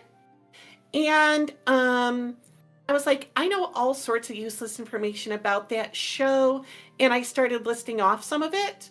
And she was like, oh, you want to come be part of the panel with me? And I was Mhm. like, oh, yeah, sure, whatever. So I went to the panel, I got on stage, I sat down, and all 4 of the other people on the stage were voice actors for the show. Ah, cool. Oh, you haven't been telling me the story now. Nice. Yeah. Mhm. Nice, nice, Yeah, I nice. got an autograph from the guy that played Joey that said thank you for the knowledge. Nice. But I was invited up here by Taya's voice actress. I didn't realize she was a voice actress. I thought it was just a random fan who wanted to ramble and talk about Yu-Gi-Oh! And now I'm on stage and I can't leave. And someone eventually was like, yeah, who's she? Oh, that's the person that knows a lot about the actual show itself, not the behind the scenes stuff. And I ended up answering one question about how Time Wizard worked. I Oh. specified the show versus the card. Mhm. Mhm. Nice. Yeah. But I felt really awkward up there the whole time. Understandable, absolutely. Mhm. But he's And that's that very wasn't cool. even my first awkward situation with a voice actress. Oh. Yeah, I was in line chatting with someone who was dressed up as Haruhi from Mhm. Oran High School Host Club. Mhm, And mhm. that was I think that was the year I was planning, I had a Killia costume ready for it. Mhm. But at the front of the line, she asked, I'm here for my badge. And I'm like, oh, no, the badge line is over there. And I was this close to Mhm. asking for her email because we were getting along with our talking. Mhm. And she's like, no, I'm a guest of the con. I get my badge here. And I was like, okay. I mean, Nice. obviously, I wasn't like trying to pander to her or, Mhm. anything because I didn't know she was the voice actress. Mm. But I was literally about to ask for her email because I thought we got along and could be friends. Yeah, sure, fair, fair. But the moment I learned she was one of the guests, I didn't. Mm. I mean, Understand. I will say one thing in the VTuber community. I know I'm a small VTuber. It's just a matter of fact. And I don't care. Mhm. At the same time, I also don't care enough that I'm not going to try to talk to VTubers if they're bigger than me. I literally don't care about that either. Mm. So I am more than willing to reach out. But sometimes if I say something, I'll kind of specify, I'm not going to be asking you to do a collab. I'm just saying this sort of thing right now. Mhm. I mean, it's valuable to be forward to because I guess a lot of people, especially when you Mhm. get a little bit bigger, they are obviously a little bit more cautious of what the interactions are because it happens. Mhm. So I think it's actually very smart and just kind of like Mhm. being true to yourself is very real. Yeah. Mhm. Plus, don't pay attention to how big a person is most of the time. I kind of notice it later. Fair. I mean, how I became friends with Yomi was literally just I watched a stream when I was trying to learn stuff about VTubing, and I was Mhm. purposely going into streams that didn't have a lot of people watching it. Mhm. And this was, Yomi's stream had just started that day, so she just didn't have a lot of people yet. Mhm. And here's what happened. I basically sent her after the stream a message on Twitter, Mhm. and said, "Hey, I really like your model," and I gave specifics. And at one point, I was kind of like, but I might be a little biased due to the fact that this is just my personal preference on color schemes and blah blah blah. And then told her about my model. And then Mhm. at one point, she was like, "You can message me on Discord instead of on Twitter all the time." And then at one point, she, in one of her rambly rants about friends, she basically said, Aquarina can tell me anything. And I'd be like, "You're funny. I love that." And I'm like, wait, are we friends now? When did that happen? Nobody told me we became friends. When did that happen? Mm. And now I'm one of her mods. And yeah. Yeah, it makes sense. It's actually pretty fun. I don't really know. I think I don't really know many people that are like particularly famous because or rather, I don't check, so I don't know. Uh, but I think I did have like a funny fumble one day, 'cause, like through various raids. I think Mecha actually got into the chat. I was like, I just didn't know them. I was like, oh, well, thank you for being here. Appreciate it. May. I was like for like 2 minutes me trying to spell the name. I was like, okay, sorry, I can't get it right. I always say it's the one part of streaming that no one's ever prepared for, the part where you have to start intuiting how to pronounce people's names on the fly. Yeah. And then you only find out like months later you've been saying it wrong for ages and they just didn't care enough to correct you. I mean, like for me at this point, I originally started streaming as Aquarena. You know, I took the word siren and aqua, got rid of the S and kind of jammed it together. But nobody called me Aquarena. It was always Aquarina. So I was like, you know what? Forget it. That's just what I'm called now. Well, it is what it is. Yeah, I was like, I don't really care. It's like Magino, Magino, Mad is fine. It doesn't matter. Although a lot of people do just call me Aqui. Yeah, I guess it's kind of, yeah. Kind of like I just call Helm-chan Helm instead of the full Helm-chan. Loads of people do that, and I never mind, but it is kind of funny to me that everyone just agrees to drop the Chan part. And I like to, I know this is not the case, but I like to assume it's because people are ashamed of being accused of being weebs. Not me, Hell-chan-sama. Not me. Actually, it's Helm-chan-sama Sam-sama Domo. Helm-bozu. もちろんですわね。おほほほほ。ああ、そう。そうか。そう。I did okay, someone was doing one of those little, you read these scripted things and we, tell you what we thought of your voice acting type things not too long ago. And well, apparently I might have been the only person that kind of did more than one voice, depending on the line.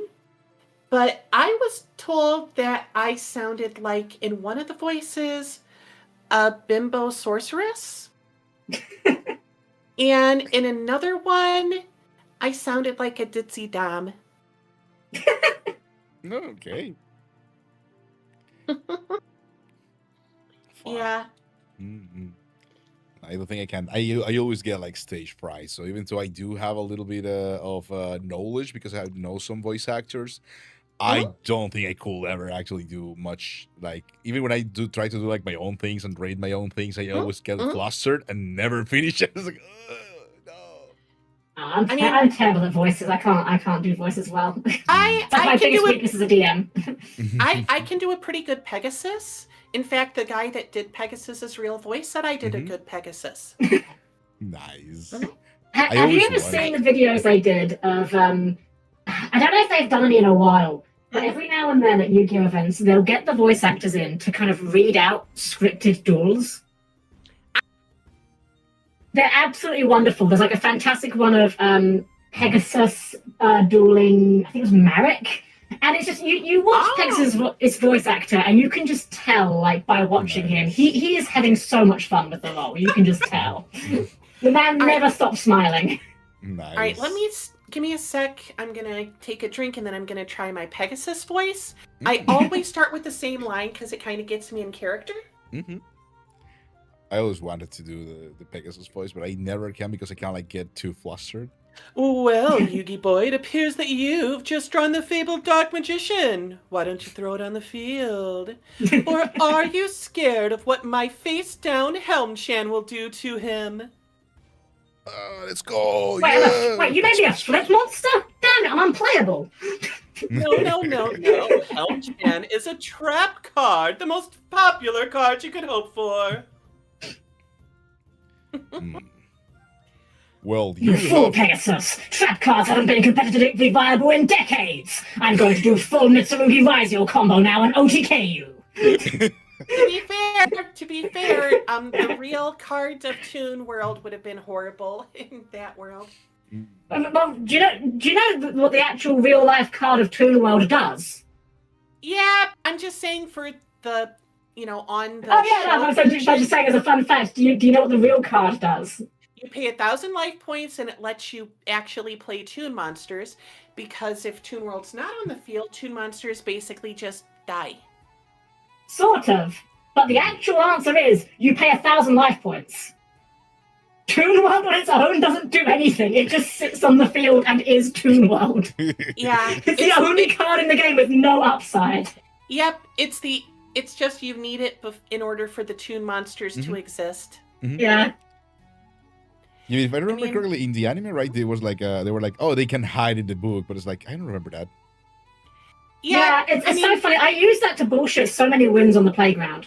I'm like, yeah, it's just like the anime. You can't attack my guys. That's how it works. Yeah, it doesn't say on the card, but like that's how it works, obviously.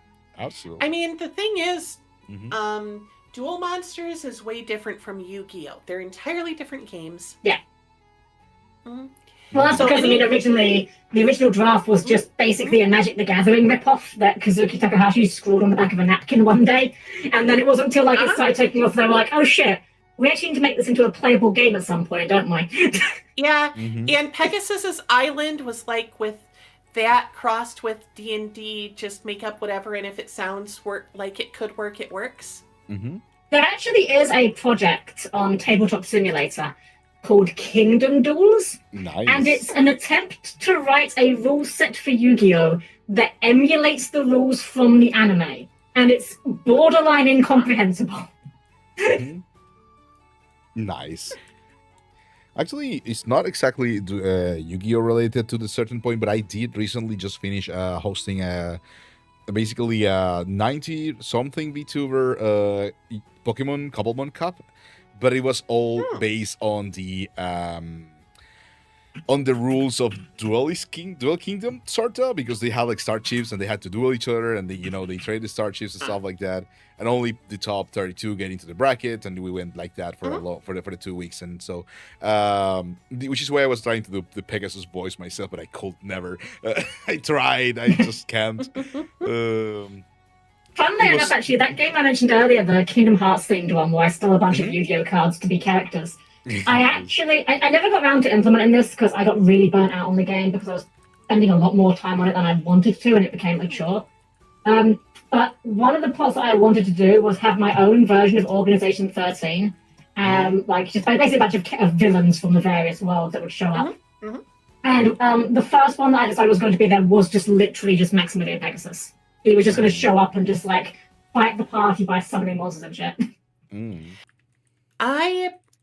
So I am slowly working. I plan to actually work on it seriously soon, but I'm slowly working on a superhero themed story. I might turn it into a web novel. But I got one character who their superpower is that they can conjure illusions. However, they don't have the best imagination. Because some people, when they close their eyes, you tell them to picture an apple. Some people can see a literal apple. Some just see kind of the apple logo, except without the bite missing.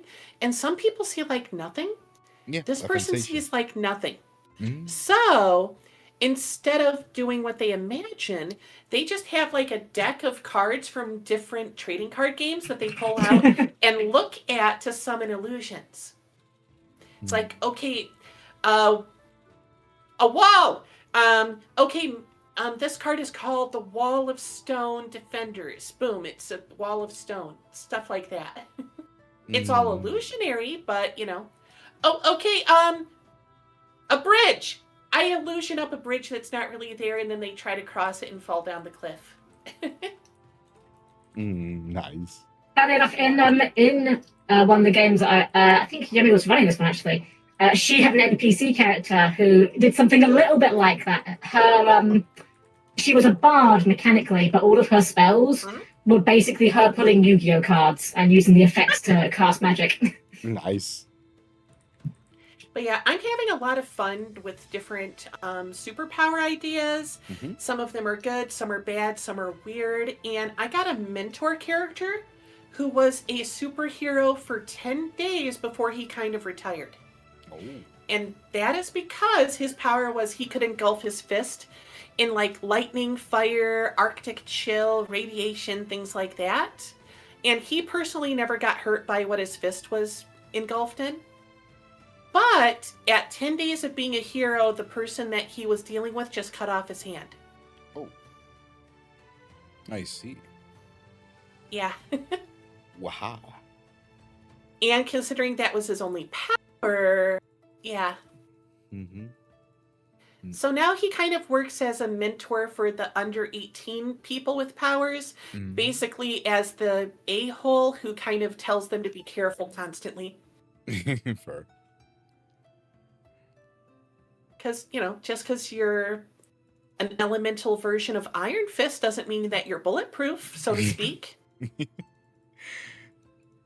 With enough firepower, even heroes bend the knee. And I got one person for now, I'm just calling him Sloth. Mm-hmm. Because the way his power works is any attack that he does gets more destructive the longer it takes him to hit the target. Mm-hmm. In theory, he could blow up the whole planet with one punch. But it would take him like a month to throw the punch. And he would fall asleep well before he gets the chance to throw the punch. Oh, and he's defensively bulky with the same rules. The less he's moving, the more durable he is. Mm-hmm. Mm-hmm. That's kind of cool, yeah. If he's holding perfectly still, he could tank a nuke to the face. Can a humanoid organism be perfectly still too? If you consider cellular move or digestion, even.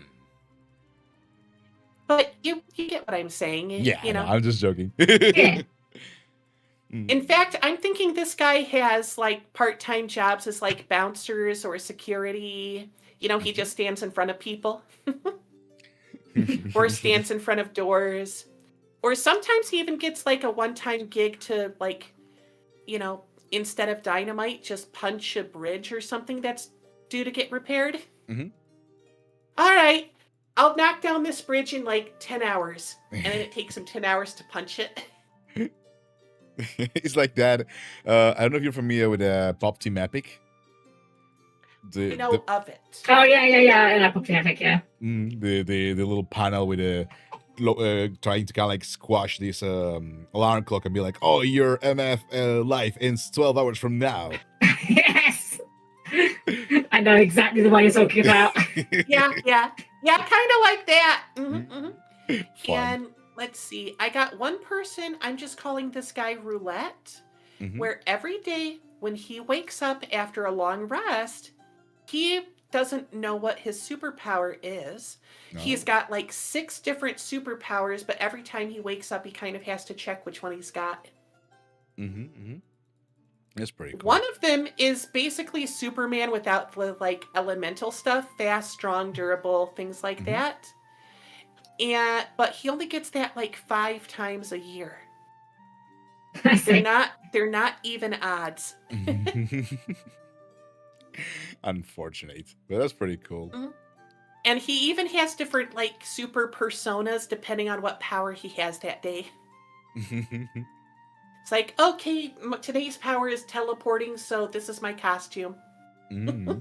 Nice. Because that is one of his powers. Basically, he just kind of touches a spot with one of his hands, thinks about it, and he can only get 3 of them active at a time. So if he does a 4th one, the first one vanishes. But he can, with a thought, teleport to any of the places he's designated. That's one of his powers. Ah. Yeah. I'm purposely not making all of the powers super good. Makes sense. Yeah. And one of the things is always like having a Saitama is fun, but it gets really slow really quickly, or it's either like a big power creep every single time, or that's not the story, because just like in One Punch Man, Saitama is just like the side. The real story is before Saitama. actually got someone whose side effect is kind of the opposite of Saitama's side effect. Because as he got stronger, he got bald. Mhm. But this person, whenever they are using their superpowers, their hair grows 1 inch a minute. Mhm. So if it's a long fight, they could end up like Rapunzel after an hour. Fair. It's just like gone in Hunter x Hunter. No. Actually, the main character's power is kind of like Kurapika from Hunter x Hunter. Let's go. Yep, they're a We love Kurapika. conjurationist, Mhm. and the more they know about what they're conjuring, the better it is. Oh. But they can't do any like extra effects on the item they conjure, like no chain nen or whatever. Mhm. So they can just conjure stuff, but it can't get enchanted. Nice. Oh, That's oh. very cool. Mhm. And if it's away from her body for more than like 30 seconds, it just kind of vanishes. Okay. Fair. Mhm. Yeah. Appreciate. That's pretty cool. I'm not sure if I'll do something like this, but in theory, she could like put her hand over someone's mouth and dump poison down it. And, you know, when they're gone, she takes away her hand, walks away, all the poison in his body vanishes despite the fact he died by poison. Mm-hmm. Which is definitely kind of a little cruel. Cruel is subjective. It's digestible. Yeah. But the main character is like 16 and ran away from home. Well, not really ran away, because her story starts when she's 15.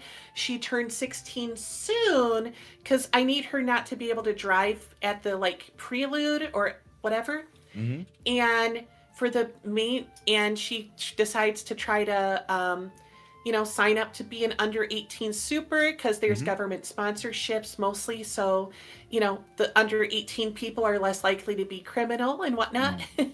Fair. And they need her parents' permission, but she knows what her parents are like.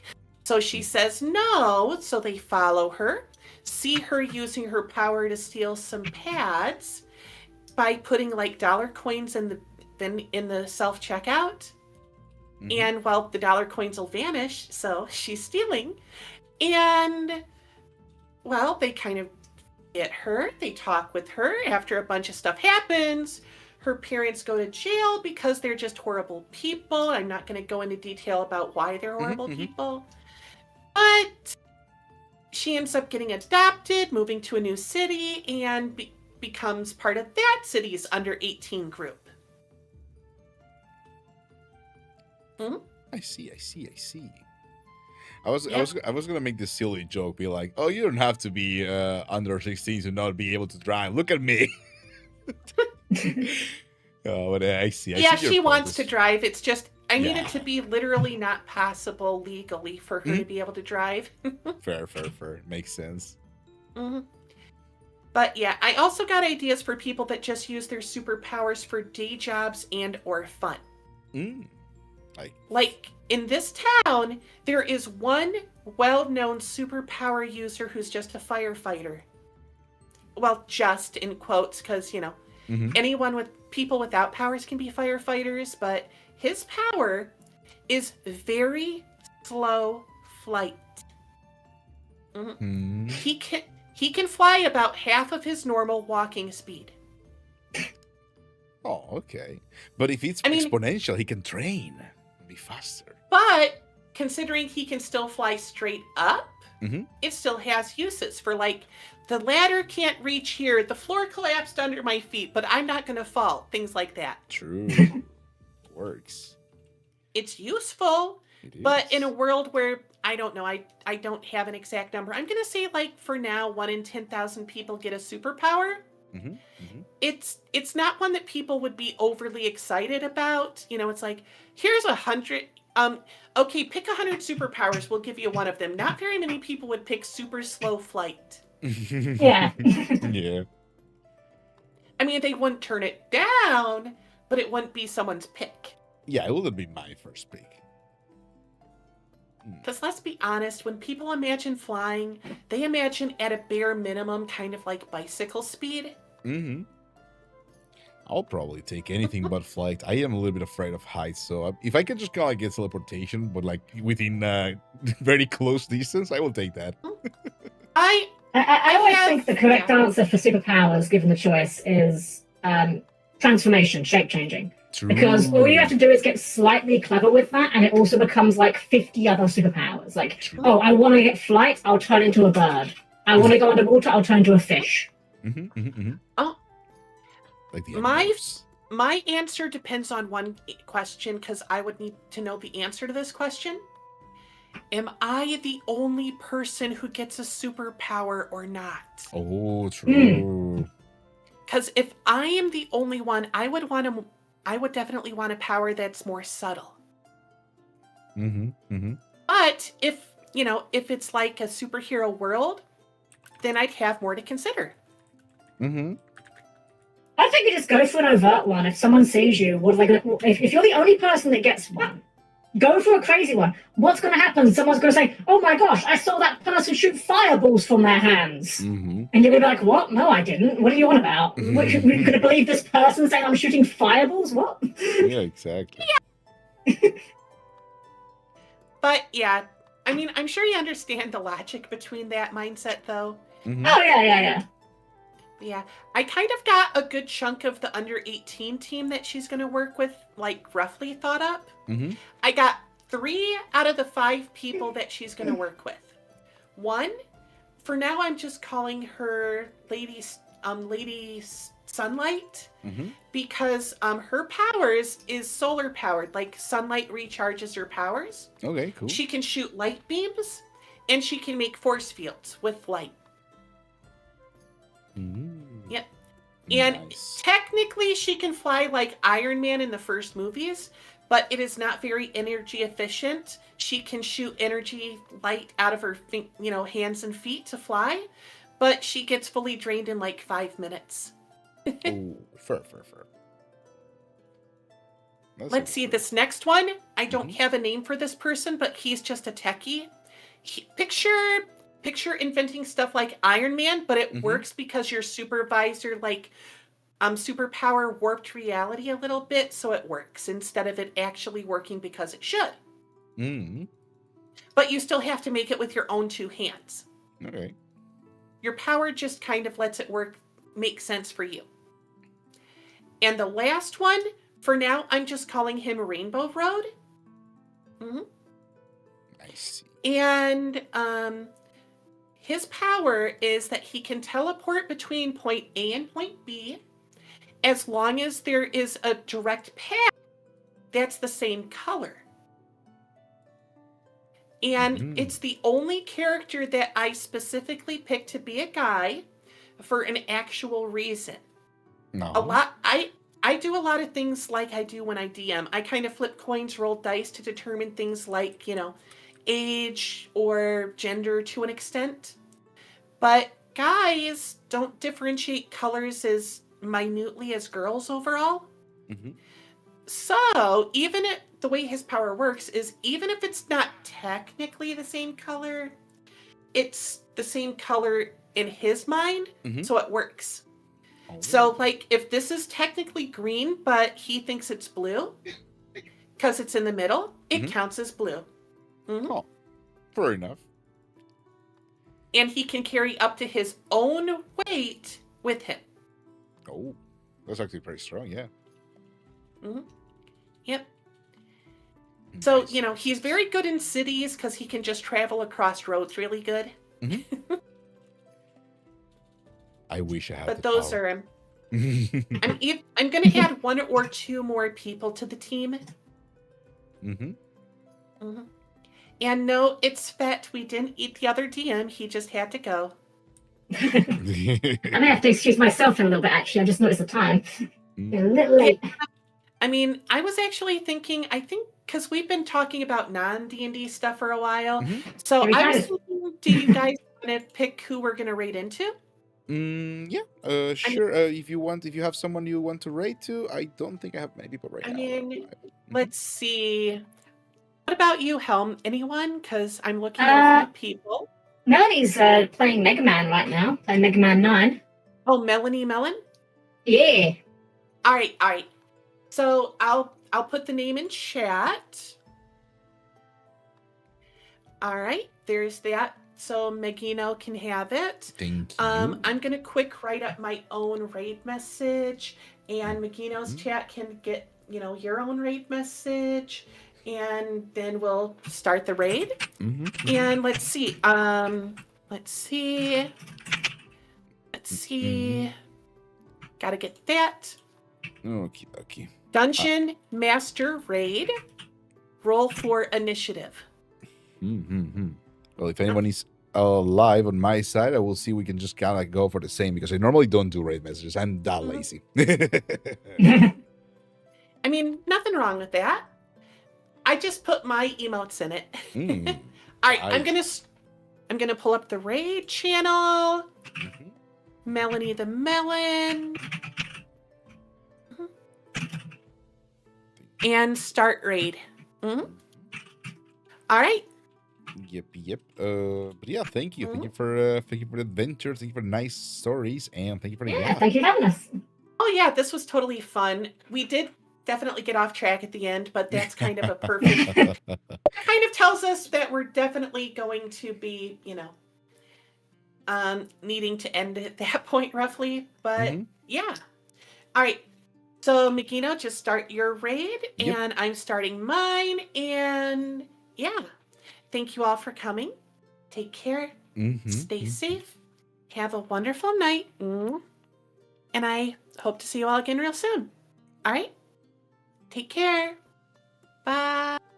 I made my little outro. Well, it's thank you for making it this far. Thank you for those of you who made it, and thank you for those of you who are watching the VOD. See you tomorrow with Metal Gear Solid. Let's get going because I have to sleep and I'm very tired. Let's go. Okay, we're raiding out in 3, 2, 1. All right. I am out. And I am